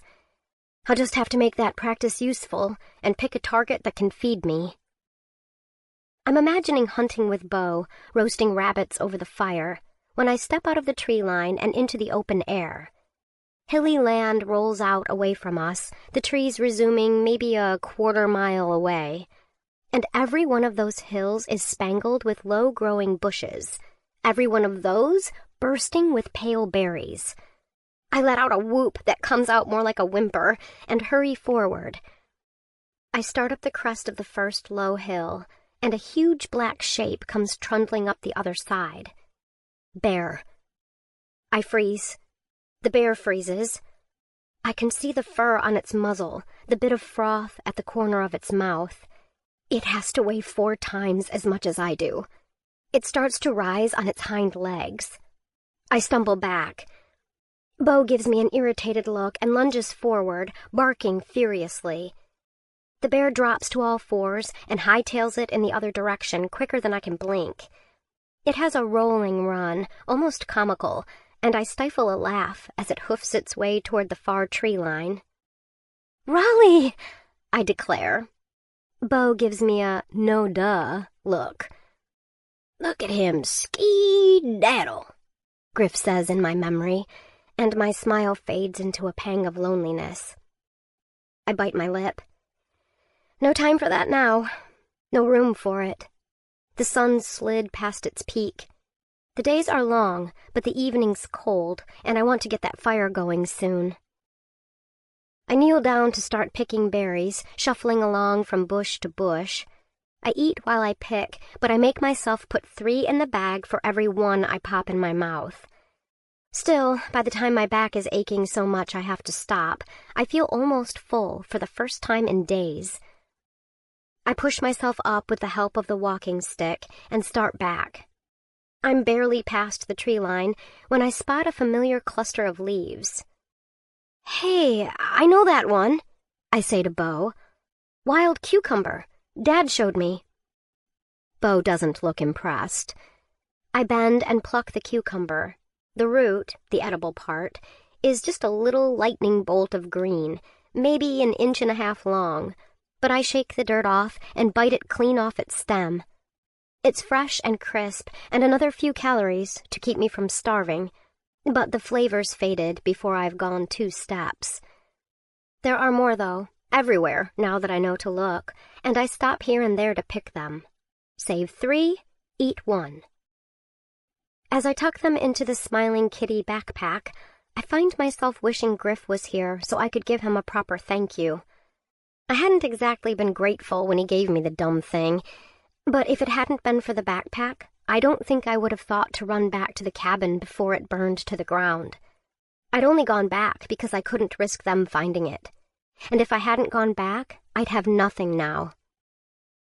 Tomorrow, I decide, I'm going to get the rest of the planks pulled down, and then I'll go fishing. But I also have to make my shelter. I bite my lip. Which is more important? It hasn't been too cold at night, with Bo and the fire, and the sooner I figure out how to get food regularly, the better. So I'll go fishing. Before. We didn't talk much the days after Griff left for the last time. I didn't imagine Dad did much talking before I got there, and the habit stuck. He'd get up before I woke up in the morning, and by the time I dragged myself out at what still felt too early for human activity, he'd have breakfast ready. Corn cakes, mostly, drizzled with some honey, a little meat and gravy to bulk it up. Then he'd be off for most of the day working, and I had nothing to do but sit around the cabin. After not too long, I got bored enough that I organized and scrubbed and dusted everything I could get my hands on, and soon the cabin looked... Well, it still looked like a dirty, tiny cabin in the middle of the woods, but it was at least fresh dirt now. I woke one morning to the sound of Dad chopping wood outside. I shimmied into my jeans and fleece and boots and walked outside, standing in the doorway with the crisp morning air waking me up. Dad had finished and was snapping the cover back on the hatchet, the wood already stacked. He cut wood every morning, assuring me that we'd never regret having too much wood, but we'd sure as hell regret not having enough. "You're up early?" he said. I can't tell. The light was so long that one day nearly bumped up against another this time of year. "Well, let's see." He pushed up his sleeve to look at the rugged analog watch that ticked away on his wrist. 5:45. Early for you. Huh, I said, because I couldn't think of the right response to that information. I crossed my arms over my chest, tucking my hands in to keep them warm. What are you doing today? "Hunting," he said. "With 2 of us to feed, I've got to step up the canning and smoking. Not that you eat much more than a bird. You should come." "I'd just slow you down," I said. "It'll be more exciting than staring at the lake all day again." "I really shouldn't," I said. "My leg—" "You're stronger than you think. Can't let a little limp hold you back," he said. I thought about explaining to him that I wasn't holding myself back. I was pushing myself. I'd walked back and forth around the north side of the shore every day. I'd done my exercises and then some, knowing that I had to improve quickly if I was going to have any kind of mobility out here in this rough terrain. "You can't just stay holed up here," he said. He braced a hand against his brow to shade it from the sun. "And I don't like you being here without knowing your way around, and knowing what's safe and what isn't. Being able to feed yourself." "Fine," I said, frustrated. I didn't want to hurt myself, but I didn't want yet another fight, either. Not when we'd finally been getting along. "I'll go with you." "You don't have to sound like I'm dragging you off to your funeral," he said. I said I'd go. I'm going. Maybe all we knew how to do was be mad at each other. By the time we were geared up, we were both in sour moods. I took too long getting ready for his liking, I was too slow following him, and Bo was off God knew where, and that annoyed him too. "Stick close," he told me every time I lagged behind, as if it was because I was lazy that I couldn't keep up. I went as fast as I could without falling. Dead leaves and slick roots made it hard going, and every odd step made me grit my teeth in anticipation of pain. But I kept up. Mostly. And I didn't complain. I was looking at the ground, picking out a path, when Dad threw his arm up to stop me. I opened my mouth to ask him what the deal was, but he pressed a finger to his lips, then pointed. A rabbit crouched up ahead, pinned in a ray of sunshine, hallmark gorgeous, and haloed in golden light. Dad started to lift his rifle to turn Hallmark into horror show, but then he lowered it, pointed at my bow instead. A rabbit. Could I kill a rabbit? Did I want to? Well, did I want to eat this winter? Because this was how Dad fed himself. It's only a rabbit, I thought, but that didn't feel convincing. I'd probably miss anyway. I still had to think about every action and motion of shooting. None of it was in my muscle memory anymore. I thought through it like a checklist. Finger position, arm position, aim, breathe, draw, release. The sound of the release startled the rabbit, but it had only a fraction of a second to begin to move, to react, before the arrow struck, punched through. The rabbit's legs kicked, then slowed. I lowered the bow slowly, watching it die. I felt sick. It's just a rabbit. The sickness ebbed. Good, Dad said. He was grinning. I nodded. Good. He strode out to get the kill. I stepped out to join him, but my foot landed on a slick root and shot out sideways. I dropped, landing hard on my bad knee, my foot out to the side at an odd angle. I hissed and grabbed my knee, biting my lip hard to keep from crying as tears sprung to my eyes. I wouldn't cry, not in front of my dad. I shifted until I was sitting, my leg out in front of me, and sucked in sharp breaths through my nose, blinking through the pain.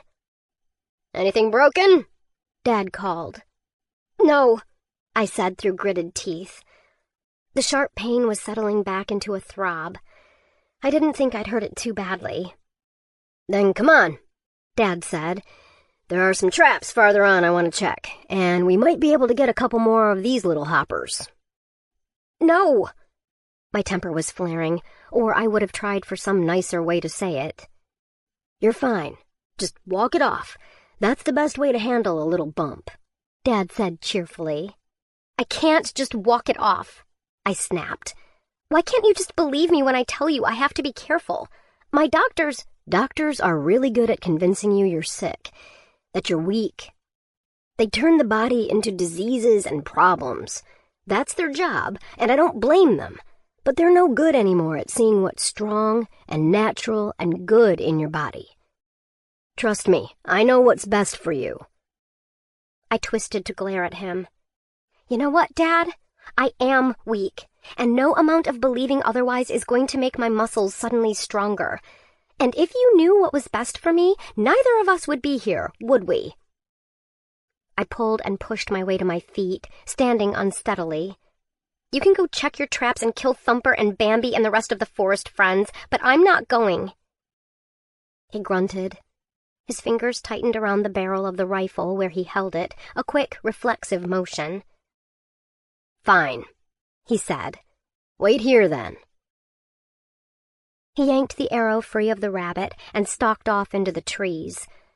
I watched him go, anger and pain throbbing in turn, a familiar sensation. He doesn't know what he's talking about, I said. There was no one to hear. It began to rain. I didn't feel like sitting in the middle of the woods for however long it took my dad to decide to come collect me, so I started hobbling in the direction I'd come.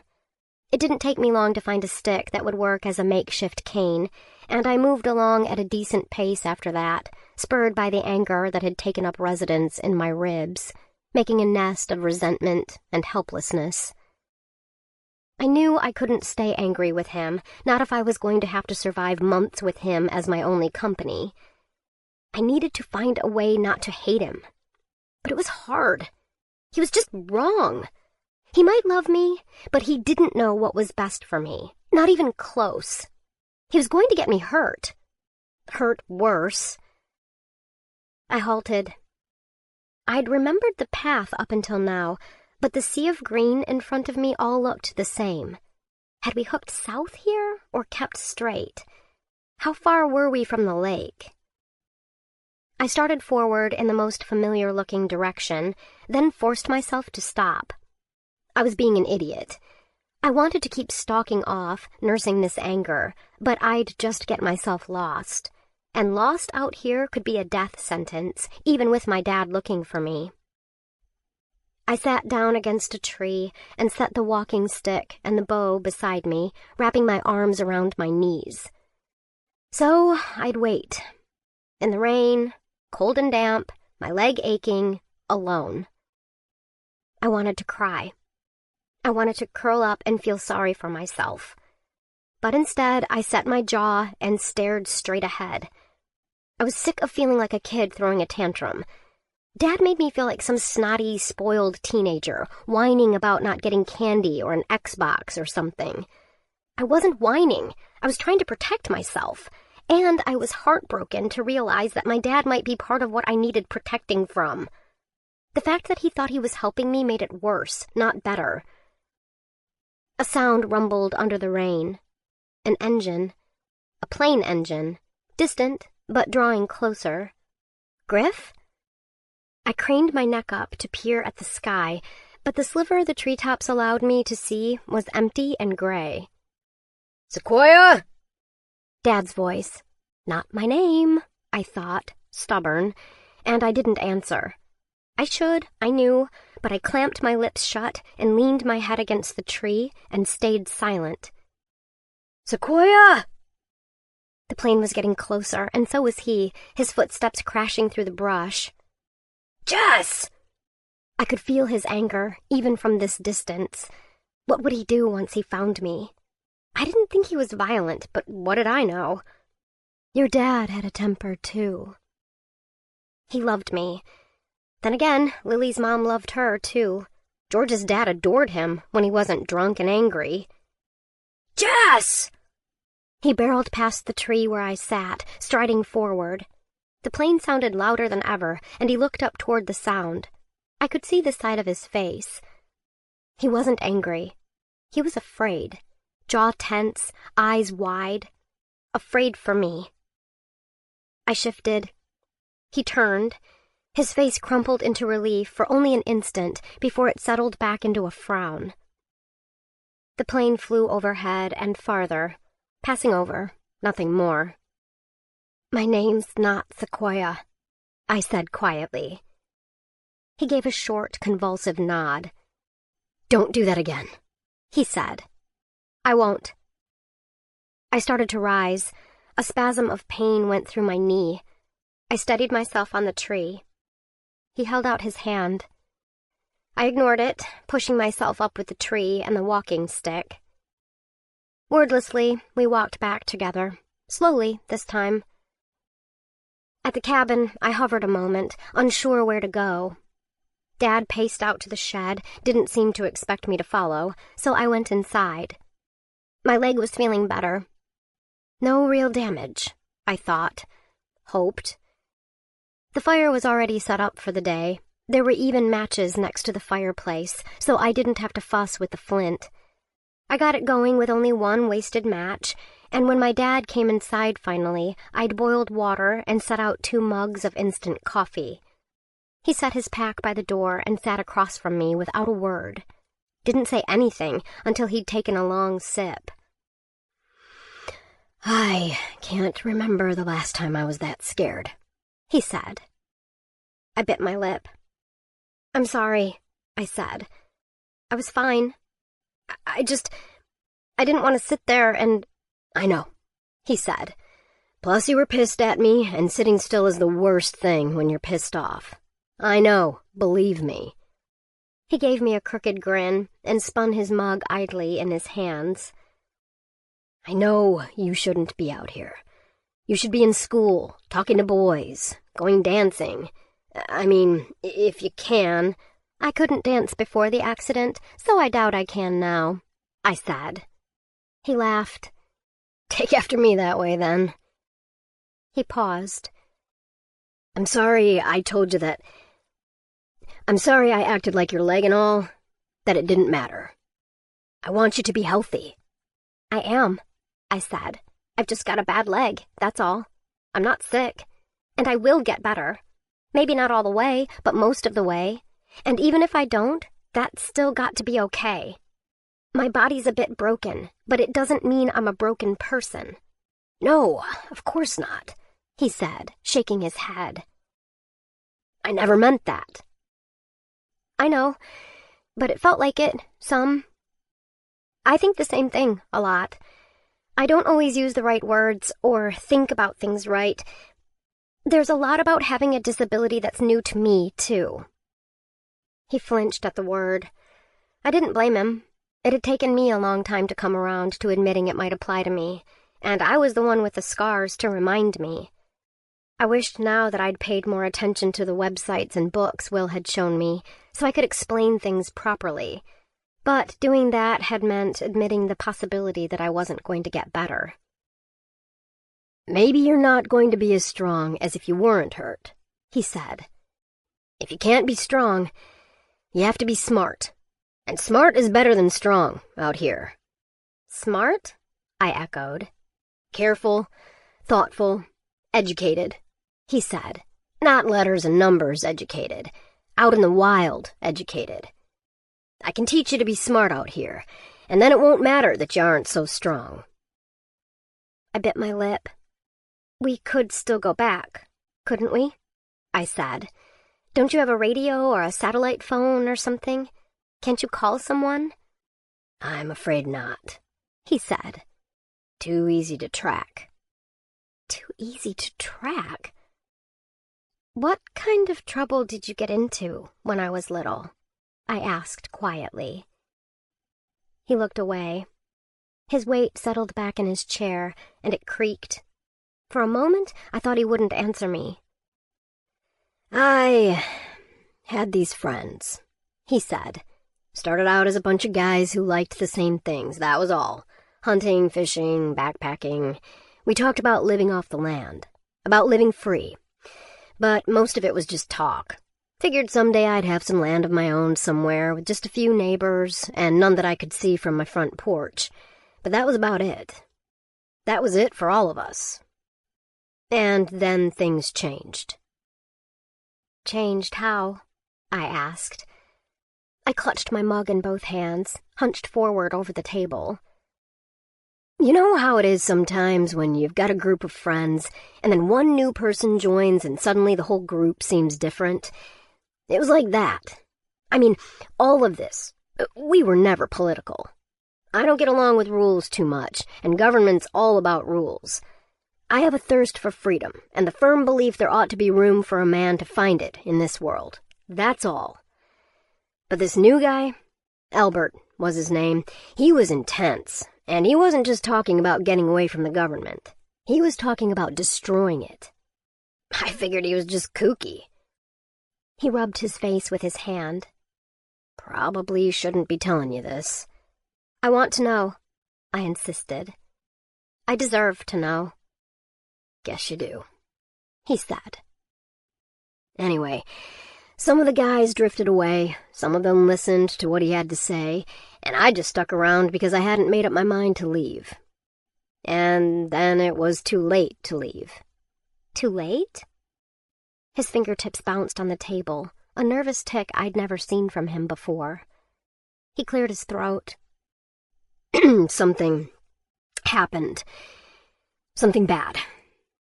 He held up a hand. Nothing I did, I promise. But I'd have a hard time convincing a judge of that. And so, when I said I wanted out, Albert had that on me. That and... I haven't always been good with money, Jess, and used to like to gamble quite a bit. I owed people money, and Albert covered for me. So he had the money and what happened on me.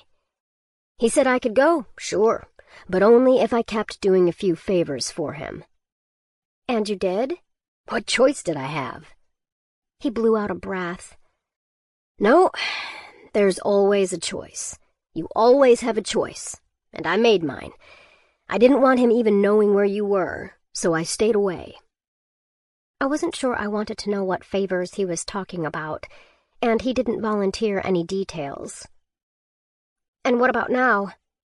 Do you still work for him or whatever? I told you, I've got promises to keep. Just one, really. One thing, and then we've agreed I'm done. He doesn't have much use for me anyway. What one thing? I pressed. Dad, you're not a criminal, are you? No, he said emphatically. Oh, hell, kid, I've broken plenty of laws, but nothing that ever hurt anyone. It's nothing bad, this thing I'm doing for them. Not really. I'm just looking after some stuff. They'll be by in a few months to get it, and then that'll be that. We'll be free to go wherever we want, just as soon as Griff comes by to get us. What stuff? I asked. Don't worry about that, baby bear, he said. It's not important, and it'll be gone soon enough. Just, when a plane comes that isn't Griff's, you stay hidden. Stay out of sight, and I'll take care of everything. Okay? I wanted to argue. I could feel the fight in the air between us. All I needed to do was take hold of it. but we'd fought enough, and it wouldn't do any good. "Okay," I said. "You trust me?" he asked. I hesitated, nodded. "I trust you." Or I wanted to so much that maybe it was the same thing as really trusting him. He sighed, shook his head. His eyes were fixed to his mug of coffee as he turned it slowly on the tabletop, like he was staring at it so he wouldn't have to look at me. For a few seconds, only the fire had anything to say, crackling in the hearth behind him. "I wish I could have done better by you," he said finally. Me too. I didn't say it to be cruel or angry. It was just true. I didn't know him. I thought I might like him, with enough time. Mom did, after all, even if things didn't work out.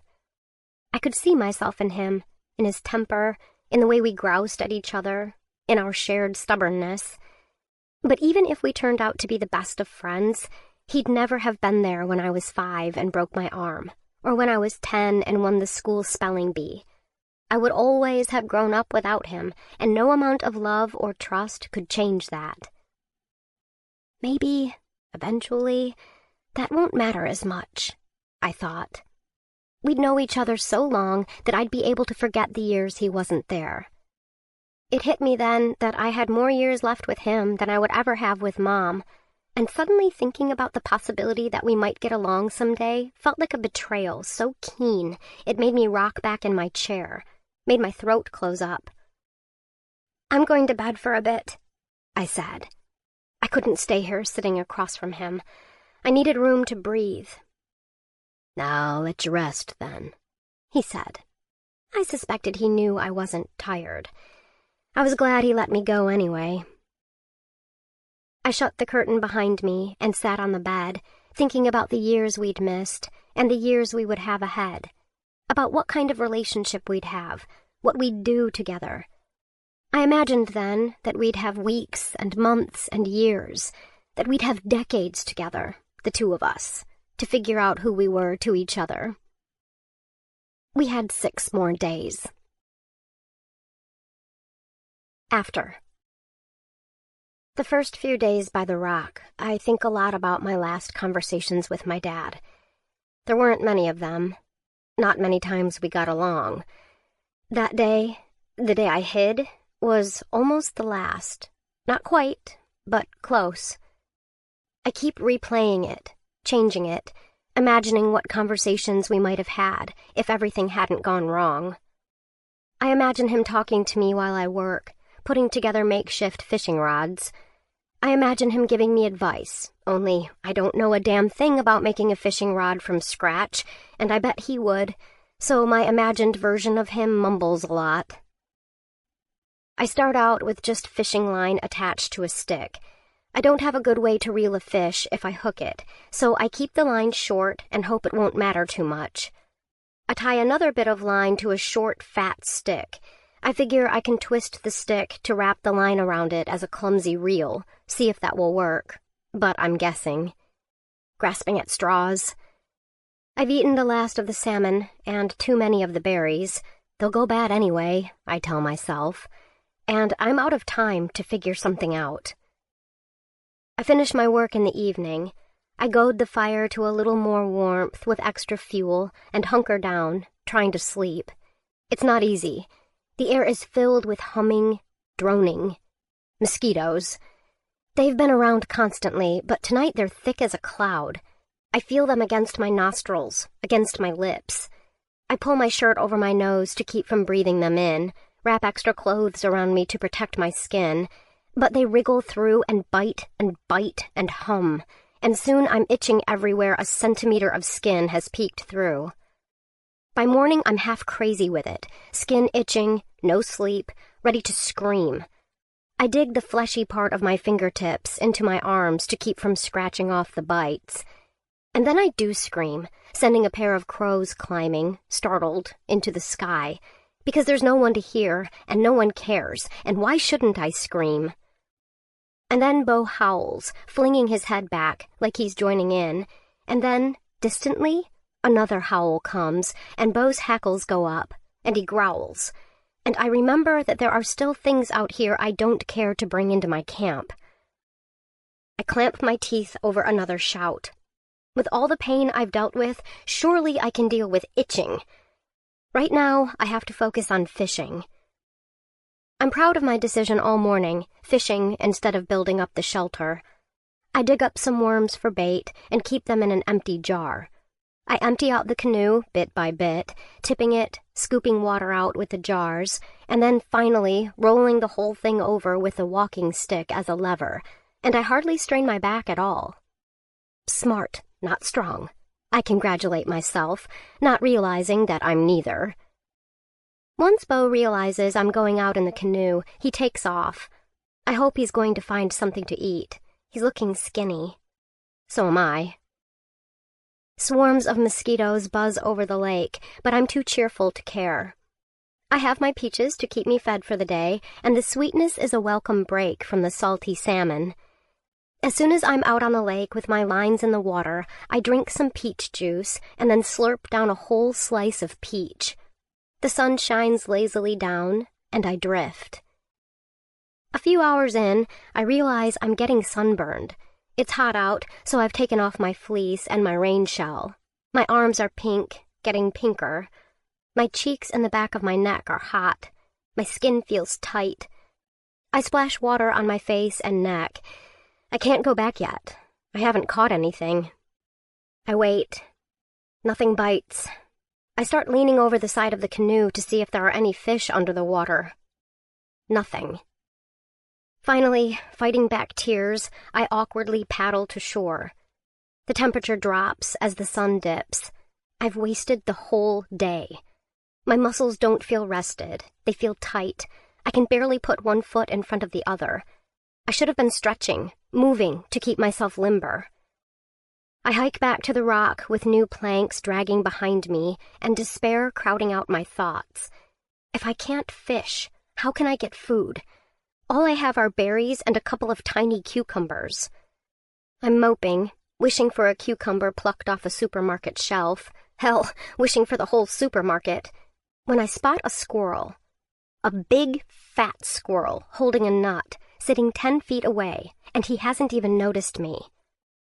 I lower the planks slowly, letting them settle quietly on the ground. I sling the rifle around. I'm going to get that little bastard. I'm going to make him into squirrel stew. I line up the sights. I try to think of it like the bow, except I don't have to aim up the same way. Bullets travel faster, which means they cover more horizontal distance before they lose altitude. But the fundamentals are the same. Steady hands, line up the shot, breathe steady, breathe out. Instead of letting go, pull the trigger. The gun jerks in my hand. The squirrel squirts off at top speed, bounding over the ground. My shot plunked into the ground a foot away. Only a foot. An entire foot. The squirrel freezes a few yards away. It flicks its tail and looks around, but it hasn't run up a tree or disappeared. It probably still wants its nut. If I don't move too fast, maybe I can still shoot it. I start to lift the rifle. Then I frown. What did I do wrong? I aimed the sights right at it. My hands are pretty steady. I've basically been resting all day, even if I am fried to a crisp. I aimed. I pulled the trigger. I pulled on it pretty hard, I realize. Hard enough that I pulled at the rifle, pulled the aim off as I shot. That's right. Isn't that what thrillers always say? Squeeze the trigger. Don't pull. Go slow. Go gentle. I aim at the squirrel again. Flick, flick goes his tail. Flick, flick. Crack! I squeeze the trigger gently. The time between when I start to squeeze and when the rifle cracks feels like an eternity, but I know as soon as the shot goes off that I've hit. The squirrel flies up into the air with a jerk as the bullet hits and rips out the other side, embedding itself in the ground. The squirrel drops. I whoop. I did it! I yell. Birds burst out of a tree nearby, and I just about double over, laughing. I did it! I look around. It takes me a minute to realize I'm looking for someone to tell. I want to tell my dad, so he'll be proud of me. I want to tell Griff, so he'll get that dopey grin on his face. I want to tell my mom, too, though she was a vegetarian, so maybe I'd spare her the details. A wave of sadness sweeps through me. I trudge over to the squirrel and nudge it with my toe. It looked sleek and fat, but now it looks tiny, and I wonder how much meat I can really get from it. The bullet tore it open. The ammunition's supposed to be for bigger animals. I've basically pulverized the thing. At least I know how to shoot now. A little better, anyway. I pick up the squirrel gingerly, avoiding touching the big, ragged hole just behind its front leg. I carry it by the tail and walk the rest of the way back to the rock. And there I stop and stare. All my gear and clothes are scattered across the clearing. My jars have been rolled out of place. Even the tackle box is gnawed on and knocked over. And on the far side of the clearing stands the culprit, a big red fox. He has a pair of my underwear, my dirty underwear, hanging from his jaws. "Hey!" I yell and jerk the rifle up, dropping the squirrel. I squeeze off a shot, hardly aiming, my anger making me wild. He takes off in a red-gold streak, with my underwear.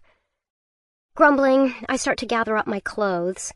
It doesn't look like he's actually gotten into anything, so I stack everything back up the way it was and sit down to munch on berries, leaving just a handful for the next day.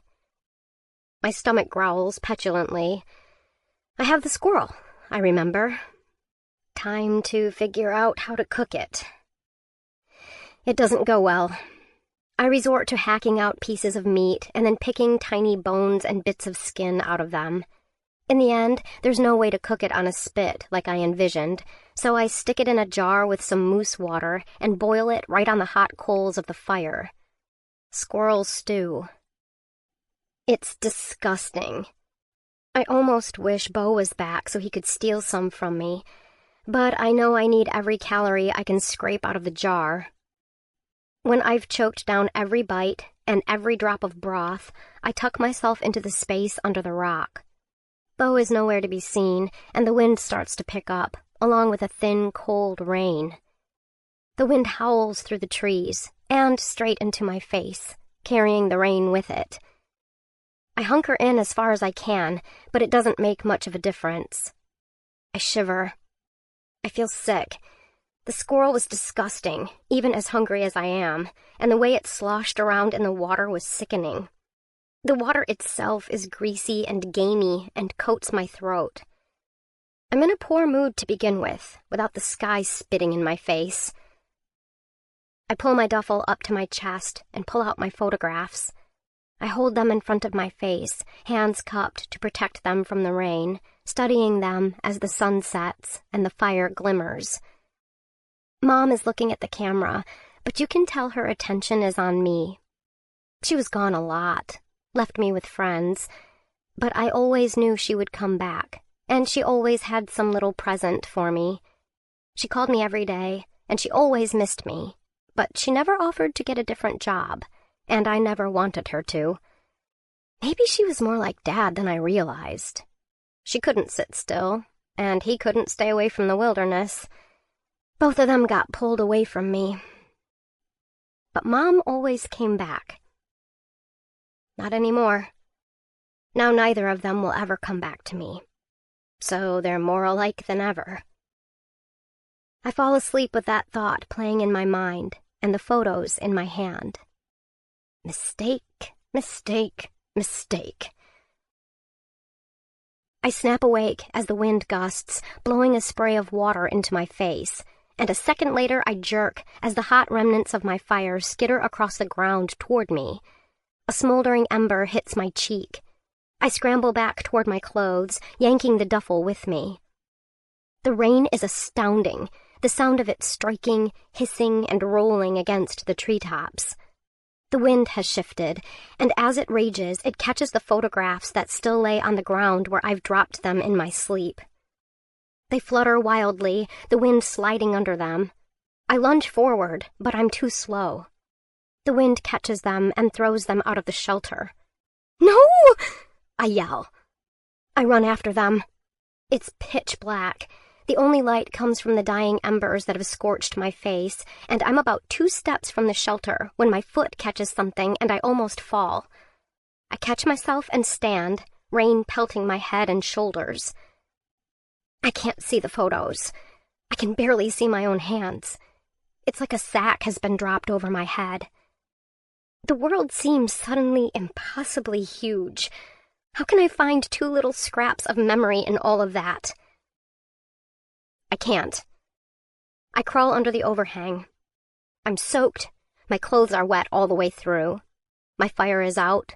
Most of the clothes I've folded so carefully are now wet as the wind blasts the rain right under the overhang into my face. They're gone. The last picture I had of my mother, of my father, gone.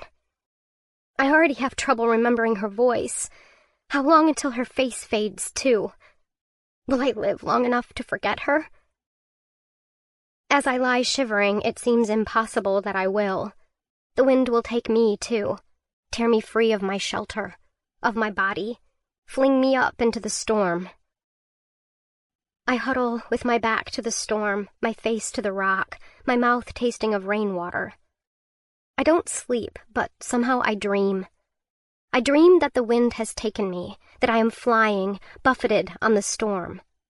I know that my mother is here with me, somewhere just out of sight and out of reach. If I can find her, we'll both be safe.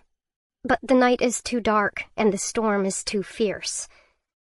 And then I dream again of the road, of the man standing on the median line, of the gun. Griff looks at me, but it's not Griff. It's my dad, and he shakes his head once, and he reaches out his hand, and the gun cracks. Squeeze the trigger.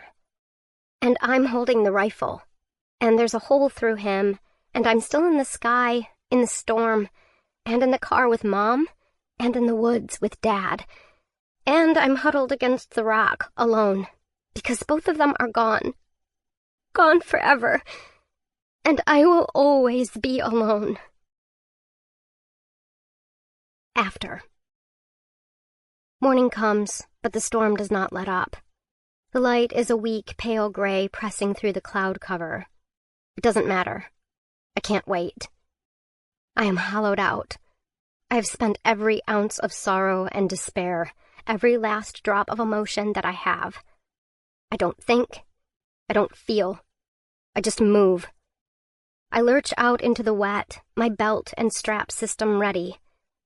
I slide it over the end of a birch log without bending over, and use it to lift until I can get a hold of the log with only a slight bend of my back. My back complains as I heft the log overhead. With the rain, I can't tell if I'm crying as I lean it against the overhang. It tries to roll away. I shove the end of the log into the ground, into the mud, and then stamp down the dirt around it to keep it in place. I repeat the process again and again. 2 birch logs, 4 planks, spaced across the shelter. Then I go around and gather evergreen branches. I strip low ones from trees and pick up some the wind has knocked down. All the while, the rain funnels down my back, past my collar, sending a rivulet of cold down my spine. Cold will kill you first, I keep thinking. But I can't get warm without shelter and a fire. I can't get warm without being dry, and I can't get dry unless I get this shelter finished. This is it. I know it in my bones. I have been in danger before, but not since the fire has it come down to such a clear decision. Succeed and live, fail and die. I am not ready to die. My stomach cramps. I need to eat. No, I don't. I want to eat. I don't need to eat for hours yet. I need the shelter, and I need more food, and then I can risk eating the last of what I have. I start stacking the evergreen boughs on top of the boards, but they slide, leaving gaps. I yell in frustration. The sound barely rises above the driving rain. Think! Throwing myself at something that isn't working is just wasting energy. Energy is food, and food is another thing I don't have. So, what do I have? I have the tackle box, my clothes, the jars. I have the canoe down by the beach. At least I can hide under that if worse comes to worst, I realize. But I can't move it from the beach. No way. The rope. I think of tying the branches individually. Discard the idea. It would take too much rope and too much time. I shut my eyes, imagining ways to tie the rope. I could throw it over the side of the rock to dangle things over the planks. No, I need to somehow go across all of the planks, side to side and top to bottom. I open my eyes. I have it. I get the rope out. It's still fairly dry, but I know it'll swell up with water pretty quickly, so I tuck it into my rain shell and feed it out of the neck a little bit at a time. I start at the bottom and weave the rope between the planks and the logs, making a zigzag net. I pull it tight, but not too tight. The rope is long. It reaches all the way to the top. I'll miss that rope when I need to tie something later, but I keep thinking, cold kills you first. When I'm out of rope, I tie it off around one of the birch logs. I have no idea how to tie a good knot, but I don't need it to hold too much. It just needs to stay in place. I start shoving the evergreen branches under the ropes. Then the evergreens are firm enough to sort of weave other branches with them, and they're all holding each other in place. As I work, I warm up. I'm wet, but I've stopped shivering. Cold will still kill me, but not right now. Not until I'm done and have a chance to build a fire. The whole time I'm working, I hardly notice how much my leg hurts. I do stop sometimes, checking. It's the good hurt, the you're building strength hurt, not the you're making it worse hurt. So I keep going. Soon I have a functional wall. It isn't perfect, and I need more branches, a lot more branches, overlapping so that no rain can get in. And I need to stretch it out and bend it so that one whole side of the shelter is covered, except for an exit at the foot. Maybe I can even make myself a door. But for now, it will do. I crawl under and wrap my arms around myself. It will be cold very soon. I need to get the fire going. I take a deep breath, and I turn to my wood. Some of it is wet, but a lot of it has managed to stay relatively dry. And the thriller was tucked under my clothes in the duffel, so it's all right. A little damp at the edges. I tear out the title page and the first page of the prologue, in which a woman in a red dress gets murdered to show that the main bad guy is bad, and shred them up. My hands are numb, but by now I have practice. It takes me only 3 tries to get the fire started, and I build it up just under the shelter of my wall. I still have a couple of chunks of chopped up plank. They last a while if I keep the fire small, I've discovered, so I put one on when it's ready. As soon as I can, I swap clothes, hanging the wet ones to dry. Beau chooses that moment to come home muddy and wet and plaster himself by my side. I look at him and sigh. I'll have to dry off that side of me, but at least Beau keeps me warm. At least he's here, and I'm not worrying about him being out in the storm anymore. I scrub his ears. He has blood on his muzzle, which he licks off idly. At least one of us is getting fed. I eat the rest of the berries. It takes the edge off my hunger, but nothing more. When it stops raining, I'll get more, I say, and I'll find Dad's traps, and then I'll finish the shelter. And when I finish the shelter, I'll gather more firewood. And if I gather more firewood, I'll go fishing again, but only for half the day. And if I catch a fish, I'll pick more berries, and check more traps, and catch more fish. I need to build up a surplus, which means I need a way to store food. There's no end to it. No end at all. I curl in over myself and bite my hand hard, and then the grief is there again, sharper and fiercer than it ever has been. My father is dead. My mother is dead. Even the photographs I had are gone, stolen by this place. by the wind and the storm. The cold is gnawing at me. The damp is everywhere. All this work I've done, all this effort, is probably for nothing. It's definitely for nothing. Because everything is dead and gone, even if I'm not. There's nothing to be alive for. I'm going to die eventually, and none of it will matter. No one will even know. My tears are the only warm things in the storm, but they turn cold on my cheeks. I bury my face in my arms, and I sob, and can barely hear it over the rain and the wind. There are no tricks to snap me out of it, no perky will maxims. Just the storm, and me, and Bo, and the stupid notebook. It's so ridiculously out of place that glancing at it startles me for a moment. I pick it up and hold it for a long while. Once I'm dead, there will be no one to remember my parents, not the way I remember them. There will be no one to tell what happened. I can't beat the wilderness. Not me, a city kid with a bad leg who's been camping a half-dozen times in her life and never without flushing toilets within 100 yards. But I can write it all down. That I can do.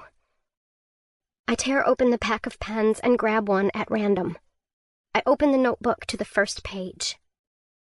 And I start to write.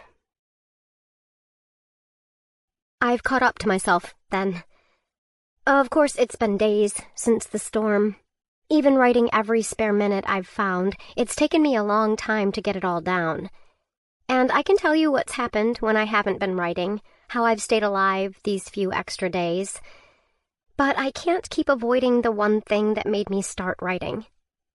It's time, now, to tell you about the moment when before became after. When everything fell apart. This is how my father died. Before. The day dawned bright and clear. The sky was one big blanket of blue over the treetops, and the whole forest seemed to have come alive in celebration. Squirrels raced along the tree branches, chittering at one another. "You can eat a squirrel," Dad told me, "but there's not much to them, and they taste terrible. You gotta kill a few of them to make more than a morsel for yourself. I catch 'em for Bo sometimes," he said, nodding toward the dog, who ambled along beside us. "But mostly he catches 'em for himself." Dad fed Bo whatever we were eating, but it wasn't enough to fill him up. Bo didn't seem to mind. He wandered off for hours at a time and came back sometimes with a bloody muzzle. But if my dad whistled, putting his fingers between his lips and letting it peel out over the lake and the woods, Bo always came running. Sometimes it took him a while, but Dad never had to whistle more than once. He just waited, and eventually Bo loped out of the woods. I took my bow and my arrows, just like before. Dad took one of the rifles and a handful of extra ammunition he put in the pocket of his big coat. We moved along slow and quiet. Sometimes Dad stopped stock still and listened, but Bo didn't do anything other than move along with us until mid-morning. Then the dog froze, nose testing the air, trained on a patch of bushes. Dad aimed his rifle down that way. "Shh," he said to me. We crept forward. Bo slunk alongside us. He moved like a cat, quiet and low to the ground, tensed to charge. A deer bounded out of the bush. She was delicate and graceful, flowing like water over the ground. She raced past and into the woods, too fast for me to bring the bow up and try a shot. Dad didn't move. Secretly, I was relieved. I started to ask him why he'd let her go, and then I realized that he was listening. I strained my ears to catch what he heard. An engine. A plane engine. They flew over every few days. None of them had stopped yet, but this one sounded different. Closer. Lower. "Is that Griff?" I asked. He shook his head. "Not Griff," he said. He lowered his rifle. We could see the plane now through the trees, angling for the lake. "Could still go by." But the plane was descending, coming toward us. Is that them? I asked. Those friends of yours? They shouldn't be here yet. They're not supposed to be here until... He scrubbed at his chin with his palm. Listen, Jess, I need you to stay here, okay? Stay here with Bo, and stay real quiet, and I'll come back and get you when it's safe. When it's safe? I asked, alarmed. Why isn't it safe now? Just stay out of sight, he said. Whatever you do, don't come down to the cabin until I come get you. Okay? Okay, I said. He looked not scared exactly, but anxious. He gave Bo the command to stay and headed out. If they were here now, did that mean we could leave soon, before next summer? Or did it mean that something was wrong? Bo stared anxiously after Dad. I didn't like my dad keeping secrets from me, and I was worried about him. There was no way I could sit out here for, an hour? 5 hours? A day? I knew I couldn't find my way back in the dark, and I had no shelter if I had to spend the night out here. Dad said stay out of sight, so I'd stay out of sight. But I was going to go see who these people were, and what it was they'd left with Dad. Come on, Bo, I said, and snapped my fingers. Bo gave me a considering look, probably trying to decide if my come on could override Dad's stay. But I think he was just as anxious to get back to the cabin as I was. We moved along at a painfully slow pace. I'd pushed myself hard the last couple of days. My leg was sore. It dragged a lot more than usual, and eventually I grabbed a big fallen branch to use as a walking stick. Back in foster care, I didn't like to use my cane too often because I was worried that my body would get used to it and heal to match my cane-assisted walking. Right now, I didn't care about any of that. I just cared about making good time. By the time we got in sight of the tree line, Dad was down by the lake. I could hear him talking. There aren't many secrets out here, with the way sound carries. Another month, Dad was saying. Another voice, a man's voice I didn't know, answered him. We were getting some unwanted attention. Couldn't risk waiting. You don't mind, though, right? It's not like it's extra work for you. One box is the same as another. You just keep doing whatever you do out here, and we'll be back when we're ready to pick it up. My dad's voice dropped, and he said something quick and angry that I couldn't make out. The man answered in the same low tone. I crept closer. I couldn't see them yet, and it was hard to stay quiet. I was terrified that my foot would drag or I'd snap a branch and give myself away. I crouched down behind a tree near the edge of the woods and peered around it. Bo hunkered down beside me, completely silent. It was eerie how he seemed to know that we had to hide. Dad was talking to a white man with black hair, a sharp face, and long, thin limbs, who stood with perfect calm. Even with Dad holding a rifle so tight, it was like he was trying to crack it in two. Another man waited down by the water, next to a raft with an olive-green crate on it. Their float plane, a big red one, was behind them on the water, and in it I thought I could make out a third man. Pilot. His head was bowed, like he was sleeping. Tell you what, the lanky man said. Let's go inside, and we can talk it through. Dad hesitated. Then he nodded. They turned and walked toward the cabin. I pulled myself in, hiding completely behind the tree trunk as they passed. Then I snuck a quick glance. The man had a gun tucked into the back of his jeans, a handgun. Did my dad know it was there? I squinted down at the man by the raft. He had a gun too, this one in a holster at his hip.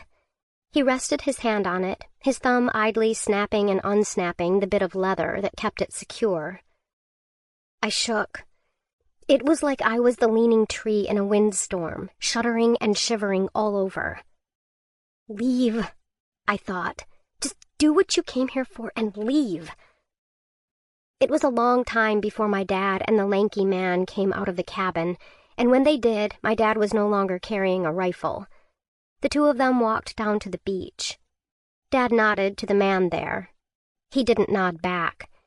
The two newcomers said something to each other, and then all three walked back up toward the woods, the second man carrying the metal crate. I moved through the trees, staying low, crabbing along with my hands and hauling my bad leg with me as best I could. I kept my bow on my back, but my arrows were rattling. I paused long enough to strip off my rain shell and stuff it down between the arrows, keeping them cushioned so they wouldn't rattle. Then I hurried, because they'd gotten out far ahead. We were deep in the woods now, out of sight of the cabin and the shore. Bo didn't bark, didn't even look to the side when a rabbit burst out, racing through the brush. Soon we heard voices again. "There was that girl, though," the lanky man said, and my heart gave a jerk in my chest, like it was going to try to squeeze straight through my ribs. "What was her name? Sally?" They weren't talking about me. I relaxed a fraction. "Sophia," the other man answered, voice slightly strained from carrying the heavy load. I still couldn't see them, but I followed the sound. "Sophia," the lanky man confirmed. "She was something. She was—" He paused, and I thought he must be making a gesture, probably having something to do with the size of some portion of her body. "Whatever happened to her?" "Dunno. She wasn't exactly the bring-home-to-mama type," the other man replied. "Only stuck around for a couple weeks. Asked for gas money. Said she'd pay me back." "Seems to me she already paid you back," the lanky man said, and gave a laugh that made my whole body clench up. "How about you, Carl? Don't suppose you get much tail around here. Not unless a moose stands still long enough." Dad didn't answer. "Come on now, Carl. Just being friendly," the lanky man said. Finally, I crept up close enough to see them. There were beads of sweat on Dad's forehead, and he stared at the ground ahead of him instead of looking at them. "Hold up," the lanky man said. "This'll do." They halted and set down the crate. They were standing in a little clearing where a big tree had fallen. The lanky man stamped on the ground. "Yep. Here." The other man opened the crate and took out a pair of shovels before shutting it again. He tossed one to Dad. "Start digging," he said. The digging took a long time. The whole time, the lanky guy, Raph, I learned as they spoke, talked and talked, mostly about women. Talking about women in ways that sex ed and primetime TV did not prepare me for. I hated him more and more with every word. The other man, Daniel, didn't say nearly as much, but he laughed at all of Raph's jokes, and that was bad enough. When the hole was really deep and as wide and long as the crate, Dad and Daniel climbed out. Daniel took the shovel from Dad, and Dad stood with his hands hanging by his sides. "Well, put the stuff in," Raph said.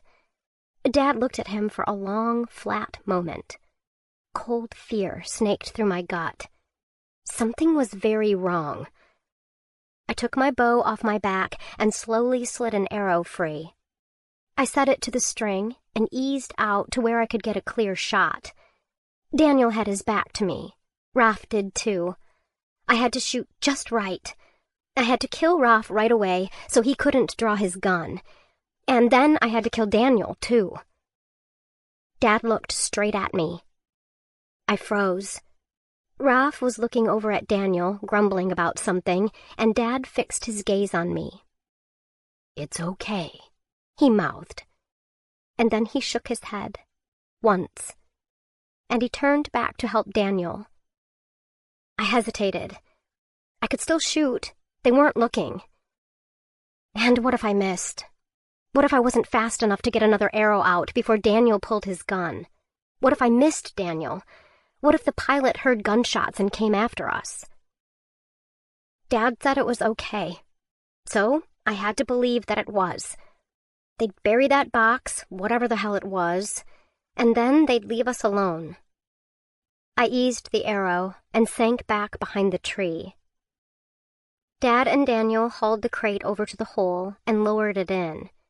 When they were done, they stood a moment and panted, wiping sweat from their brows.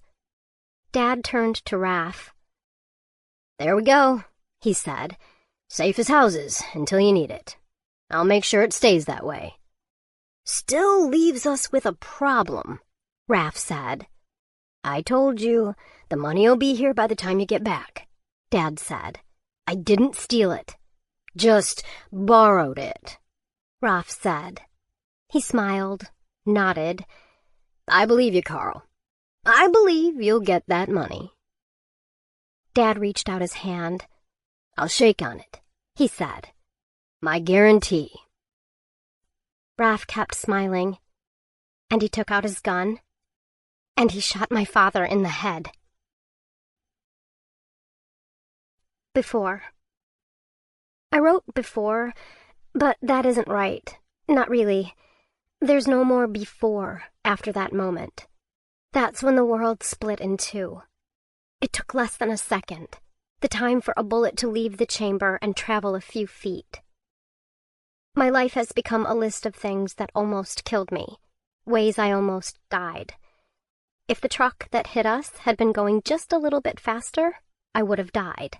If I hadn't gotten up that morning on the shore, I would have died. If I hadn't gotten the fire started the day of the storm, I would have died. If I had screamed when the back of my father's head burst open in a spray of blood and bone and brain, I would have died. I tried to scream. The sound stuck in my throat, and I made a strangled, wounded noise. Raph's head jerked up. He looked toward where I was crouching. I held still, held my breath. "I hate the woods," he muttered, and turned away. I struggled to breathe. I fought a clutching sob that wanted to break free, and I stuffed my fist against my mouth to hold it in. My dad was dead. He was lying on the ground, and the dirt was turning so dark with blood. He was dead. There was no moment of hope, of thinking maybe he would get up, that maybe I'd seen wrong. "Jesus," Daniel said. He'd yanked his gun from its holster when Raph fired. Now he jammed it back in. "What'd you shoot him for? You think he was lying about the money?" "He stole from us," Raph said. "You can't let something like that go. Now get him in the hole. Then we'll check the cabin. Could be he was lying and the money's still here. If we find it, good. If not, fine. Either way, we burn it all down. Make sure there's no reason for anyone to come here." Daniel nodded. He dragged Dad's body by the shoulders, leaving a streak of blood across the ground. I closed my eyes as the body dropped into the hole. It hit the crate with a horrible thud. Raph swore. "Make sure it's all in there," Raph said, and I squeezed my eyes shut tighter. Tears still managed to leak out, running down my cheeks as hot as blood. "And turn over the dirt where it's bloody, too. Don't want an animal digging him up or something." I heard the patter of dirt, imagined it hitting Dad's coat and his face and his open eyes. I felt paralyzed. I stared at Bo. The dog hadn't moved, but his lips were peeled back from his teeth.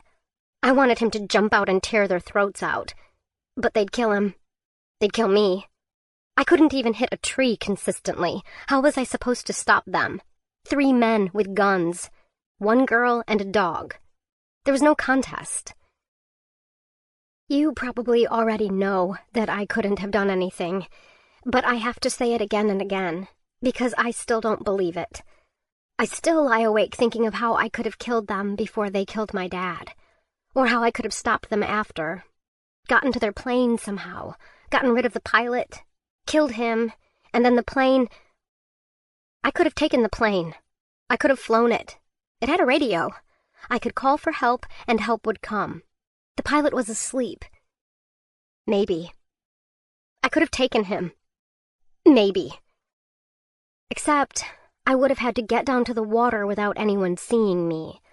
I would have had to get out to the plane, and I would have had to get the door open, and then I would have to shoot him or stab him or whatever it was that I could possibly do to a man with a gun, a man whose friends had shot my father as he reached out his hand to shake.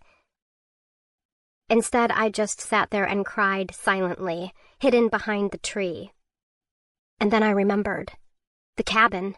They'd said they were going to burn the cabin down. They were going to burn the cabin down, and then they were going to leave, and then I was going to be alone out here. Alone with no one, and Griff wasn't coming back, and my father was dead. Without the cabin, I didn't have 50 pounds of flour, and 10 pounds of sugar, and 25 pounds of rice, and the sourdough starter, and the smoked venison, and the spices, and the fishing rods, and the rifles, and the blankets, and the nets, and the snowshoes, and the firewood, and the tent, and the salt. The salt. If I had the salt now, I could keep the meat for more than 2 days. I could keep it from rotting. And instead, the only time I have caught a rabbit, I had to eat it all, stuff it in my mouth until my belly bulged, and I was so full that I was almost sick into the dirt, because otherwise it would go bad in the summer heat. All of the things that had kept my dad alive were in the cabin. Sorry. I'm sorry. It's just so hard to think about. So hard to remember. And screw Will and his stupid trigger, because I'm not moping. I'm pissed, and I'm terrified, and I'm going to die, so leave me alone. The cabin. They were going to burn down the cabin, but first they were going to search it, and that was worse. Because on the bed in the cabin was a backpack that could only belong to a girl. There were clothes that could only belong to a girl, and a photo of that girl, and they would know that I was here, and they would come for me. I sat there, terrified, knowing that soon they would be done filling in the hole. I couldn't move through the fear. I breathed through my teeth. I knew I had to go to the cabin, but I couldn't make myself get up. Bo saved me. He slunk over to my side and pressed his nose against my hand, looking up at me. I moved my hand first. I could manage that.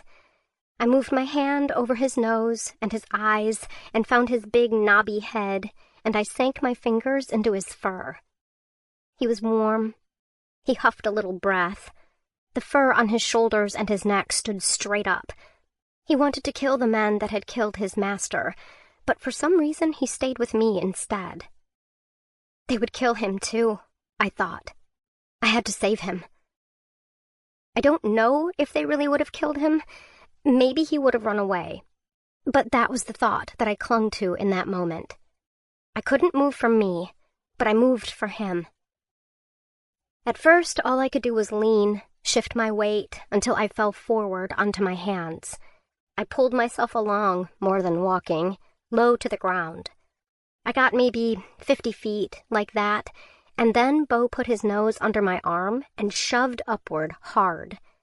I used him for leverage, pushing myself upright. I swayed a moment. The men were faster than me. I couldn't waste what little lead I had. I ran. I heaved my bad foot with every step.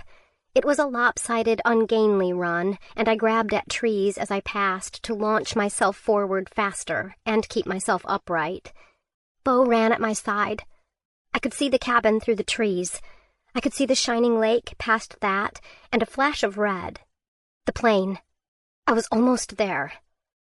I lurched forward another step. My foot caught against something. I pitched forward. My arms pinwheeled, but it was too late to catch my balance. I crashed to the ground. I got my arms in front of me just in time to catch myself with my forearms. My breath went out of me instantly, and pain gnashed at my back. It felt like something tore, leaving hot agony in its wake. I did scream then, muffling it with my sleeve. Then Bo was there, sticking his nose under my arm again, nudging me. I wrapped an arm around his neck and hauled myself upright that way. When I was on my knees, I sank my fingers into the rough bark of a tree and pulled myself, shaking, to my feet. I ached all over. I'd probably damaged something permanently, re-injured myself, but I couldn't afford to give in to the pain. I had to keep moving. They'll hurt Bo, I kept thinking. A silly thought. Such a ridiculous thing. But it was what I kept repeating over and over as I dragged my way to the cabin. Every step sent pain through me like the glass was going into my side all over again. And then I was at the back of the outhouse. From there, I stumbled to the shed, and then to the cabin, keeping the buildings between me and the pilot. I clung to the wall, working my way around it, praying that the pilot was still asleep and wouldn't see me. His head was still resting on his chest. I breathed out a sigh of relief, but I didn't let myself hesitate. I dashed for the front door. I fumbled with the latch, and panic rose in my throat to choke me. Then it gave. I practically fell inside as it swung open. Once I was inside, I froze. There was so much I needed. I couldn't even begin to think what I should take, and I only had a few seconds. I had to get my bag. I lurched across the room to the bedroom. The curtain was shut. Raph hadn't seen my bag yet then. I wrenched it open and grabbed the kitty bag and then hooked one handle of my duffel and yanked. I hadn't zipped it up the night before. Everything flew out, scattering across the floor. I dropped to the ground, clawing at my things. I stuffed everything back into the duffel. I didn't have time to check that I'd gotten it all. I whipped back out to the main room. Dad's rifle was leaning next to the bookcase. I grabbed it, slung the strap over my shoulder. Ammunition. A rifle needed ammunition. There was a box on the shelf, and I shoved the whole thing into the kitty backpack. 30 seconds, I told myself. Grab what you can in 30 seconds. I saw the hatchet and lunged for it. I shoved it in the duffel. Food. I needed food. But everything I could see was in giant heavy sacks. Rice, flour, beans. Meat. Where was the meat? I couldn't reach it. A can of peaches, store-bought, and a jar of salmon, home-canned, were out on the table. I snatched them, and then I heard voices. Raph and Daniel were coming back. I took one last look around the cabin. I can still see it all perfectly in my mind. All that food. I said I missed the people more than the food, but Christ, I missed that food, too. I was out of time. I ran, hobbling along straight for the trees, not checking to see if Raph and Daniel were in sight, and I threw myself down on the ground among the bushes. Just in time. Raph and Daniel came around the opposite side of the cabin I'd run around. The door hung open. I held my breath. They'd know I'd been there. But they just walked right in. Would they notice that the rifle was gone? Would they see that someone had been there? Had I remembered to let the curtain fall back into place? I thought of 1,000 ways it could go wrong. I waited for one of them to shout, and for them to come charging out into the woods to look for me. They rummaged in the cabin. Something crashed, shattered. Thumps and bangs echoed across the beach. They argued back and forth, and then finally, Raph stepped out and walked a ways down toward the water. He put his hands in the pockets of his jacket and looked around slowly. He looked like I must have the day we paddled across the lake, taking in the water and the sky and the trees in a slow circuit. When his eyes passed over me, I hunched against the ground, shoving the bright backpack under me to hide it. Then he spat.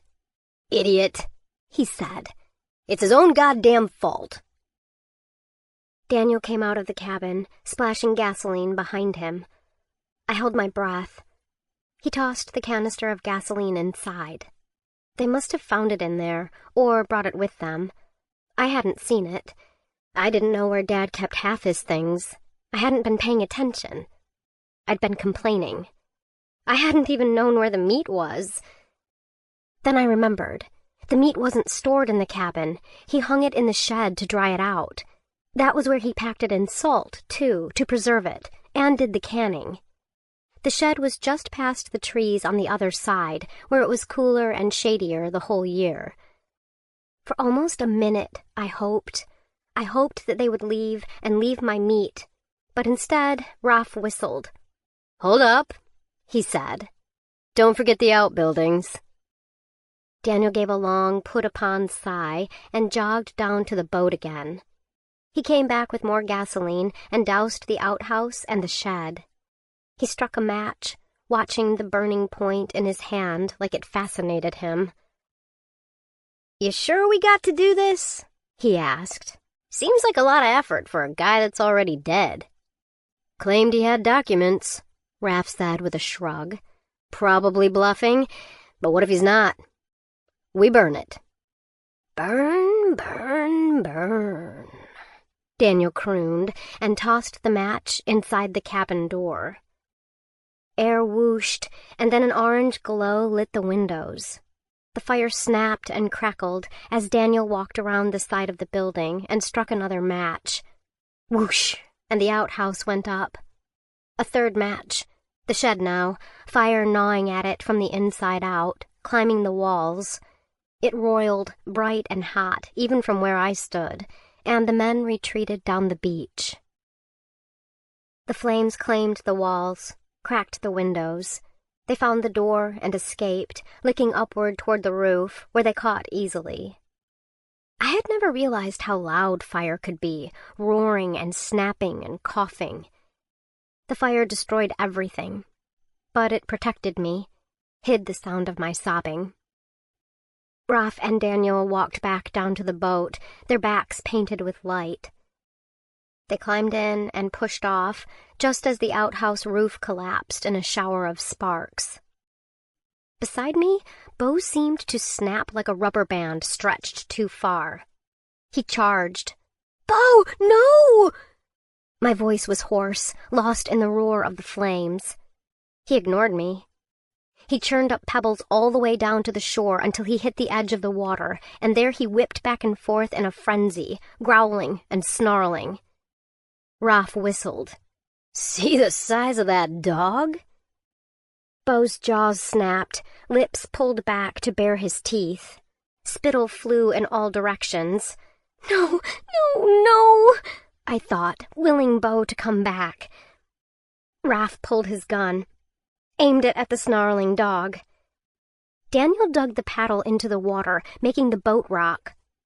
Raph pulled the trigger, but his aim went wild, stinging out well over Bo's head and splatting into the pebbles farther up the slope.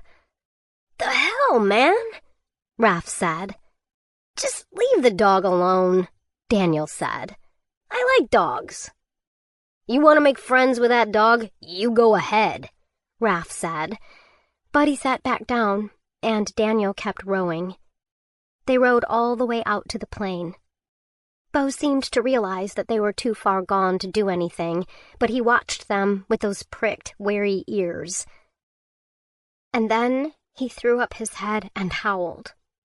The howl went on and on, the most horrible, sorrowful thing I'd ever heard. He howled and howled as the cabin burned, as the men got into their plane and lifted away into the sky. When they were only a speck on the horizon, I walked out of my hiding place. Bo sat by the shore. No longer howling, just whimpering and growling and pacing like he couldn't figure out what had happened and what he was supposed to do. "Bo," I said. He whipped his head toward me with a snarl. His body vibrated with tension. I put out my hand, palm out. "Come on, Bo." He snuck toward me step by step. His nose pressed against my palm. I slid my hand up over the side of his face to his ears and dug my fingers into his fur. A shudder went through him. I sank to the ground, and he crawled up next to me, tucking his huge bulk against me. I wrapped my arms around his ruff. We sat like that while the fire burned. It burned into the night, which this time of year was still light until its very core. When the sun finally set, I shut my eyes and lay down on the beach. Bo lay beside me, his warmth at my back. Somehow, I slept. I have been on my own for more than a week now, maybe more than 2. I haven't kept track very well of the number of days, the number of nights. We're well into summer, and summer out here isn't long. I remember Dad saying that. Which means I have maybe a week, maybe 3 at most, before winter comes. I am not prepared for winter. I almost did not survive these first days, but I know I will not survive the winter the way things are going right now. I have the same feeling now that I had when I woke up on the beach with everything burned down. A certainty that things have to change, and fast, or I will not make it to the next week. I can fish a little, not well. I've caught a couple of animals, mostly by accident, and I've lost some of those to the fox creeping into my camp whenever Bo is away. I've found a few more supplies, odds and ends scavenged from the cabin, when I could bear to go back there. Not much. It's not enough to get me through more than a day or 2 at a time, much less months of winter, of snow and ice. I have a week, maybe 3, to figure out how to survive. I don't think I can, but I'm sure as hell going to try.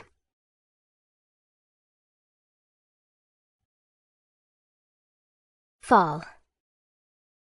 I leave the notebook in the ashes of the cabin. I wrap it in a t-shirt and a plastic bag I found, tie it with rope, and weigh it down with a rock. Maybe someone will find it. Maybe not. Either way, some record of me will survive. Longer than I will, probably, but I try not to think like that too much. I try not to think too much at all, but the habit's ingrained now.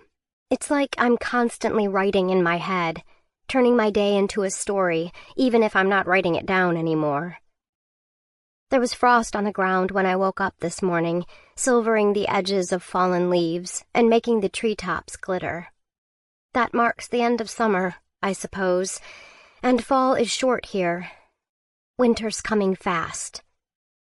I've been thinking about that crate and what could be in it. I doubt it's anything that could help me here.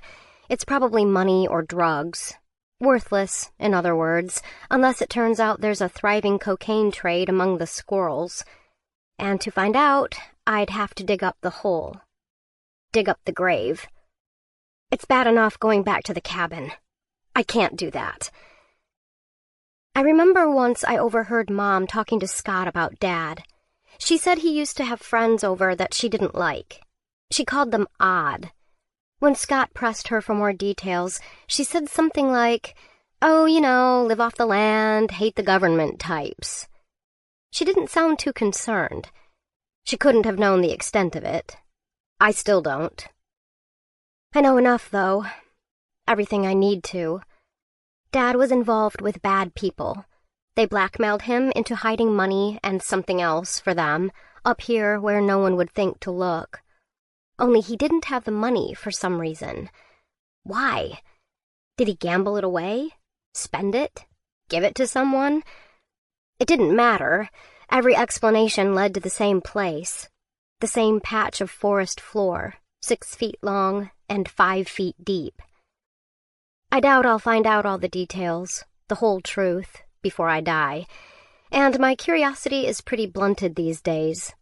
The hunger doesn't leave much room for it. From the cabin, I go down to the water. Fishing again. Not that it's done me much good so far, but I have to figure it out. I push out into the lake, picking a new spot this time, farther east. I throw my line in. I've adapted it since the first clumsy attempt. Figured out I shouldn't be using dead wood for my rod, for one thing. It just snaps. Lost line and a hook like that. After, I cut it from a live branch, so it had more bend. I tried it out on land, pulling and tugging and yanking at the fishing line, and figured out I shouldn't just have tied it at the tip. Sometimes it slipped off, sometimes the stick broke. Finally, I tied it near the base and wrapped it around the whole length of my rod, and tied it at the tip to keep it all in place. I still haven't seen much luck with it, but I'm hoping that luck will turn. I get the pole in the water, and then that's it. All I have to do is wait. I trail my fingertips on the surface of the water, watch a duck wing by. I spend a few minutes counting the trees along the shore. Got to do something to make the waiting go by. The fishing pole lurches. I grab for it, throwing myself toward it so quickly the whole canoe rocks side to side. It tugs and bounces against my grip. I haul on it. I pull it up, pull it over the boat, extending my arms all the way to get enough length to pull the end up out of the water. I can see the dark back of the fish in the water. For a moment I doubt I can get it out. I made the line too long. But then with a thrash, it flips itself out of the water and right into the bottom of the boat. I squeal, half in surprise and half in delight. It's a slippery, sloshy wrestling match to get the fish pinned, to club it. But then I have a fat fish. Trout? Perch? I don't know the difference, but it looks tasty. I want to paddle straight back to shore and roast it up, but where there's one, maybe there will be more. I spear a new worm on the hook and fling it back over. A white shape a few feet away catches my eye, and I settle the rod against the side of the canoe. Two white shapes, small and floating on the water. Too still to be birds. Some kind of trash? They look round and man-made, and anything man-made could be useful. I paddle over, letting the line trail in the water. Closer up, the two white shapes resolve into small plastic floats. A cord runs between them. I lean out and snag one, drawing it in. Huh. 6 lengths of fishing line dangle from the cord. 2 of them are broken off short, but 4 still have hooks on them, and 1, the rotted remnants of a fish. I look at the cord, look back out at the water, and picture the floats spread apart, the 6 hooks dangling in a row between them. Was this part of what Dad was doing when he went out to fish, those mornings I didn't go with him? If this works, I can dangle 6 lines at once without even having to be out on the water to do it. That's what I need, a passive way to bring in food. Hunting and fishing both take up so much time and energy. I don't earn back what I put into them. This could be a solution. I pull the whole contraption into the boat to repair it. Now my hands have something to do.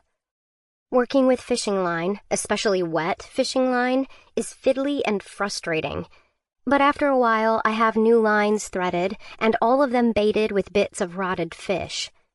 I push one float out from the canoe, letting it drift until the line is stretched to its limit, and set the other float into the water. In the edge of my vision, the fishing rod dips. I grin. Today is going to be a good day. 2 fish. 2 fish, and the promise of more tomorrow if things work out. I get back to land, and I feel like I'm soaring. Still no sign of Bo, but I can't blame him for ditching me. It's not like I've been able to keep him fed. I gut the fish by the shore. I'm sloppy, but I watched Dad do it and can see where I went wrong. I'll be able to do it better next time. I save the guts for Bo and wash the blood off my hands. Then I make my way back to the rock. The trip feels quicker than it ever has, and the whole way I'm imagining what it'll taste like when I put that first piece of flaky fish on my tongue. I'd be skipping if I weren't limping, and it's good to remember what a real smile feels like, stretching my cheeks. I get my fire going and set up my stove. It's not much, really just rocks I set around the fire to prop up my pan. I found the pan in the cabin when I finally went to sort through the remains. Cast iron, so it didn't burn, though it's taken ages to get the ash and soot off it. I get one fish cooking and sit staring at it as it sizzles, biting my thumb and jiggling my leg in anticipation. My stomach, silent all day, is rumbling up a storm, and the first whiff of cooked fish has my mouth watering. All the hunger my body has been working so hard to ignore comes roaring back, and it's all I can do not to gobble the fish down raw. I don't have a real spatula, but I've bent a bit of flashing from the chimney into a tool that almost does the same job, and I get to work scraping up the fish to flip it. Out here, this qualifies as gourmet cooking. I'm glad now that I took the time to clean the pan, to make my little spatula, even if all I was really doing was killing time. It wasn't like I had any food to cook with it. But after trying to roast the rabbit over a spit, I figured I needed something more sophisticated. I'm so focused, I don't notice the scrabbling at first. It's not until the flicker at the edge of my vision that I turn and yelp in indignation. The fox has wriggled between the pole wall and the rock and grabbed my second fish by the tail. He's halfway back out by the time I spot him. I lunge for him, yelling a garbled string of angry syllables.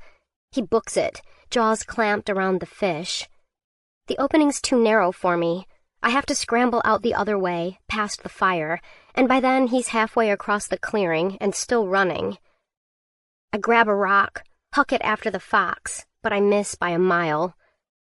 I swear, watching the flip of his tail disappearing into the trees. "Asshole!" Yeah, that'll show him. I throw another rock after him for good measure, then take a sharp breath. There is not a single second to spare on regret out here. One fish is gone, the other is still here. I have a fish, and it doesn't matter that 10 seconds ago I had 2. What I've got is what I've got. That's what I tell myself, but I still mull creative ways to cook a fox as I finish frying up the remaining fish and eat my fill. 1 fish and 1 rabbit every 2 weeks isn't going to keep me alive. I need to get better at fishing, and I need to get better at protecting what I've caught. The light has that tired quality it has toward the end of the day, and the wind has a bitter edge. Frost again tonight, probably. How long do I have until the lake freezes over? That'll make fishing harder. That'll make everything harder. I can't rely on any one thing, which means I need to get good at hunting, too. The only time I've ever killed anything with the bow was out with Dad, even though I've tried half a dozen times since. Beginner's luck. The rifle's easier. The only trouble with it is that I can't rescue the rounds like I can with the arrows. Some of them get broken and bent, but so far I've only had to scrap 2 completely. Just like with the ammo, though, once I'm out, I'm out. The bow is too strong for wooden arrows. They'd shatter. I'll have to make a new bow at some point, one that I can make my own arrows for. But that's ages away. Right now, I've still got both weapons and a good amount of ammunition. Everything that's in the box, plus however much is in the rifle now. I decide to check, since I'm not actually sure. The answer is none. No problem, I have the box of ammunition. I grab a round and go to load it, but it won't fit. I shove at it, but I can only cram it part way. I look at the box. .30-30, it says. That doesn't mean anything to me. I have one of the spent casings. I hold it up against one of the bullets from the box. They aren't the same size. The bullets in the box are bigger. I have the wrong ammunition. I almost throw the gun and the bullets away in frustration. Instead, I shut my eyes and breathe long, deep breaths. Okay, I don't have a gun. I have a club that used to be a gun. And maybe there's ammunition left in the cabin.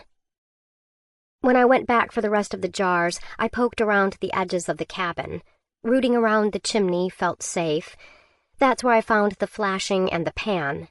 But I haven't dug through the ash farther in, searched around the stubby remnants of the table, investigated the bedroom. I should. It's the smart thing to do. There's still time for one more trip. I don't want to wear myself out, but the trip to and from the rock isn't that hard now that I don't wander around along the way, and I'm never going to have more energy than when I've got a full belly. Besides, I don't like the idea of being out here without the rifle for protection. Then it hits me. I've been carrying an empty rifle around for protection for days. The thought stops me dead. I choke out a laugh, horrified. I haven't needed it, but what if I did? What if there was a wolf, or a bear, or a cougar, or Raph? I've been lucky. I haven't needed the rifle, which means that I'm still alive to learn this lesson. Don't take anything for granted. I bring the bow and the walking stick and set out, my nerves on edge. I feel exposed. I'm decent with the bow, but it's not great for protection, not if I get surprised. I have the hatchet, too, strapped to my hip, but if I have to use that, it's probably too late already. The wind and the rain have cleared out a lot of the ash back at the wreck of the cabin, which makes it obvious that there's almost nothing left in it. I don't even pause before stepping over the threshold. If I pause, I'll chicken out and turn back. So I walk through, sifting through the ash, kicking it. I find a few stray bits of metal, a few cans charred so badly they have chunks missing, their contents burned or spoiled, jars cracked and blackened. I find metal drawer handles and another hatchet head, 2 blackened knives, a burlap sack that burned only halfway. I gather up everything that looks even vaguely useful. I find the rifles in the collapsed heap of the west wall. The ammunition burst in the heat of the fire, and even the few rounds that are still whole are blackened. I don't trust them one bit. At least I can see what went wrong. There's a scrap of a box left unburned. It's a different color, and it has .223 stamped on it. I must have the rifle that takes .223 ammo, and the other rifles are ruined, which means the ammo I have is useless. I take the rifles anyway. I don't know what use they'll have, but the barrels are straight and metal, and if nothing else, I can use them to prop something up. Movement at the far side of the clearing draws my eye. Something flaps and flutters against the ground. I make my way over, leaving my pile of scorched metal by the cabin. The tarp that covered the wood pile is trapped against the roots of a tree, fluttering in the wind. It must have ripped free somehow. It's still in one piece, and only one edge is a little scorched, the plastic fibers melted. I fold it up, grinning. It's big, and it's waterproof. Stay dry, stay warm. Stay warm, stay alive. I almost miss the rumble. It's not the first plane to come by since Dad died, but every time I taste the same sour fear in the back of my mouth. Is it them?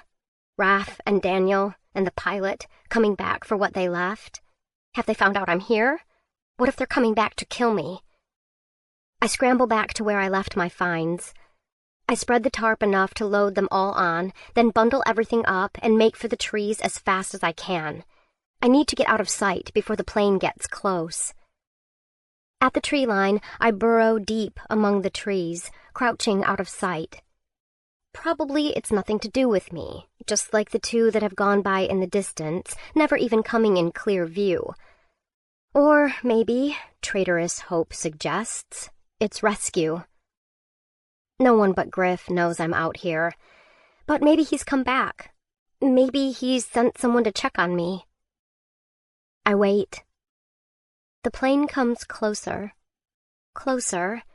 then descending, and my breath catches in my throat. It turns and comes down on the surface of the lake, a smooth landing that sends ducks scattering. It isn't Griff's yellow plane. It isn't Raph's red one either. This one is a dingy green, and there's only a single man in it. He hops down onto the float and stares at the burned cabin. "Hello?" he calls, hands cupped over his mouth. Should I answer? I bite my lip. "Hello?" he calls again. He waits, looks around. He climbs back into the cockpit, and I think he might leave, but he seems to just be thinking, because he gets back out and comes to shore. He can't be with Raph, I think. If he is with Raph, he'd know Dad is dead. But that doesn't mean he's a good person. I creep closer to watch as he walks up the beach, and my breath catches in my throat. He's armed. He has a gun, just like Daniel's and Raph's, in a holster at his side. He comes up and stares at the burnt cabins, and he spits on the ground like Raph did. He walks around all 3 wrecks: cabin, shed, outhouse. The notebook sits just inside what used to be the doorway of the cabin. If he finds it, he'll know I'm here. He'll know everything. Isn't that what I wanted? He crouches and picks up a handful of ash and lets it scatter. Then he stands, takes off his hat, rubs his scalp, shoves the hat back on again. He walks back to the water with a purposeful stride. Call out to him, I think. Call out! Call out! But my throat is squeezed shut. He might shoot me. The cold might kill me. He might bury me in a grave like my father's. I might starve to death. He might let me into the plane and fly me to Raph and Daniel and tell them I saw. I can't move. I want to, but I can't. I roll onto my back and squeeze my eyes shut and ball up my fists until the engines start. Until the plane rises. Until the sound fades. Until I am alone again, in silence, the air gone brittle with frost. The fox is dead. I find it ripped apart, not far from my camp. My things have been mouthed at, torn up, scattered around. There's blood everywhere, smudging my clothes and staining the ground. Some of the blood is the fox's. All of it? I don't know. I cover the blood with dirt, clean what I can. I carry the fox's carcass back into the clearing and lay it over a log. I'm sorry, I tell it. I pet its fur. Even ripped, it's soft. I should skin it, use its meat and its fur. But for now, I sit next to the log, feeling that much more alone. I start to cry. I hate myself for it. It's stupid. Waste of energy, waste of water. But I cry, because the fox at least was something I see every few days. I even gave it a name. I knew I shouldn't have, so I didn't write it down, but in my head I've always called him George. Because George was an asshole, and so was the fox. I'm sorry, I tell the fox again. I knuckle away my tears and take in a gulping breath. I should have gone out to that man. I should have risked it. That was my chance at rescue, and I lost it. Bo trots out of the woods. I let out a shuddering breath, more relieved than I realized. Hey, boy, where have you been? I ask him. I put out a hand. He ignores me, goes stiff-legged to sniff the fox instead. He doesn't look hurt. He also doesn't look like he expected to find a fox here. He whuffs and growls, then spins to face the trees, ears pricked. I push myself to my feet, suddenly uneasy. If Bo didn't kill the fox, what did? I walk back to where I found the carcass. There are paw prints all over in the mud.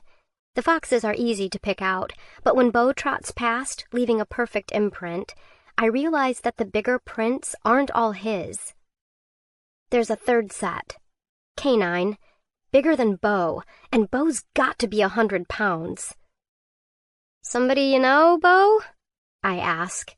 He growls, staring off into the trees. I shiver. Raleigh I'm not worried about, but I can easily imagine the jaws that tore the fox apart tearing into my flesh, too. I keep the hatchet on me, and I take the fox well away from camp to butcher it. I shouldn't be cooking at camp, I decide. The food was what kept bringing the fox in, and there are clearly more dangerous things out here that I don't want nosing around my camp. By the time I'm done working, I have meat, and I have a raggedy fox skin. It's still bloody, still stuck with bits of meat and fat, but I think I can scrape those off, and there's a good section that's still whole. Fox fur mittens. I could use some of those. Maybe I'll live longer because of whatever killed the fox, or maybe it'll come back and kill me. I split the meat with Bo. He's insistent, and I don't have any way to save it. Besides, I already had the fish today, and this won't last more than a day or two. I lick grease off my fingers, watching the fire bank low. I have food. I will live another day. But to live longer, I can't keep doing whatever pops into my mind. I'm going to end up like the fox if I don't play this smart. I need more firewood, for one thing. I've been hiking back and forth, and fishing and hunting, and I've gotten behind on the dull work of chopping and gathering and splitting. I know I need to get ahead of the firewood. I need giant piles of it, because some days will be too cold and too dark to go out during the winter. Or I might get sick or hurt and need to hole up for a few days. I do a little math in the dirt, guesswork, and experience, adding up to a number that's 10 times as much as I've been managing. It doesn't seem like it should be that hard to gather wood, but I'm slow and fire is greedy, especially since I'm stuck gathering dead fallen branches mostly. I can't bring down trees on my own with just the hatchet. Not that I didn't try. I made a handle for the axe, but I couldn't attach it securely. The first time I used it, the handle slipped and the weight was wrong, and I swung it weirdly, and if my leg hadn't buckled, I think I would have chopped right into it. So I need wood, but wood isn't enough. I need to check the floating fish lines.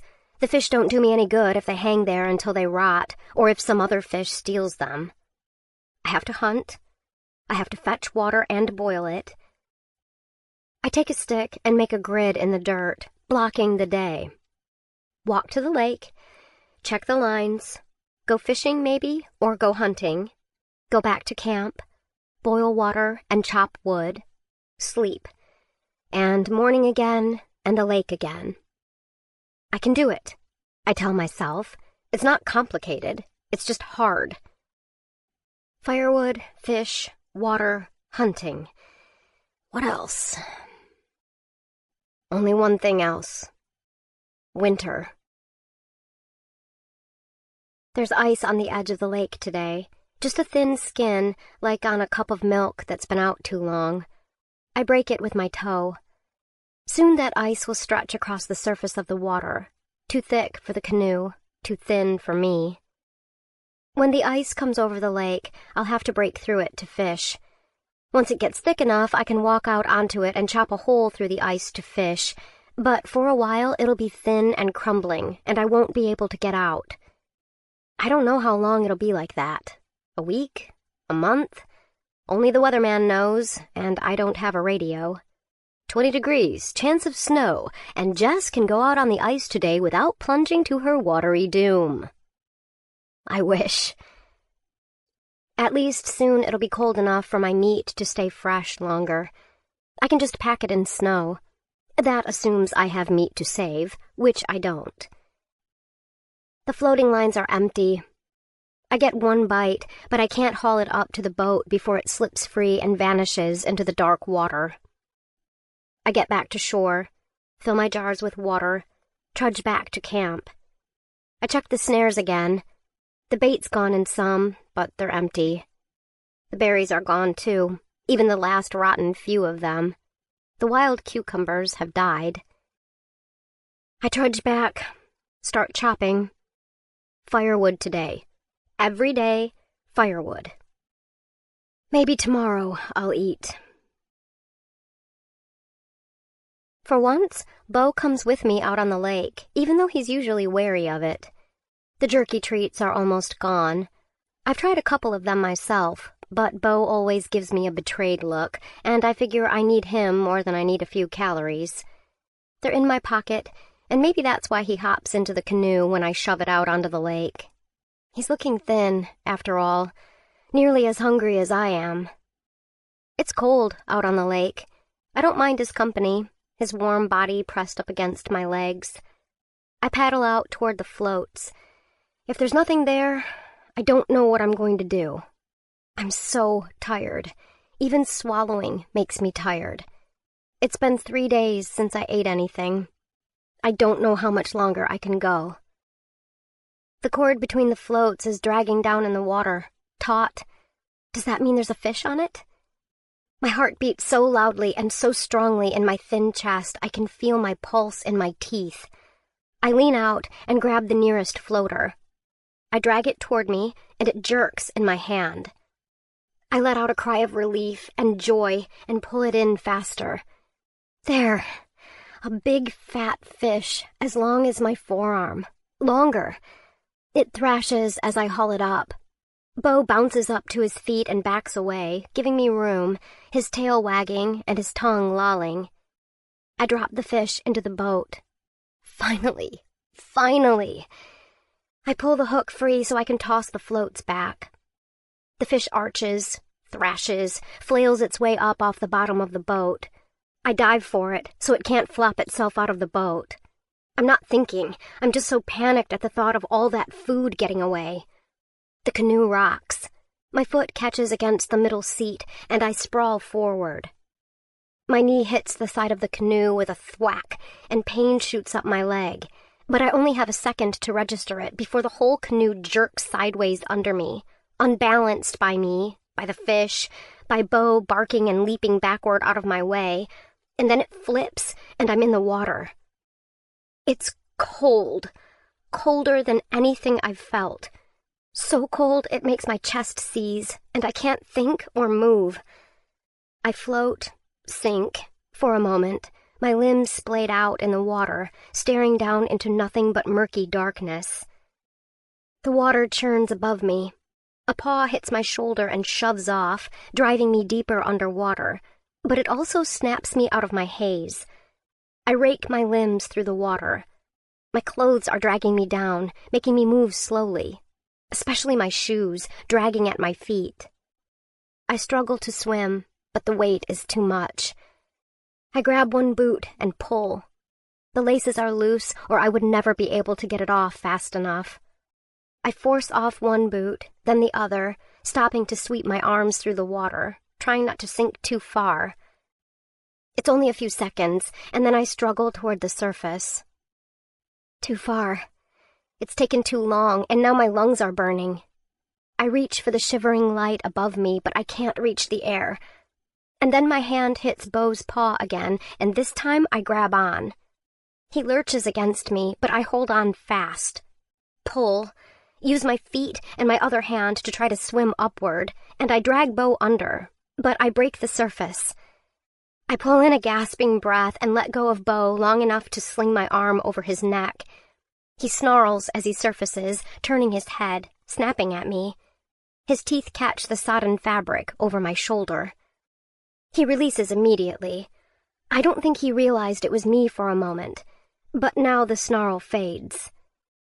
We're breathing, but the water is frigid, and I know we can't survive in it for long. Maybe minutes. The canoe is upside down. I swim toward it with one arm, trying to drag Bo with me. He gets the idea, and a moment later I'm close enough to grab hold of the canoe. Without my weight on him, Bo swims more easily, but the cold is going to finish us both off quick. "Sorry, Bo," I say, knowing I have to move fast. I grab him again, using him as stability so I can heave the canoe upright. He yelps, but he doesn't bite me again. The canoe tips, hovers. I shove as hard as I can, dunking both of us underwater again, but the canoe rolls. It settles upright. Now I just have to get back in without tipping it. If I try to climb over the side, it'll just roll again. I tug Bo over to the bow. My teeth are chattering. I can't feel my fingers or my feet. Everything in the periphery is starting to look hazy. Not good. My paddle is floating near the bow. I grab it as we pass and toss it into the canoe. Won't do me any good to get back in, only to be stuck floating in the middle of the lake, freezing to death. The canoe sits low in the water. It's most of the way full of water itself, and I can't believe it's still managing to float. I grab hold of the stern. My fingers slip, but I stare at them and force them to close. I push off Bo and heave myself up. One try. I might only have one try, so I use all my strength. And then I'm lying on the bow of the boat with the end digging into my gut and my face a centimeter from the water filling the canoe. The water is sinking the boat, but it provides ballast as I drag myself forward, flailing as I pull myself in. My whole body shudders. At least that means it's still got the energy to try to fight the cold. The tackle box is gone. There's just the paddle. With my weight, the canoe is sinking even deeper in the water. I grab the paddle and use it to fling water out of the boat. It doesn't make a very good scoop, but the water is so high it doesn't matter. I work frantically, as much to stay warm as to stay afloat, and Bo paddles alongside, whimpering. When the paddle doesn't work anymore, I use my hands. They're already so numb, it doesn't matter when I dunk them back into the water.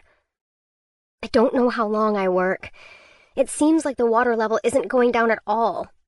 And then I realize Bo isn't whimpering. He's quiet now, his movements slower, his head dipping halfway under the water. If he gets back in the boat, it might tip. If he doesn't, he'll drown. There's no question of what to do. I whistle for him at the bow. He swims around. I sit as firmly in the middle as I can and lean out to haul him up. The canoe wobbles alarmingly. I pull Bo straight back, lying down and letting him claw his way over me to the center of the boat. I try to keep my weight as centered and spread as I can as we rock to and fro. The canoe starts to roll. I throw myself toward the other side, and so does Bo, and we start to go in the other direction. But I rock back the other way, and the boat rolls into place, upright. Bo scrambles up to the bow of the canoe and pulls himself onto the little seat there, sodden and shivering and panting. I huddle at the stern. Cold will kill you first. I don't have time to appreciate the fact that we are still alive. I have to start paddling. I don't know how I make it back. I don't remember any of it later, huddled by the fire. I remember gravel scraping against the bottom of the canoe, and then I remember being on my hands and knees on the same gravel. I don't remember deciding to get up. I don't remember walking through the woods, except for flashes of green and a vague sense of pain. I remember blowing on the embers of the morning's fire, watching a flame rise. I remember adding more and more wood. But then I don't remember getting out of my clothes or getting into dry ones. Socks, underwear, t-shirt, jeans. No sweater, no jacket, no rain shell. My memory keeps skipping. I remember Bo leaning up next to me, thinking he shouldn't because he's wet and I'm getting wet again, thinking at least we're getting warm. Then I'm lying with my head on Bo's side, thinking how very, very warm it is. How nice. Then Bo lurches upright. My head hits the ground, jerks me awake, and I realize the reason it's so warm is that the fire has jumped. I've built it too high. It snatches at the underside of the shelter, at the pine needles that have dried until they're the perfect tinder. They spark and flare. Fire races along the shelter wall. Bo backs up, snarling. The exit is blocked off, the fire grown too large, catching the stack of waiting logs behind it. I stare dumbly as smoke fills the space. A spray of flaming needles drops as the branches burn. They hit the back of my hand and I yelp, shake them off, and finally move. I throw my shoulder against the lattice I made to block off the head of the shelter, shoving it free. Bo lunges out, knocking me against the rock. I start to follow. Stop. Everything I have is in here.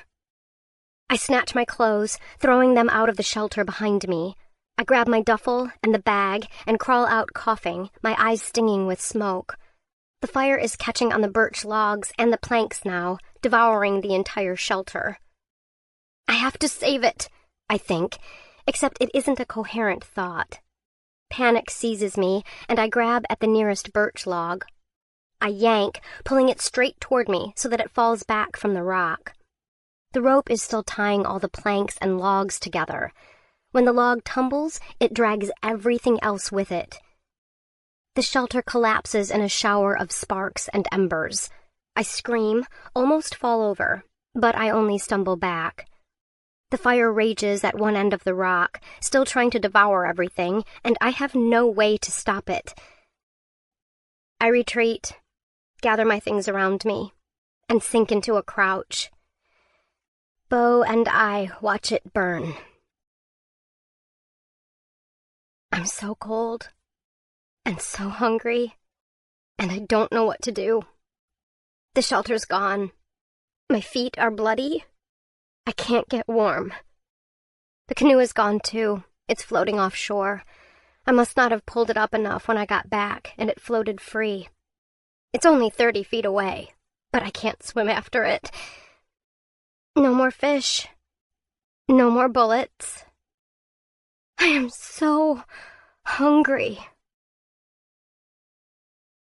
I remember when I was little, I had this bear, a stuffed bear. Not like a teddy bear, like a real-looking bear on 4 paws, with really soft fur.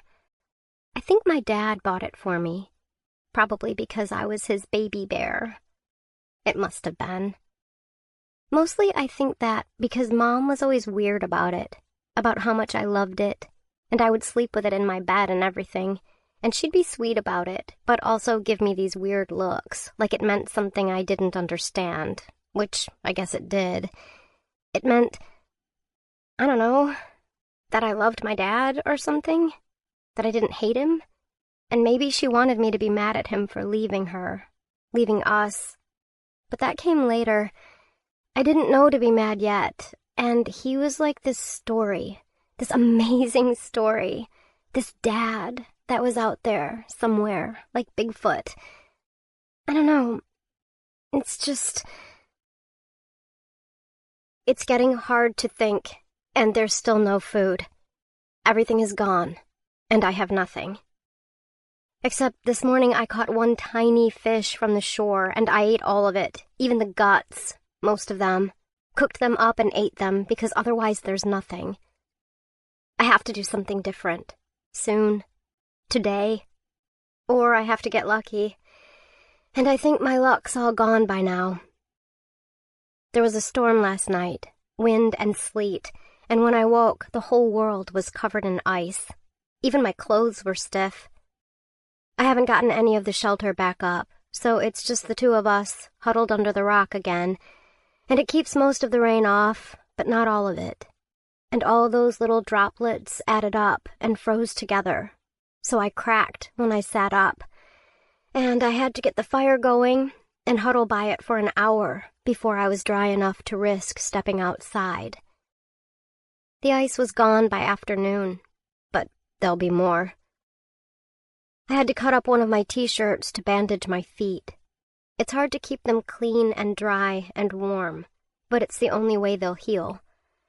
And I need shoes to walk, but the best I've been able to do is layer on the socks and then use what's left of the rope to tie tarp around them. It makes it even harder to walk, but at least they stay warm and they don't get torn up.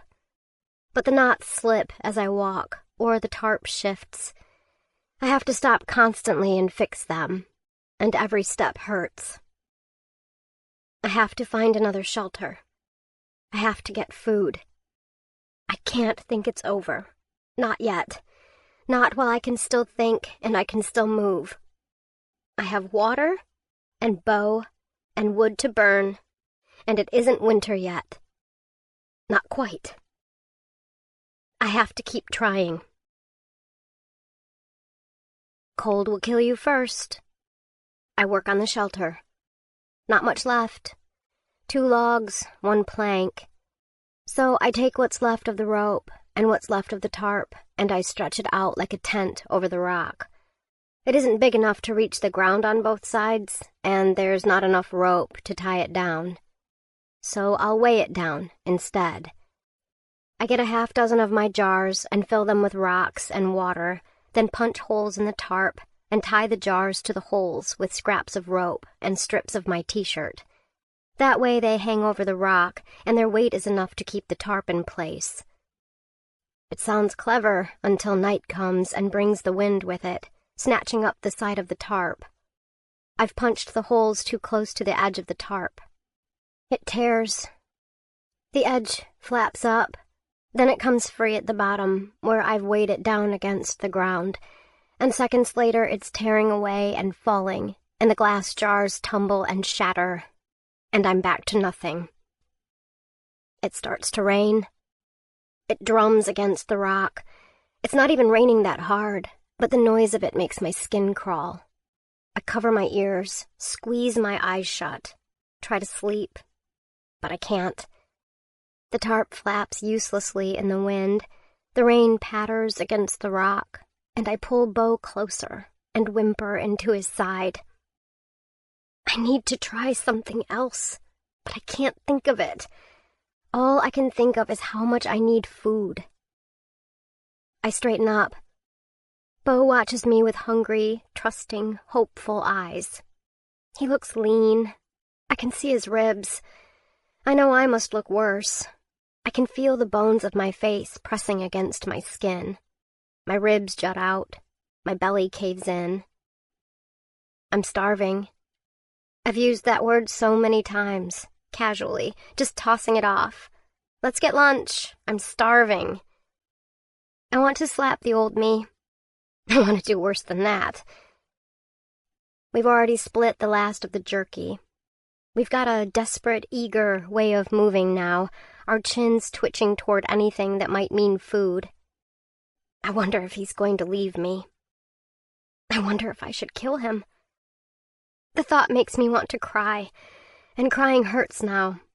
It's always these racking sobs that push up through my throat and make my back feel like it's tearing and sound like horrible dying sounds.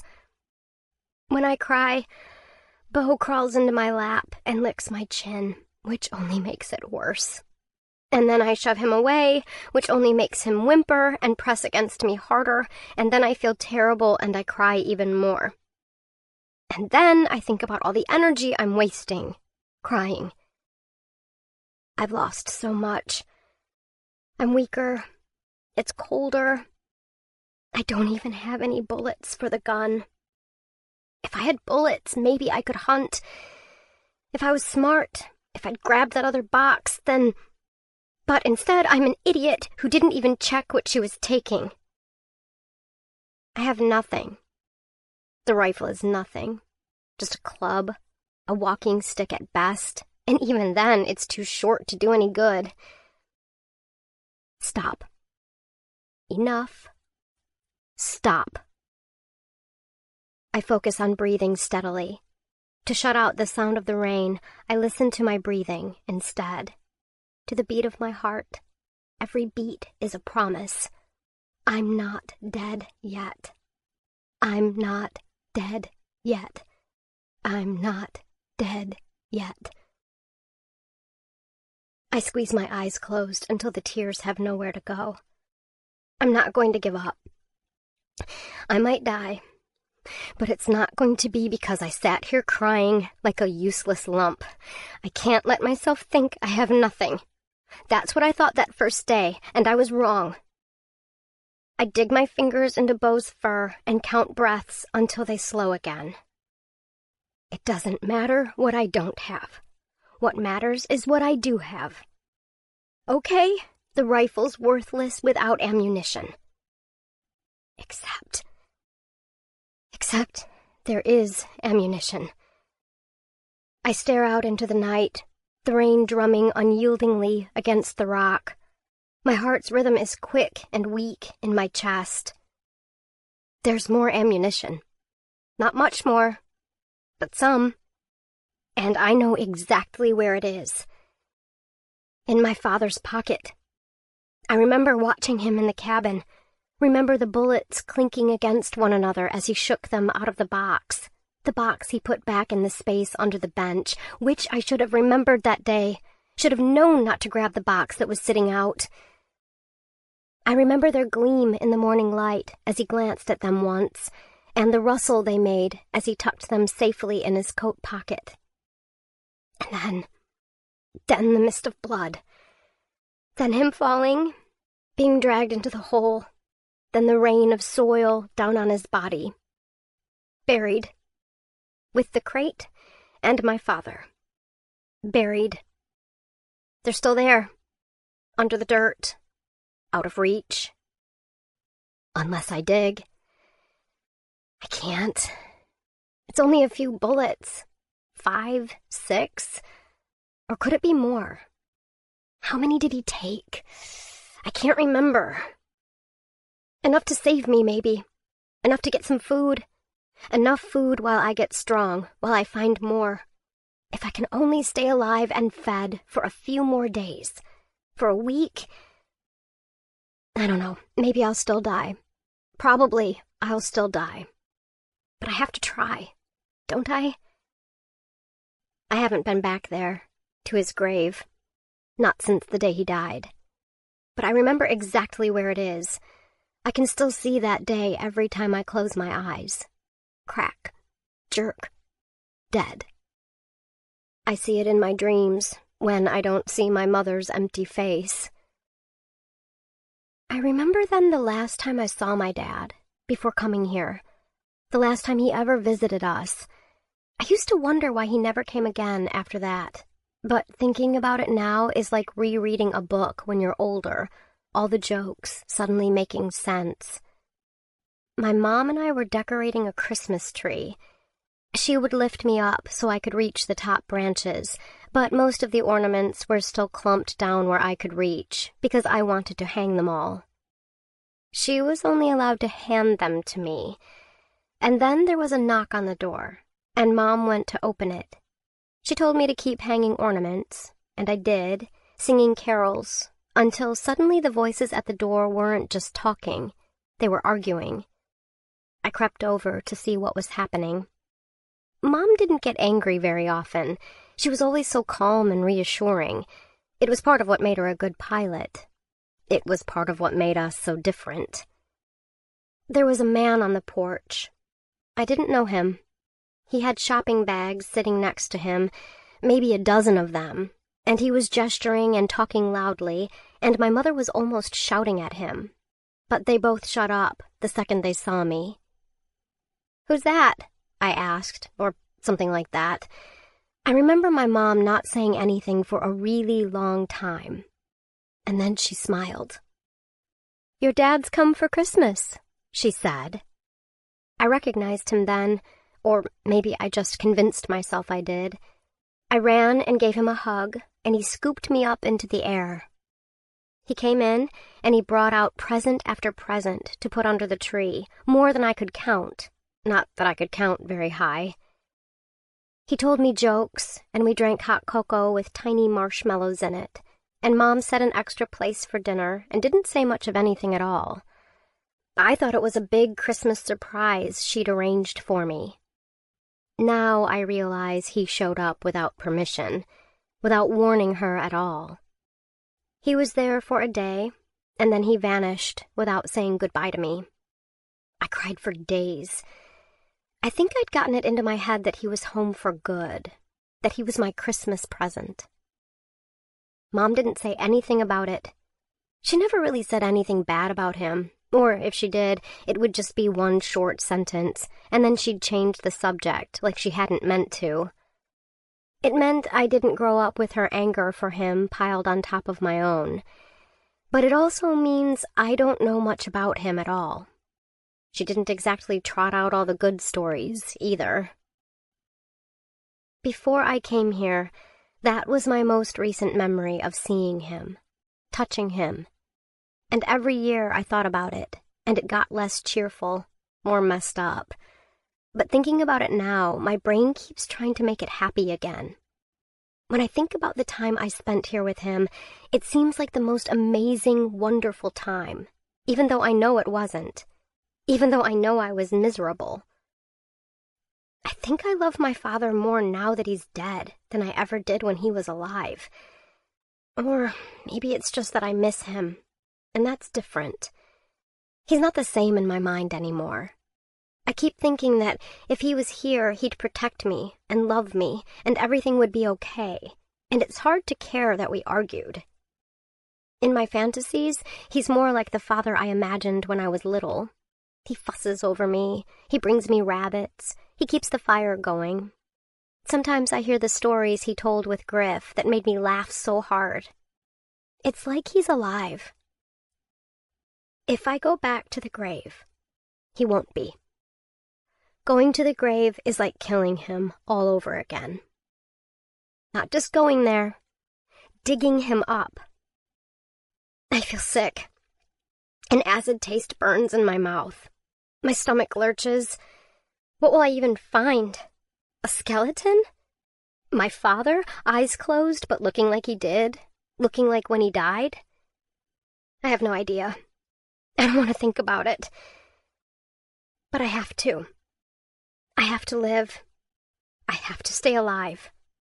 Dad would want me to. Wouldn't he? I don't actually know what Dad would want. I don't know what he'd do for me. He was willing to give me up when I was small. He refused to give me up when it might have been better for me. It's his fault I'm here. But if he was here, I'd be okay. It's all a horrible, screwed-up mess, and it'll never be sorted out because I'll never really know him. He only got to be a person to me for a few days before he was a corpse. A corpse doesn't get a vote. That's what he'd say. He's not here to make the decision for me. I have to make it on my own. Okay, I say. Bo jumps a little, sees it's only me, and settles back down. I don't know what Dad would want, but I know what Mom would want. She would want me to live. She would want me to do anything at all to survive and never mind anyone else. I bite my thumbnail. I think Dad would want that too. The imaginary version of him in my head would. I have to do it. I have a shovel head. I got it from the shed ages ago. I even tied it to one of my walking sticks, and unlike the axe, it mostly works. I've just used it to dig temporary outhouses. This will be a lot harder, and the ground is hardening up with the frost, and I'm not very strong. Which is all the more reason I have to do it now. If I wait, I won't be able to. I have to try, before I think about it too much more and talk myself out of it, before I get any weaker.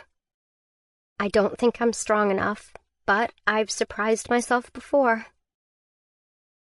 All right, Bo, I say. My voice shakes. Let's go find Dad. The shovel hisses and scrapes on the ground as I drag it behind me.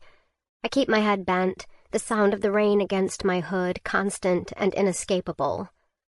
Bo walks with me. He can't possibly know why we're out here in the night, in the rain, but he looks at me with trust and hope I never earned. I go to the cabin first. I don't know how to cut straight through to the grave. I have to orient myself in the ruins first. I glance at where the notebook still lies. When Griff comes back in the summer, he'll surely look around. He'll find it. He'll know.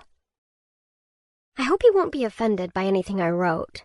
I almost go back to get it, to write him a note telling him how much I liked him, how none of this was his fault. But I didn't bring the pens with me, and I don't have the time anyway. The sound of the rain has muted, only a soft, shushing patter now. It takes me a moment to realize the silence is because it isn't rain anymore. It's snow, drifting down in fat, loosely spun clumps. I brush the snow off my sleeves and set out for the grave as the sun comes up over the trees. I count steps as I walk, a trick to keep myself from thinking about how far there is left to go. Not a half mile, just 100 steps, and then 100 steps after that, uneven, punctuated by the thump of my walking stick against the ground. I don't know how many hundreds I count before I come to the place where my father is buried. I stop. This is it. I'm sure of it. A mound on the forest floor.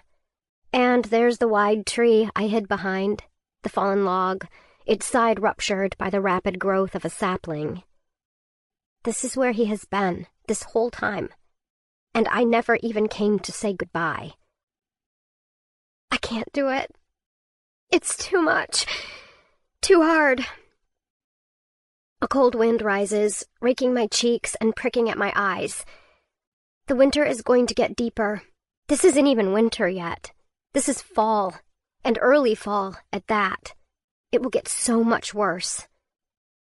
If I can shoot one deer, I can live for a week, a month, long enough to catch a few fish, long enough to catch another deer, a rabbit, a fox, long enough to survive.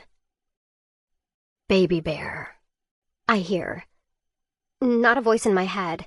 I hear it, and I suck in a breath, cutting off a sob I don't have the energy for. You left me, I say. The voice doesn't answer. I know it was my imagination. It was the wind, an animal, the hunger, the isolation. But still, I tip my face up to the snow to listen for it. I left you, I say. I left you here all alone. I want to hear his voice again, even if I'm imagining it. I want his forgiveness. I want his apology. I want his permission. Beau's nose bumps my hand, cold and dry. I look down at him. He pushes his head under my fingers, leans against my leg. I dig. It's slow, painful work, but I'm stronger than I've ever been. Even with the constant hunger, I've been working all the time, building muscle, building strength, just a little bit faster than I've lost it. The damage I did to myself the day Dad died has almost healed. Even my leg is getting stronger. Instead of watching TV or reading books, I'm always moving, always working. There's no fat on my body. I haven't even had my period since getting to the lake. And when I strike the ground with my shovel, it slices right in. But the ground is hard and the wind is cold. Soon I'm sweating. I've learned the danger of hard work.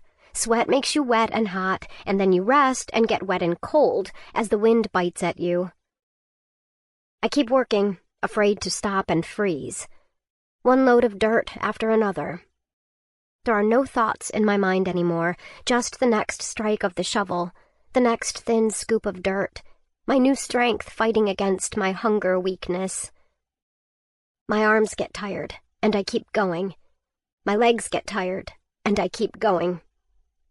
The makeshift handles sink splinters into my palms. I dig the shards out and keep going. Beau paces, then lies down. He lifts his head from time to watch me, waiting for me to do something that makes sense, maybe. He gives up and sleeps after a while. Daylight comes, strengthens, wavers, fails. I take a few breaks. I drink. I have water, at least, and I drink all of it. When I turn up a pair of squirming worms, I rinse them off and eat them whole. I keep going. By the time the sun has set again, I am nearly 4 feet down. I cannot believe how hard, how long the work is.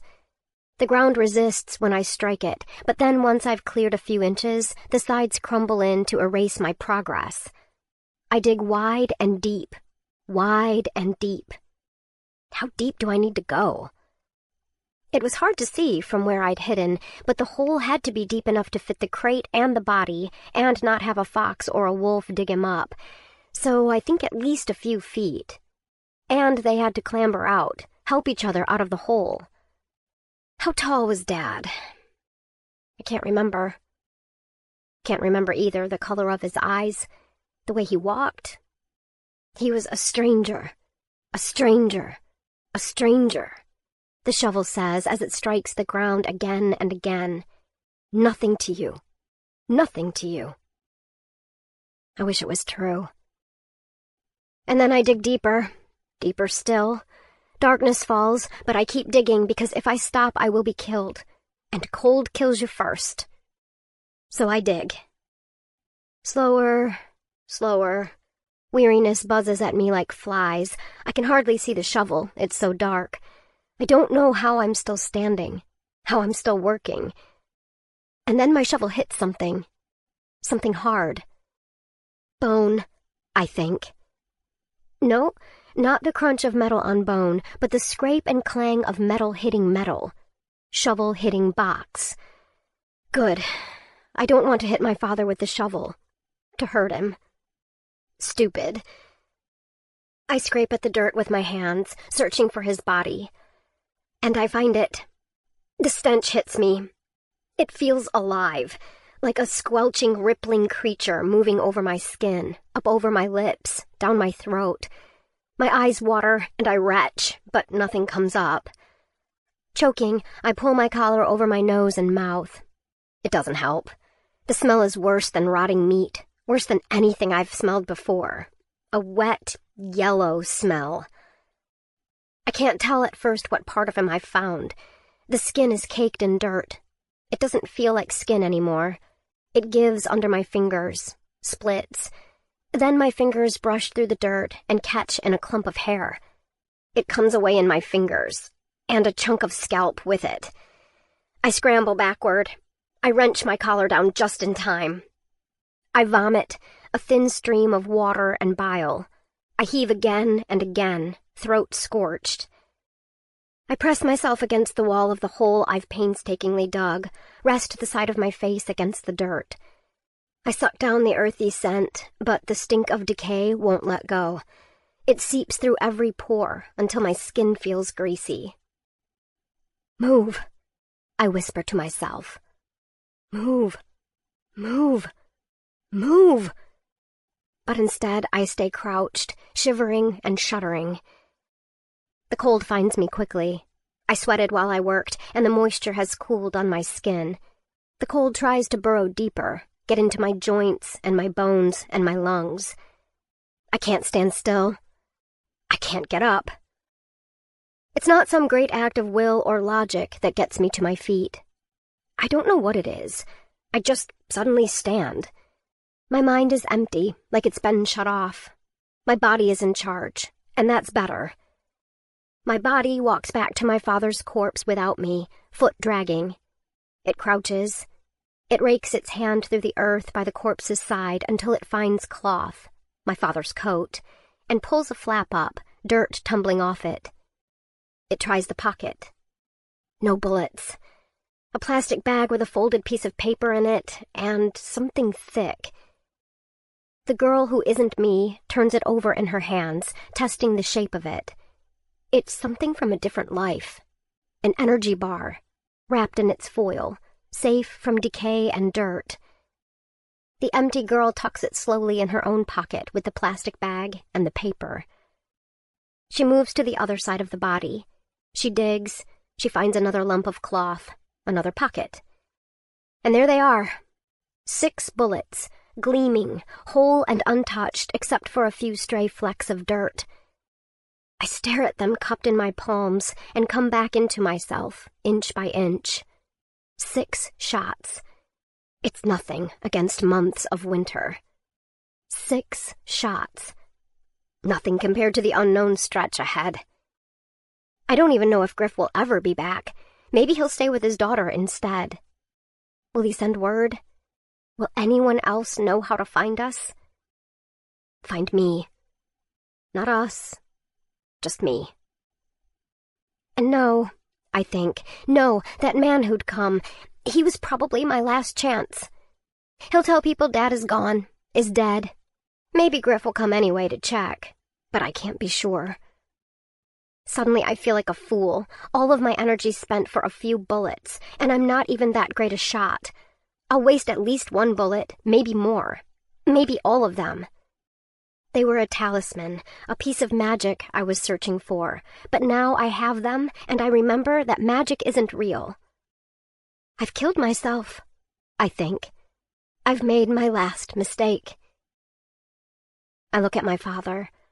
I've managed not to look past his shoulders this entire time, but now my eyes drift to his head. It's still mostly covered in dirt. They dropped him face down, and even with the dirt, I can tell the back of his head is shaped wrong. The bullet punched through his skull and left a gaping hole. I fight another wave of revulsion. The sight scrapes at me, like a knife dragged flat along my ribs, hollowing me out. In that moment, I give up hope. I throw it into the hole with my father, and I finally understand it, deep in my bones. I'm going to die. No if, no unless. Just certainty. I am going to die. Those early days, I needed the unless, the plans, the future spooling out ahead of me, full of problems I could think my way through. But now, letting go of all of that, I can breathe again. I don't need to figure it all out, or else. There is no or else, no happy ending if I try hard enough. This only ends one way. It's like shrugging off a heavy backpack. It seems like giving up hope should mean despairing, but I feel light. Hope is a distraction. It makes you think about things that might happen to save you, instead of what's right in front of you. It makes you freeze up because you're so afraid of failing, because you don't understand yet that it doesn't matter. In this moment, I am that empty girl, the girl who can do whatever she has to. I smile. I feel focused. I don't have to worry about the big stuff. I'm already dead, after all. I can sit down. I can rest.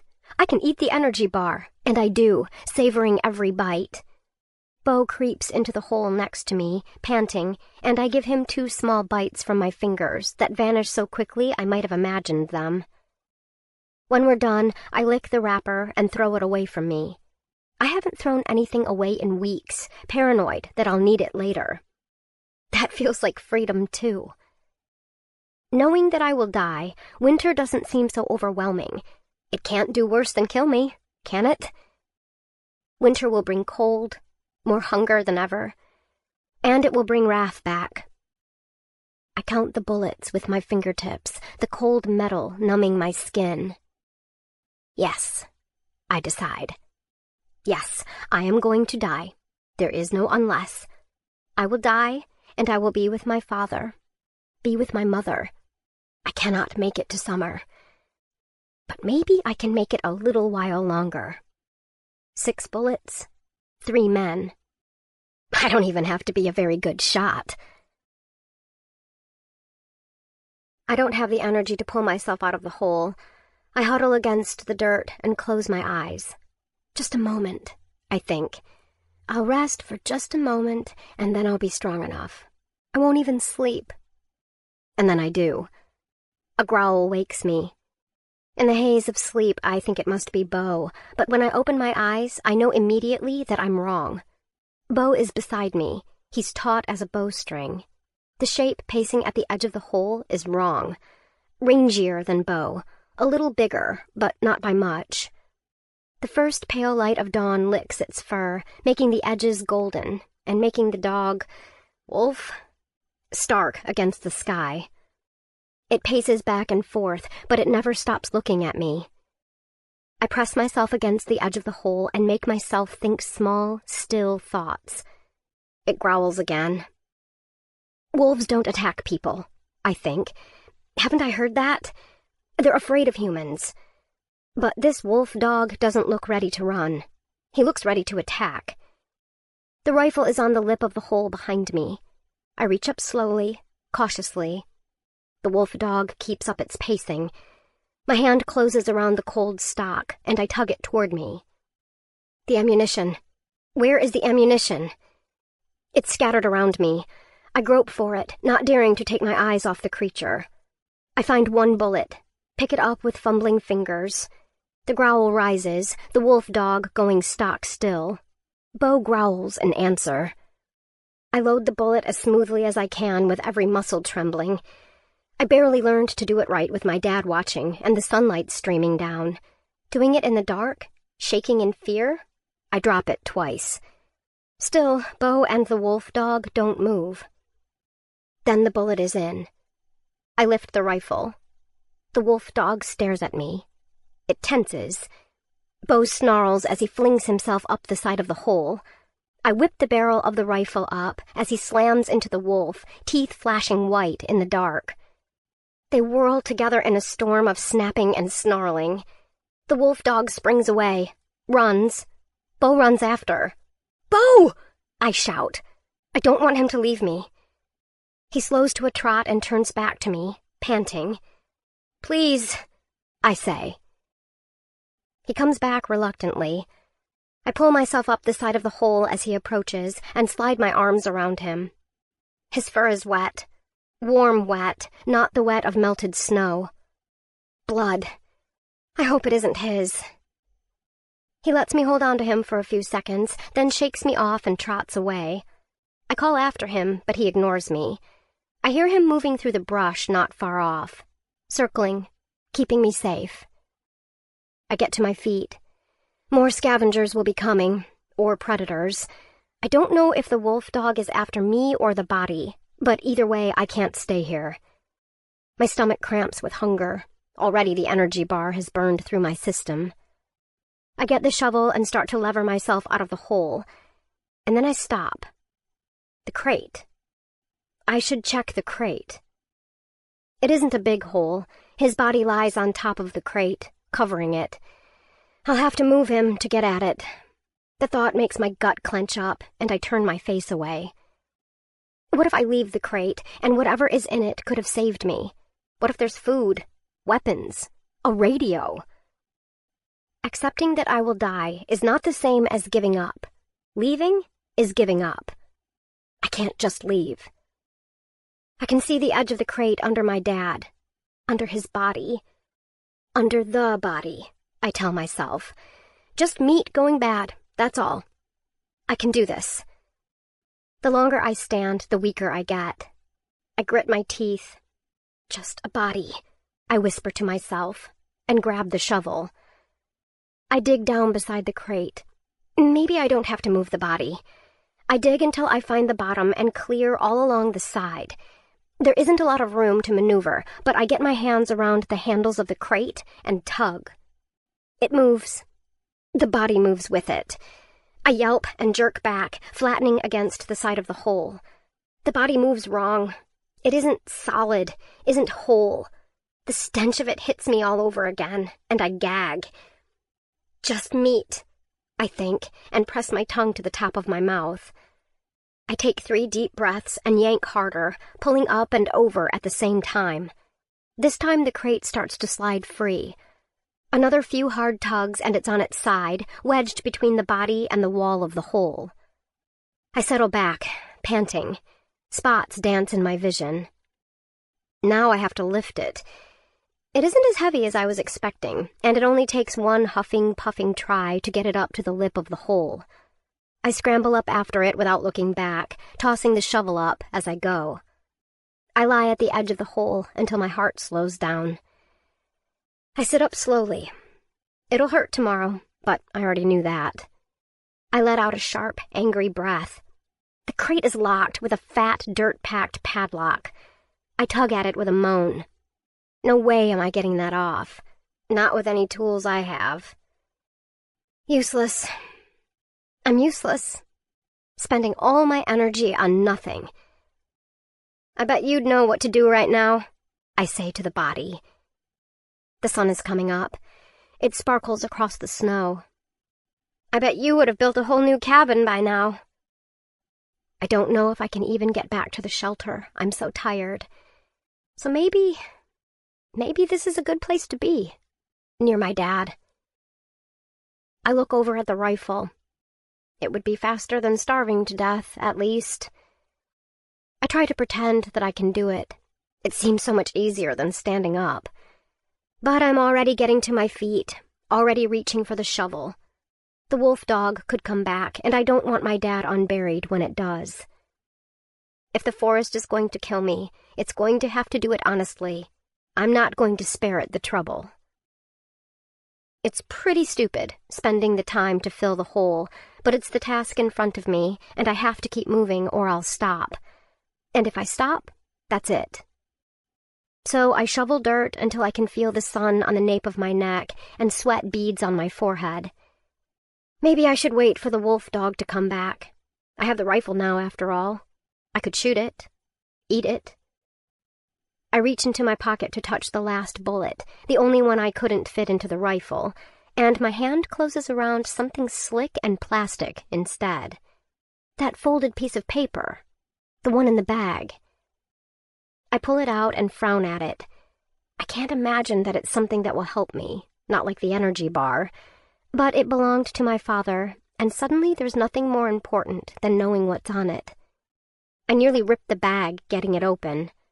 The paper slips through my fingers as I try to unfold it, and I force myself to slow down. I don't want to tear it. It's a hand-drawn map, done in blue pen. I recognize the lake.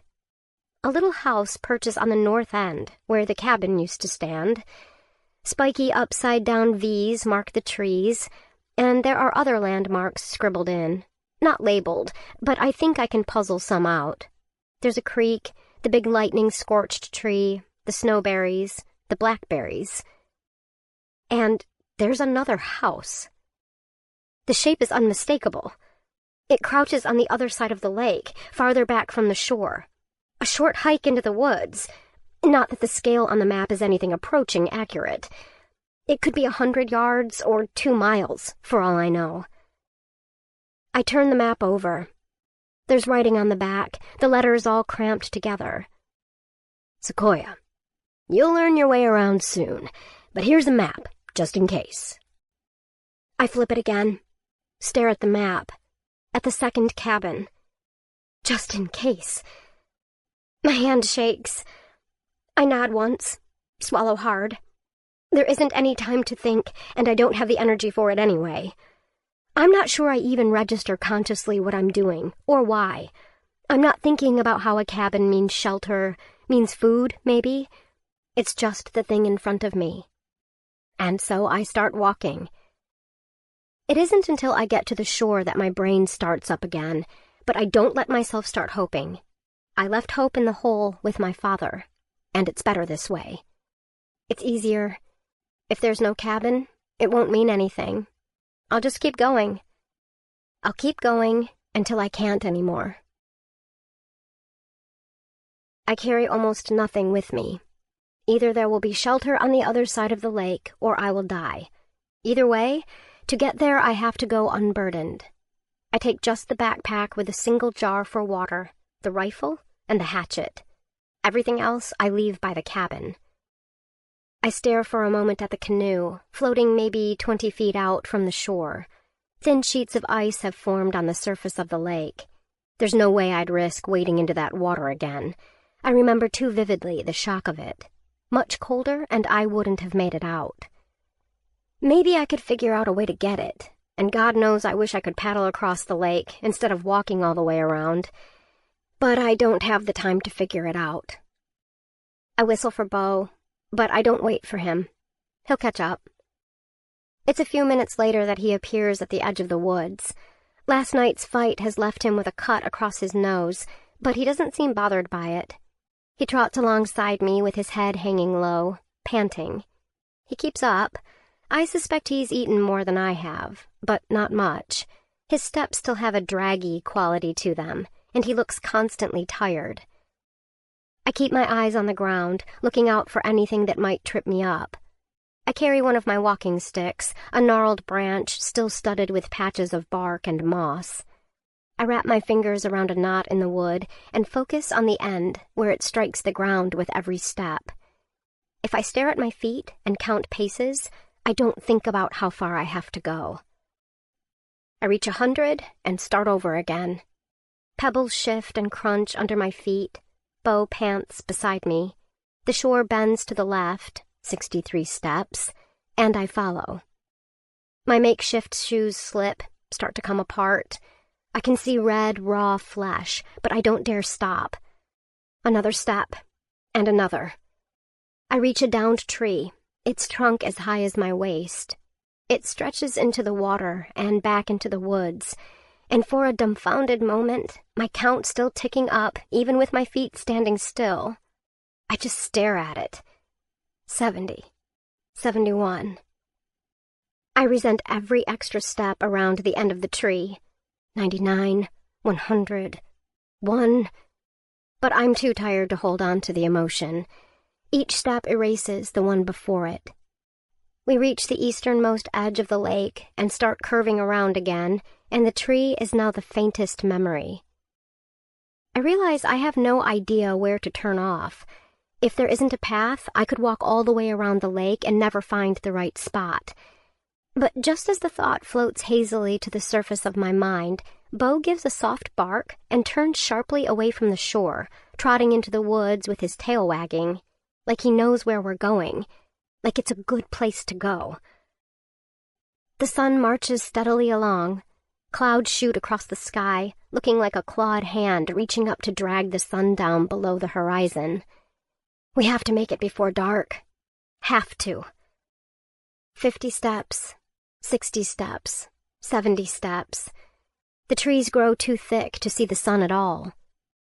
The map is scarce on landmarks, but there are two along the path to the second cabin. A big rock, kind of heart-shaped, and a creek. I find both, and at both I stop. I rest my hand against the stone, dip my fingers into the creek. They're concrete signs that I'm going the right way. My thoughts swim, blur.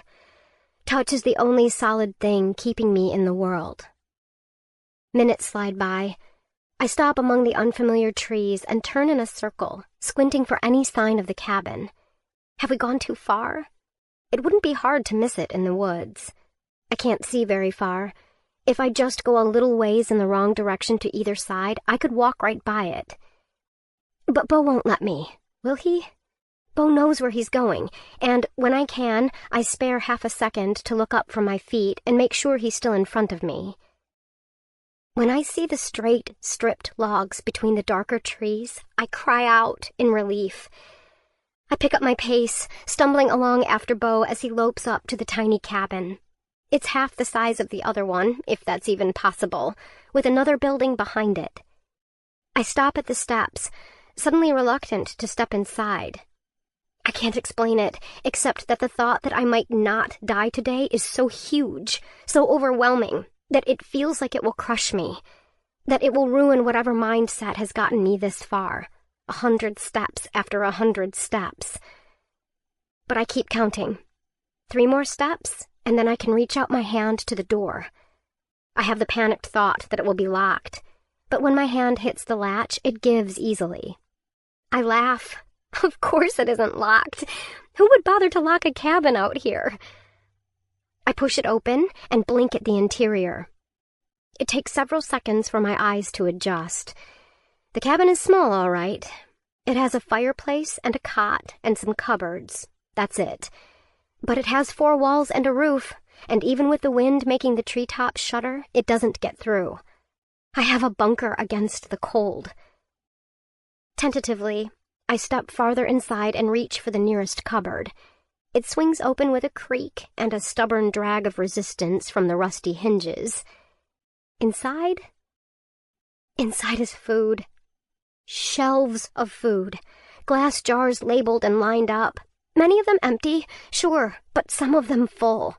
There are pickled onions, and fish, and moose, and deer, and rabbit, and carrots, and potatoes, and corn. There are 2 sacks of dry beans. Black beans, kidney beans. There's a big plastic container of vitamins. I open the next cupboard. More of the same. And the next. I pull down the jars that still have something and line them up on the floor. 6, a dozen.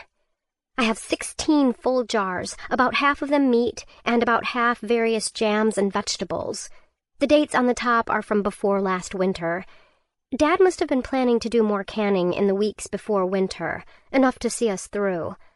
Getting ready, exactly the way I hadn't been.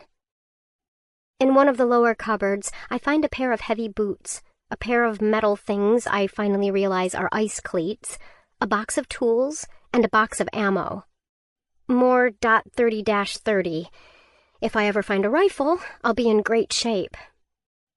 My stomach is starting to cramp up again, but I'm reluctant to open any of the food. It's beautiful, sitting there.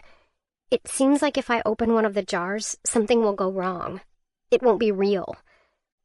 I sit there staring at the food, starving, and can't move. Finally, tentatively, I reach for a jar of fish and a jar of carrots. Carrots are full of good vitamins, right? I open them both. The smell washes over me. My mouth floods with saliva. I breathe shallowly, my stomach lurching. I break off a tiny piece of fish. I touch it to my tongue, but I don't close my mouth yet. I just let it sit there. The taste is so strong, I moan. Bo makes a soft, eager noise, and I look over to see him sitting attentively, staring at me. I give him a big chunk of fish and swallow my own. He wolfs his down and waits for more. I give him another piece and start in on my portion, eating slowly, afraid of getting sick. It's so rich, so flavorful, it's hard to get down. Bit by bit, I eat, trading off fish and carrots, but I make myself stop with my body still clamoring for more. I'll eat more later. Slowly. Slowly. If I throw up, the food is wasted. Gone. Well, Bo would probably eat it, but still. Then I close the door, and I climb into bed. It smells musty. The blankets are chilled. I peel my makeshift shoes from my feet, wincing at the raw, dirt-packed skin they reveal. I should clean them off, but I don't have the energy. I slide under the blankets, curling in on myself as tightly as possible. It's a few minutes before reality catches up to me, before I realize what this means. I've been saved. Now, with this food, now I can survive. Now, when Raph comes back, I can be ready. My realization is premature, of course. A few jars of food aren't going to save me. What they will give me, though, is time to figure out how to actually survive, and it's time I badly need. I wake up with Bo on top of me.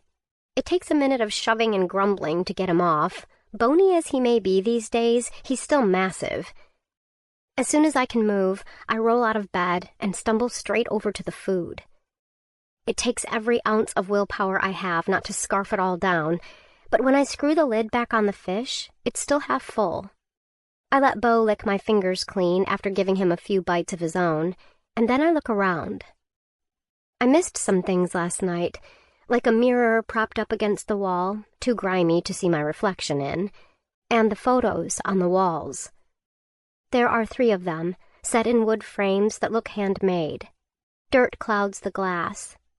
I wipe it clean. Griff is in a couple. He's holding up a huge salmon in one. The other one is him with his arm around Dad and another guy, grinning as they stand behind a big bear they've clearly just shot. Once upon a time, I would have been horrified, but I just think about how much I'd love a bearskin right about now. The other guy in the photo looks familiar, which doesn't make sense. I don't know any of Dad's friends other than Griff. It zoomed out enough that I can't make out his features too well, but then the next photo is a close-up of the same guy and Dad sharing a beer, and I recognize him all at once. He was at the lake. He was the one who came after Dad died, who called out and then flew away. I take down the photo and turn it over to pry the back panel off. The photo slides free. Sure enough, Dad's labeled it, the handwriting matching the writing from the map. Jed and me, 2009. He was a friend once. Didn't mean he meant well this time, I tell myself, but I don't believe it, and my throat seizes up. He was a friend, someone who would have helped me, who would have saved me, and I let him fly away. I pace around, opening the cupboards, running my hands along the shelves. I find a couple of bottles of beer at the back of one cabinet and a dented can full of rusty nuts and bolts. Mostly I find dust and more dust, but my hand catches against the edge of an envelope on the topmost cabinet, so far back I have to stand on my toes to reach it. I tug at it, and 2 more envelopes come with it, each one torn open with the letter still inside. 2 of them just have Carl Green written on the outside in 2 different kinds of handwriting. Griff must have brought them up. The third is stamped, with the address printed neatly, the address in Alaska where Dad never went, from the Washington state government. That one I open first, even though I figure I know what it's about. Me. Informing Dad about Mom's death and that he now had custody of me. The letter looks like it's been crumpled up and then smoothed out again. I imagine him balling it in his fist. I try to imagine what his face must have looked like when he found out, but I can't. I have to look at the photos again just to get his image fixed in my mind. I sit cross-legged on the floor and read the 2 other letters. I can't tell which was older, so I open them in the order they were stacked. Carl, I can't thank you enough. You really saved my bacon, or at least my kneecaps. I should be able to sell the house and get the money back before winter. You said that was plenty of time, so I am hoping you weren't lying. I will be up again with the cash when I have it, and some of that swill beer you like, too. Don't get eaten by a grizzly or nothing before I get back up there. Yours, Jed. Some of the words are scribbled out, and the sentences are wobbly and differently sized. Jed is obviously not used to writing out his thoughts, but what's there is clear enough. Raph's conversation with Dad comes back to me, clear as if they were talking just outside the door. Dad must have given Jed the money he was supposed to be holding on to for Raph. Kneecaps sounds like a loan shark, or whatever they're called. So that's what Dad meant when he said he'd have the money back. Jed was going to bring it. Had brought it, I'd bet, in that plane of his. That's why he came. He kept his word. He'd been a real friend. He could have helped me. Too late to think about that now. I shake my head and open the other letter. It isn't really a letter, just a note. Found these, thought you might like them. The page is folded around 2 photographs. The first is my dad and me. Christmas. That last Christmas. On the floor in front of the tree, surrounded by all those presents he shouldn't have bought. I'm grinning up at the camera. He's grinning at me. And the other photo. I shut my eyes, bite my lip, open them again. Because it's hard to look. It hurts. The other photo is of my mother. She's young, standing at the edge of a trail, the woods behind her. Her hands cup her pregnant belly, framing it, and she's laughing. The sun is in her eyes. It casts the shadow of the photographer, my father, across the trail beside her. I stare at the photo for a long time. Then I take down one of the photos from the wall, open up the frame, and tuck the photo inside. Griff and his salmon go on the counter. Mom and Dad's shadow go on the wall. I sit back down, lean my head against the wall, staring at the photo. I sit like that for a long time. The rest of the day, I don't do anything at all. Once I've cleaned and bandaged my feet, I loaf around and play fetch with Bo and eat. Bo isn't great at fetch. When I throw a stick, he looks at me and sighs, then trots slowly across the cabin floor, and then looks back with the stick in his mouth like there's something wrong with me. Then he comes plodding back and thrusts it into my hand as if to say, "Here, hold on to it this time. Sheesh." It's the most fun I've had in months. The second day, I do some math. Well, it's more like counting and guessing. I can stretch 16 jars of food and the beans into maybe 20 days, I figure, and still manage decent meals. Any less than that, I'll get weaker. And I'm as weak as I can be without just keeling over. No point in rationing myself to death. So, say 3 weeks for the sake of neatness, and that leaves, 4 or 5 months of winter without food. I have no idea when in winter Raph and Daniel would be back. I have to be ready for them to arrive in a few weeks. I have to be ready for it to take months. And I don't have nearly enough to get me that far. "Well," I say in a lofty tone, "this is quite the conundrum, Bo. We shall need to put our best minds on it." Bo looks up from chewing on a stick, decides I'm not doing anything interesting, and gets back to it. At least I have shoes I found under the bed, even if they're massive. I'll have to take them apart and remake them before I can wear them. For now, I wrap my feet back up and stump outside. I haven't even looked at the shed out back yet, so I make my way over to it. I entertain fantasies of stacks and stacks of canned food, but force myself to keep reality firmly in mind. The door is crude. Instead of a handle or a latch, it has a hole through the wood and the frame, a chain looping through both, with nothing but a carabiner to hold it shut. I unhook the carabiner and pull the chain free, then fit 3 fingers through the hole and tug. The door is stuck against its frame. I pull, my arm protesting, and then grit my teeth and yank. It pops open. I almost spill onto my butt, but I hang on grimly and get my feet under me. The inside is dim and dry. Hooks descend from the rafters. Knives and tools hang from pegs on the walls. Something dark and brown stains the table against the back wall. Blood. This is where Dad did his butchering. I walk around the room, touching my fingertips to the sharp objects Dad must have used again and again. Things for slicing and puncturing and cutting. I don't know what all the blades are for. I don't even know how to skin a rabbit properly. I take one of the knives, a hunting knife with a leather sheath and a loop to string a belt through. I tuck it into my pocket. It'll do to replace the one I lost on the lake. There's a single cupboard in the back corner.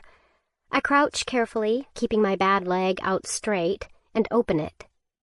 Inside is a basin, a pile of folded rags, and a water-swollen book. Thinking of Tinder, my trusty thriller is about used up. I've already burned the scene where our hero makes manly love to the tough but vulnerable female cop. I pull it out.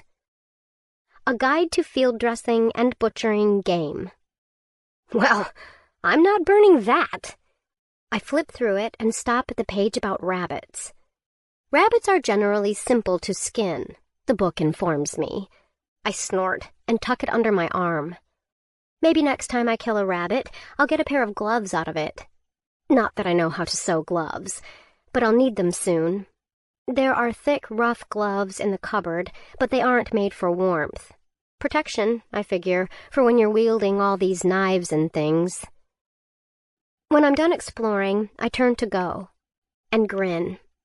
Hanging on the back of the door is a matched set, a hat with woolly ear flaps and a thick sheepskin coat.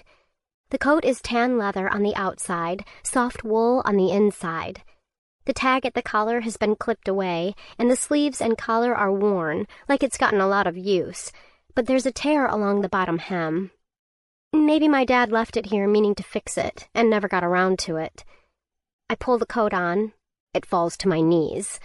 The sleeves engulf my hands, and buttoned up, it hangs loose as a tent. It's perfect. I roll the sleeves up and cinch the coat around my waist with a length of rope and hang the knife I found on the makeshift belt. I jam the hat down over my head and step outside. I haven't been this warm in weeks. I'm sure I look ridiculous, but I'm long past caring about that. I tromp back to the cabin for another quick meal and a nap. When I wake up, I use the back of the custody letter to make a list of absolutely everything I have, from thumbtacks to rope. It takes longer than I expected. It makes me feel wealthy beyond belief, but at the same time, I start realizing the problems that come along with the cabin. We're farther from the lake here, which means until there's good snow, and I'm not eager for that, I need a better way to transport water. And I need to get all my things over here. And, above all else, I have to remember, food runs out. It's time to get hunting. I look at the rifle. 6 bullets. I make tallies on the page, 1 for each. 6 bullets could be the difference between life and death. The smart thing is to use them. The smart thing is to let go of the idea of revenge. But it isn't just revenge. It's rescue. Because when Raph comes back, he'll be in a plane that I can steal, a plane that I can fly. 6 bullets to kill the man that killed my father and escape.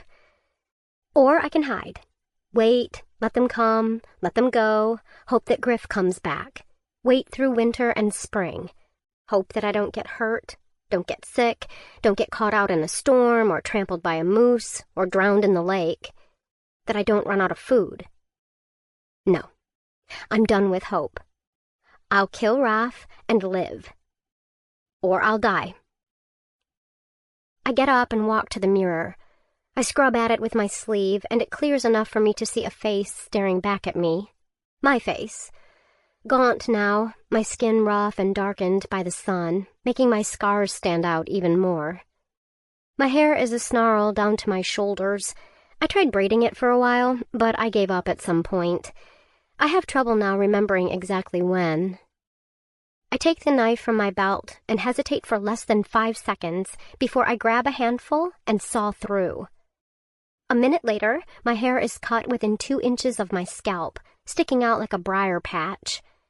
It won't get into my face anymore, won't get tangled up. Without it, I don't even look female.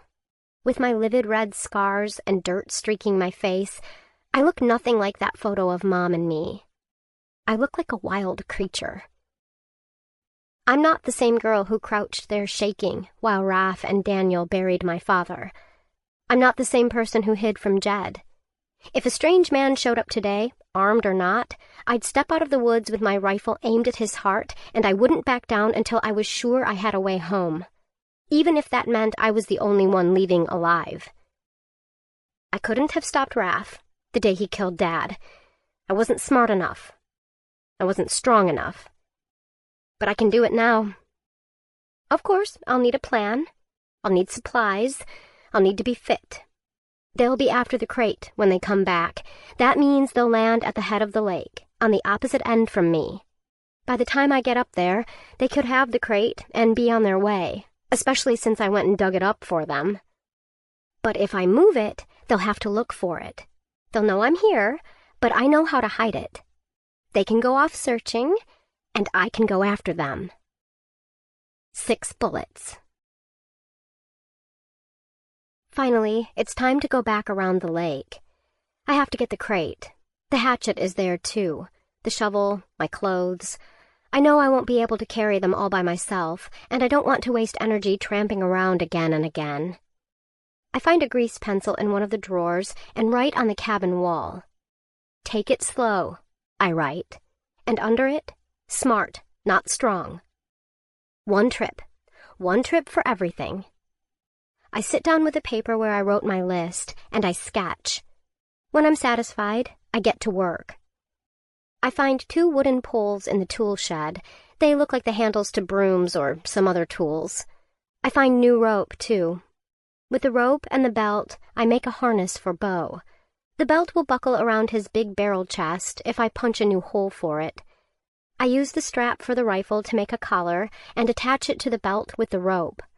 Then I make loops so I can secure the poles to the harness. I fit a crossbar across the bottom of the poles and then build up a kind of shelf with sticks. Now it's a litter that I can strap things down to, and Bo can drag it.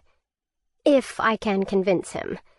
Given the things he'll do for food, and given how hungry he is, I think we'll manage. I train him with it empty for a good while, getting him used to the way it tugs on his shoulders. Then I load it up with random stuff from the cabin so he can get used to that. He's not happy about it, but since I toss bits of fish at him every few feet, he goes along with it. It's only when I go to take it off that I realize how difficult it is. I practically have to disassemble the whole thing to get it off him. No good if I have to get it off in a hurry. More rope then, threaded up through the loops that secured the poles to the harness, held at the top with the carabiner. If I undo the carabiner, the rope slithers free, the poles drop off, and Bo is left with just the harness. I can get him free quickly if he gets stuck, if we have to run. I take a long moment to look at what I've made. It's ungainly, ugly, but out here, good enough is fantastic. And now it's time to go. The walk seems to take longer this time, maybe because I'm actually conscious instead of plodding along like a zombie. Maybe because the litter slows Bo down, gets stuck now and again. After days of rest, my leg feels as good as it has in a long time. My feet are still tender, but I've made better wraps for them, using the thick leather gloves from the shed as soles. I feel like I could run a marathon, but I know it's an illusion. Adrenaline, relief, overconfidence. One of my many enemies out here. One of the small voices I have to ignore. Take it slow, I mutter to myself on repeat as we go. People would probably cross the street to avoid me in the city, but here there's only Beau to mind, and he already knows I'm crazy. We go all the way to the rock, resting only once for a brief meal. I step out into the clearing and halt. The rock stands as tall and unmoved as ever. It has stood here since it dropped from the belly of a glacier, and it will stand here long after I am dead and gone. But for a while, it was home. The remains of my shelter lie heaped beside it, sooty, rain-logged. I gather what I can. So much is worthless. Still, I clear it away, scattering it into the woods. No reason for Raph to come this far, but if he does, I don't want to give him any information about me. My only advantage is that he has no idea who I am or that I'm here. Once I lose that, things get trickier. I bundle up my clothes, the jars that survived, the remains of the tarp. I load them on the litter and give the clearing one last look. Thank you, I tell the rock, laying my hand on its damp flank. Funny, the things you miss. Funny, the things that keep you alive. I whistle to Beau. Back to the cabin, then.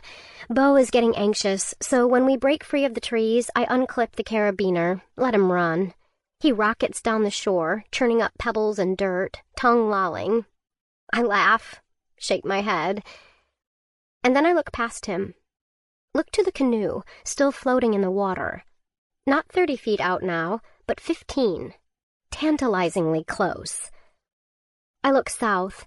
It's a straight shot across the water. Hours less than plodding through the woods, along the shore, dodging roots and fallen logs. I could swim out. If I went close... No.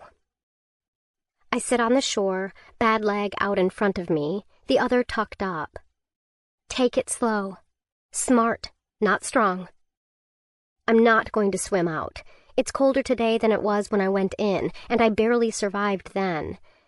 I don't have a shelter to retreat to on this side of the lake. No swimming. Okay then, how do you get a canoe out of a lake without getting wet? It's like some twisted riddle. Either I need to get to it, or I need it to come to me. If only I were a cowboy, I could lasso the thing.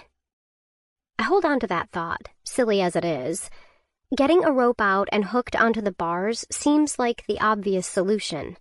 A lasso, or a grappling hook. I don't have either, but hook isn't exactly high-tech.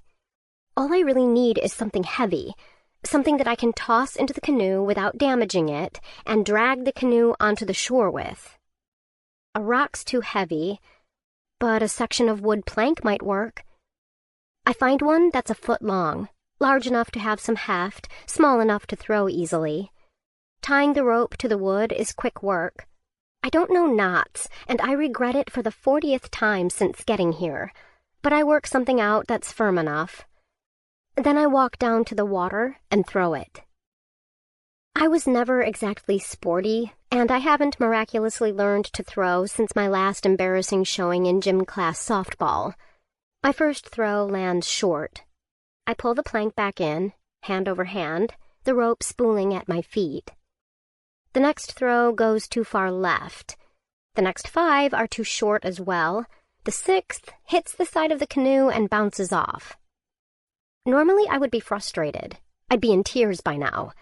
But it's actually kind of soothing. I try swinging the rope, try throwing the plank like a spear, try hucking it like my old enemy, the softball. And finally, it hits square in the center of the canoe and stays there. I yell in triumph, throwing both hands in the air. Beau barks excitedly and spins in a circle, but I'm pretty sure he's mocking me. I shake my head, hooting with joy, and get hold of the rope. Pulling the canoe in is tricky. Pull too hard and the plank starts to pull right out. But tug gently and it hooks under the edge of the canoe, first turning the canoe so it's facing me, and then sliding it through the water. Inch by inch, I draw it in.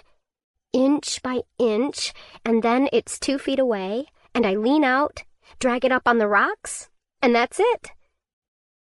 There ought to be more drama, I think. A musical crescendo. Confetti.